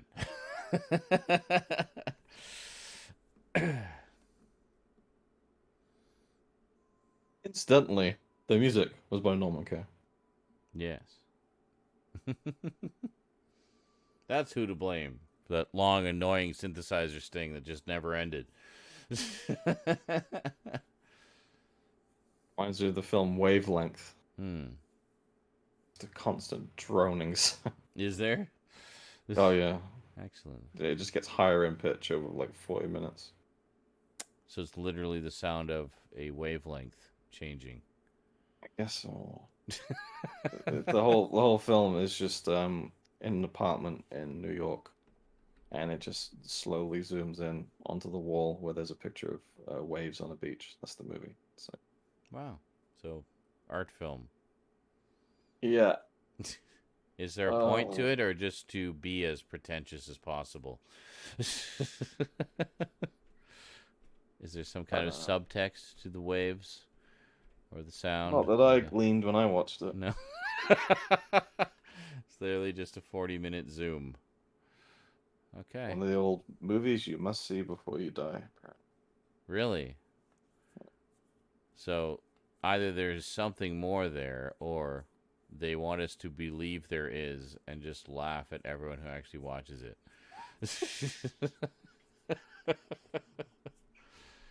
Art doesn't owe you an explanation. Fine.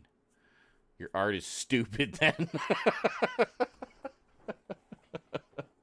Oh god. So there you go. Your first ever Doctor Who story and your first ever Doctor Who extra. The original full-length uncut studio recording of the pilot episode. Yeah, I was definitely nodding off a bit towards the end there. Yes, I figured. I got a long big haul. yeah, I got a big a good idea of the differences and stuff, which is quite interesting actually. It is, yeah. It's not often you get something that substantial that's No. like, Especially trying to think. from something so old, like from True. for television, because it was so disposable back then. Like they'd reuse tapes and everything, but somehow that one survived. But There must be better examples, but my mind just goes to like modern comedies that have like alternate lines, and it's just them improvising. Oh yes, which is almost entirely different, but this is just like a complete version. Yeah, It was done differently. Well, it was a slightly different script. They did make some tweaks to the script. It would have been nice to have that footprints line in there. I really like that line, but that one was axed, and they made other little tweaks and changes. They also made more to the Doctor's character, in particular in the first scene in the junkyard, because in this one he comes off much more confrontational. With them in the junkyard, whereas in the other he's being kind of slyly confrontational, but also a little more of the eccentricity plays through. It's like, oh, why didn't I notice that before? I have to clean that up, and it'll be just like completely evading their questioning in more kind of playful ways, which I think is more the Doctor. It's weird because it's like, do it again. Okay, so they went back and did it again. And just improved on almost every single aspect. They did well, and as you pointed out, the camera work in particular, because in the actual final version, it's quite good, and there's actually some really nice framing, some nice shots in there, some effective use of shadowy lighting and whatnot. It brings it to life visually, and in particular that opening scene with Barbara and Ian. I mean, you just get to see so much more of Ian and William Russell doing all his, prop acting as they're having this lovely little conversation about this mysterious girl, and that's all just lost in the pilot version because it just focuses so tight on Barbara telling her story. But yeah, we also want to see Ian listening to the story or not listening, as the case may be, when she tells him to pay attention. And then, as you said, just the performances generally in that scene seem more rushed, whereas in the final version, it flowed better as more of a conversation rather than just, let's make sure we get all the lines out. So any thoughts? I guess before we sign off for this one, I'm imagining you're wanting to stumble into bed by this point. I was just doing a spot check then. The scene when they're both in the car Mm-hmm. waiting to see her go Mm-hmm.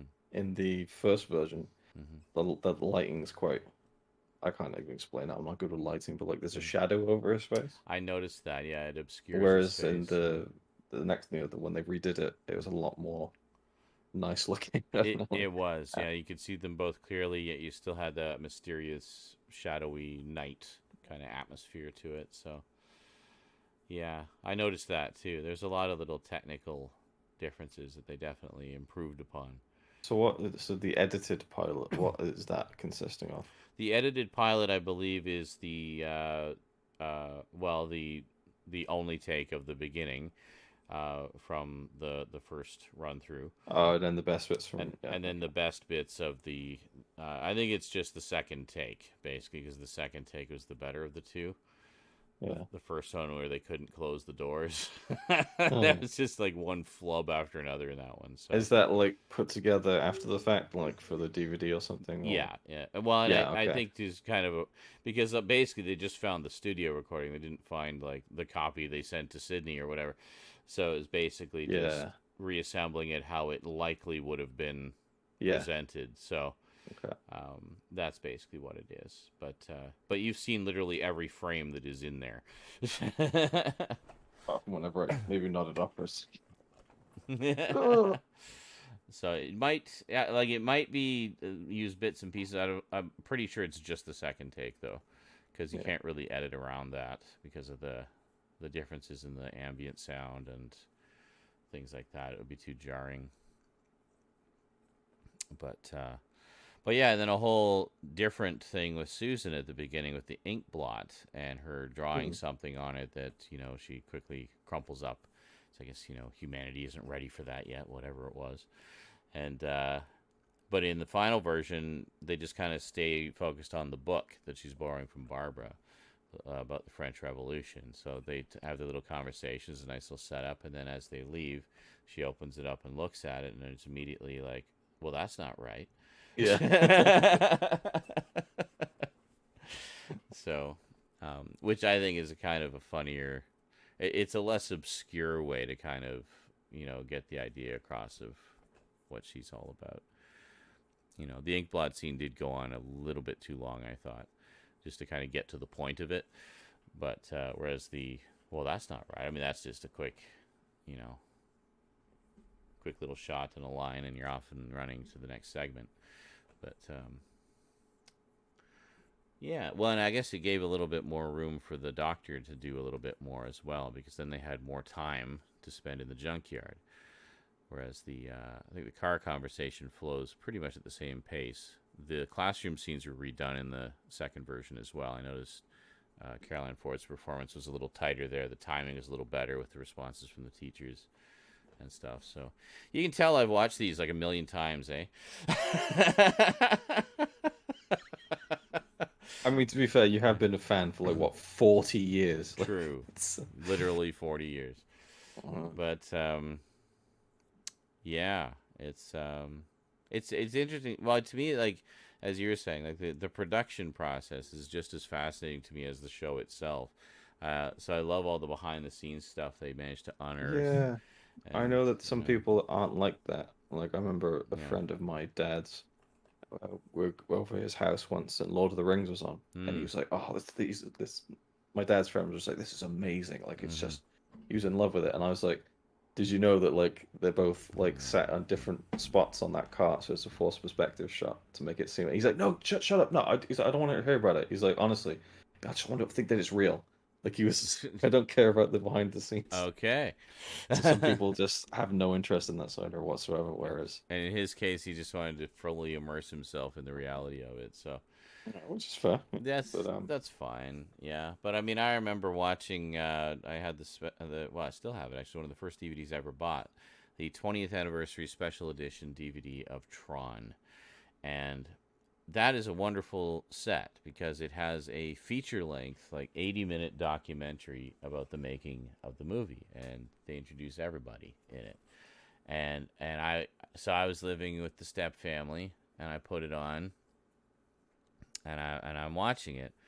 And there was a woman living with us at the time, friend of the family, and she comes on like, "What are you watching?" I'm like, "Oh, it's the behind the scenes of Tron." It's like, God, that sounds boring. Like, just and it was just talking smack the whole time. I'm just trying to enjoy this documentary. I'm like really into it and enjoying the interviews and stuff. And so she sits down and watches a bit of it, and it's like, and she's just like complaining. It's like, well, you don't have to watch it. It's like, well, I didn't know you were going to be watching shit. Like, wow. So they had this thing that, well, if it's not something the entire household is interested in, then you can't be hogging the family TV to watch stuff. It's like, I started watching it. Nobody was here. People just wandered in and started complaining at me. So, anyway. So every time I rewatch that documentary, it's with ever so much tiny little bit of spite. Just to spite her. Like, haha, I'm watching it again. I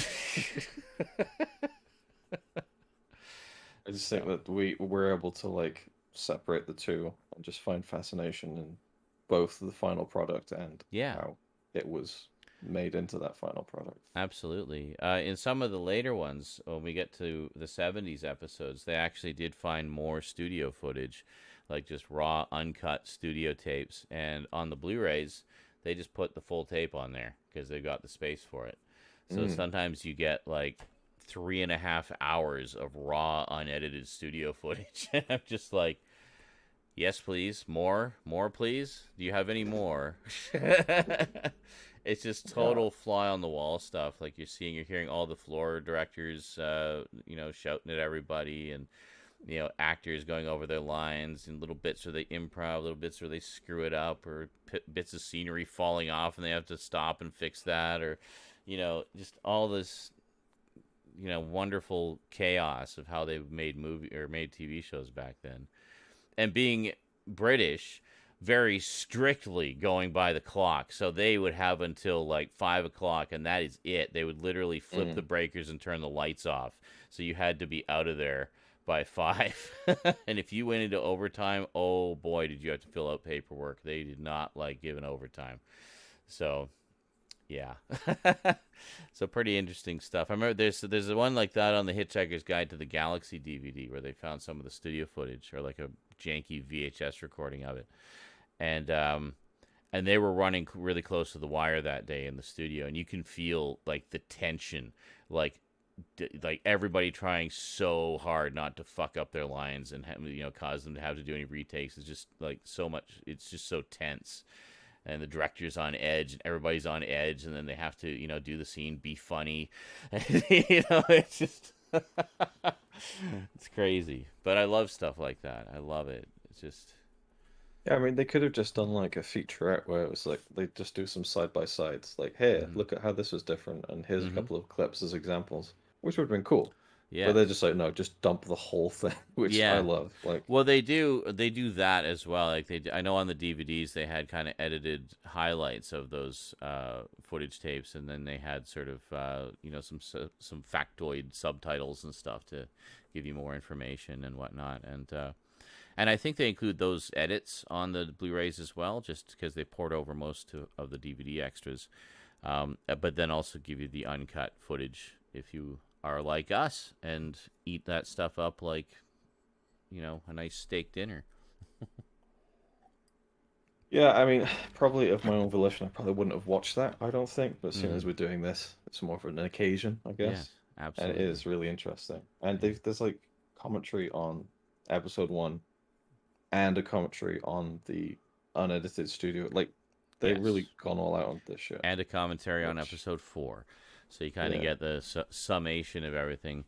I actually haven't listened to those commentary tracks in quite some time. That would be interesting to see or listen to. So, yeah, overall thoughts. I really liked it. And I think as a whole, as an experience, I loved it. Yeah. Like, I love the atmosphere of that. Like, just that constant, like, the... You're saying like the wind and the it creates a jungle texture sounds, that maybe fills in some of the gaps where you you can tell there's not much of an expanse beyond the small sets or whatever, but Yeah. like it was like I like the kind of moral dilemma of the cave people being like, oh, they're not killing us, Mm-hmm. and they can't quite compute that, That's and right. like, Yeah. They're and not savage. the woman's like analog of it, where she's just like, it's like a mother looking after a baby, you know, Yeah. like it's the only way she can kind of pass this like situation of like another person helping another person. I know. Kindness, compassion. We do not know these words. So yeah, I'm looking forward to continuing. Yes. Well, next time we have an epic 7-part story, which so we might want to, I don't know, start earlier. Really depends on you. But Yeah, well, we don't need to really do an introduction next time true, we won't need as much beyond lead in. just, Yeah. hey, we're doing this. Let's go. Yes, we're watching this really long Doctor Who story, so we're going to get started right now. Yeah, so was it 7 episodes? 7 episodes. Now, what the original idea was they were going to alternate between having a science fiction story and then having a historical story, and then kind of going back and forth. So they wanted to have an educational component, teach kids about history in this time travel show, but also Yeah. give them fun sci-fi adventures with robots and monsters. Needless to say, the robots and monsters won. And we will meet our first robotic monsters, as it were, in the next story, which I probably no spoiler because I'm sure you've read the title of that story, which is, of course, the Daleks. In fact, if I switch over here, bam, it'll be that one right there. So Doctor Who, was successful enough to be given the green light to do the first batch of 13 episodes with their first story. When the Daleks story came out, it went from being, this kind of interesting new sci-fi series to being a fucking nationwide phenomenon. Britain went Dalek crazy, and it just exploded. And it's thanks to that second story, really, that it stuck around, because it just suddenly became a phenomenon almost overnight. And Another historic story, then, I guess. definitely. And it was almost lost forever, but an enterprising fan got permission to buy some of the original film recordings of the episodes and managed to rescue this story the day it was about to be sent to the skip. Wow. Well, Yeah. it's a random aside, but do you know the story of Blade Runner? Pretty sure it's Blade Runner when they were going to do the final cut, and they were like literally looking for all the film, and it was about to get junked. Like it Oh, was literally like in like the process like the of. original negatives and such. I think so, yeah. Oh Like it was my a pretty God. like. I think there's like a feature out about it or something. Yeah. It's It's probably mentioned in one of the extras there somewhere. one of the many extras. I haven't looked at the extras in that package for a long time, but yeah, it's crazy when stuff like that happens, and just so serendipitous when it is prevented from happening. Well, it's safe to say I feel like I've taken my first steps into a larger world. Definitely, you definitely have, and Yeah, so yeah. 7. So this one was 4. Yeah, that's doable, I think. Yeah, so each episode, so you're looking at about almost 3 hours, I guess, total running time. So, but yeah, this next story, I mean, it's a good one. I think it moves along at a pretty good clip. It's a good fast-paced sci-fi yarn with some very interesting subtext to it. Actually, it's pretty smartly written for a 1963 kids show. Whereas the third one, Edge of Destruction, Mm-hmm. looks like it's only 2 episodes. That is correct. Yes. Okay, it's quite a drastic. It is. That was actually something of a filler episode because the following story was going to be their first major historical story. Another The last one. Another 7-part adventure about where they meet up with Marco Polo, and And yeah, sadly, all 7 episodes are lost. But I do have a very nice reconstruction of it, done by a fan group using all the existing photos and telesnaps with the existing fan recording of the audio. So we are able to enjoy it in some form. So that is good. But anyway, the reason they did that filler story was because of the sets that they were constructing for the Marco Polo story. And it was just taking a little bit longer than they thought to get it prepped. So they asked the producers, like, look, can we have like a week or two more? And it's like, okay. So she got the story editor, David Whitaker, to quickly write a 2-part filler story featuring only the primary cast and only the standing set of the TARDIS. So he says, that's your parameters, go. He's like, okay. He had the script for them the next day. I love how it's just like just a random episode. You're like, oh yeah, that's where story editor so and so. Yeah. It's like the level of detail. The I'm just. Is there ever going to be an episode where you're just like, yeah, I got nothing on this. It's like, yes, that was an episode of Doctor Who. So carrying Yeah. on. But the interesting thing is, for something that started off as just a filler episode, it actually does add some interesting elements to the lore, which we will cover when we get there. So, yeah. But yeah, definitely really looking forward to seeing your thoughts on the next story, because it's a pretty big one in the history of the show, and plus it's just a really, really fucking good story. So, yeah. I think in future if we maybe do it on a Sunday, because on Okay. Saturday I like get up at 7, watch Era until like 2, and then I work. Mm, So I was just really keen to get started on this. fair enough. Yeah. But on Sunday I'll have more rest and be able to be a bit more. More alert and lively, Yeah. and less. But I still got a lot out of it, you know. So And what? I still got a lot out of it. Yes. Good. And you own it now, so you can go through it frame by frame and analyze every bit of it as much as you like to your leisure now.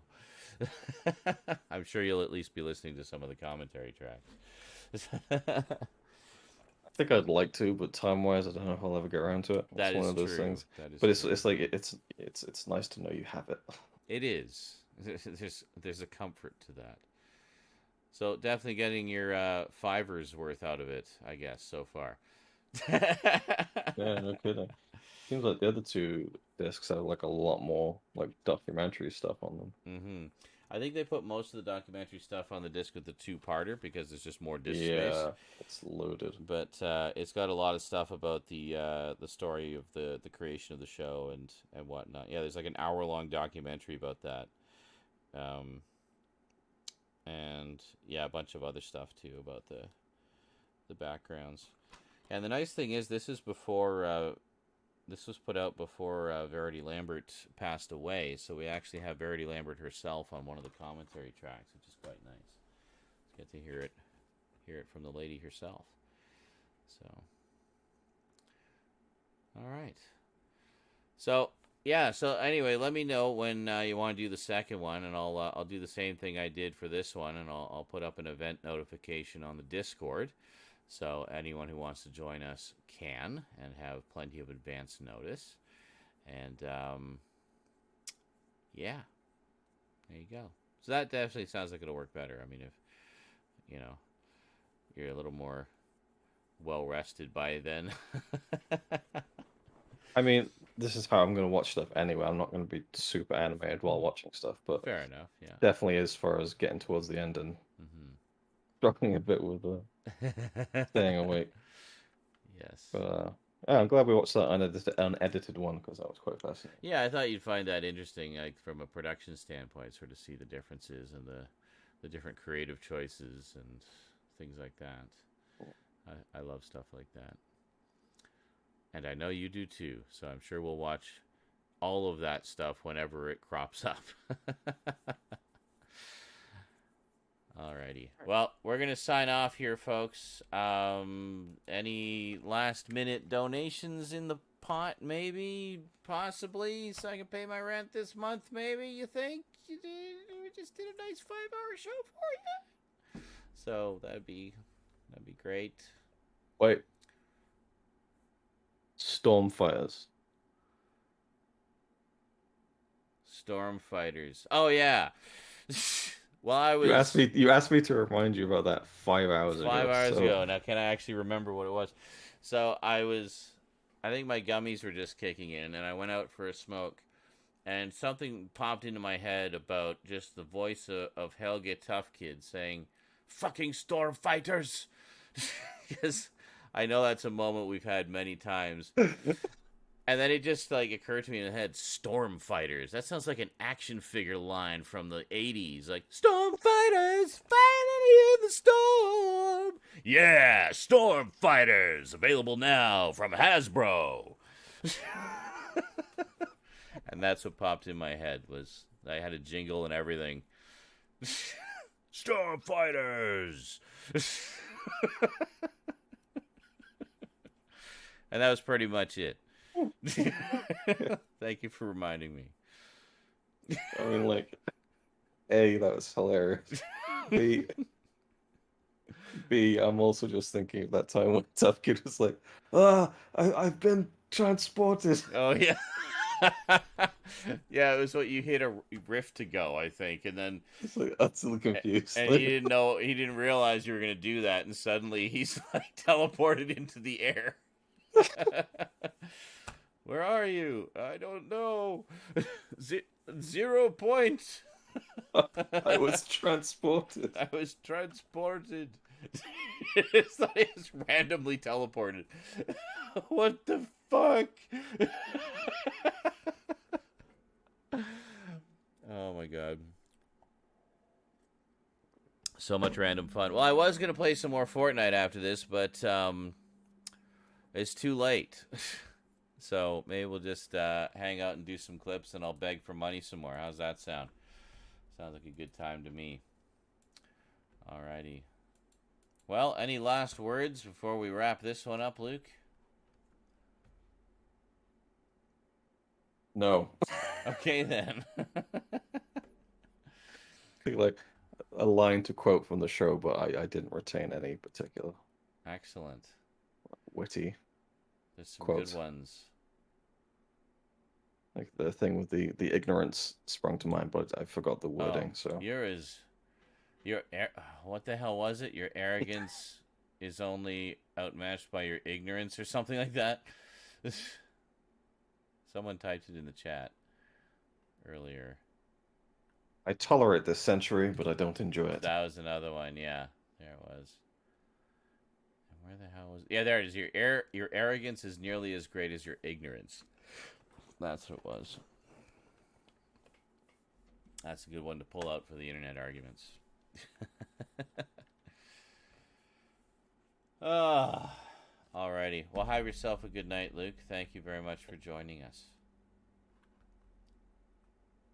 Until next time. Do. No, I'm not going to put you through that. Anyway. Yeah, stick around, everybody who is still here. I'm just going to switch scenes to the non-Doctor Who scenes, and we'll see you in a bit. Well, there was going to be Fortnite after, but it's already 9:30, so I wanted to do Fortnite after, but we took a long time to get through a 90-minute story. So I thought we'd just do chill and chat, if that's okay. Yeah, maybe work on some clips. I'll have some beans. Fart a lot. All right.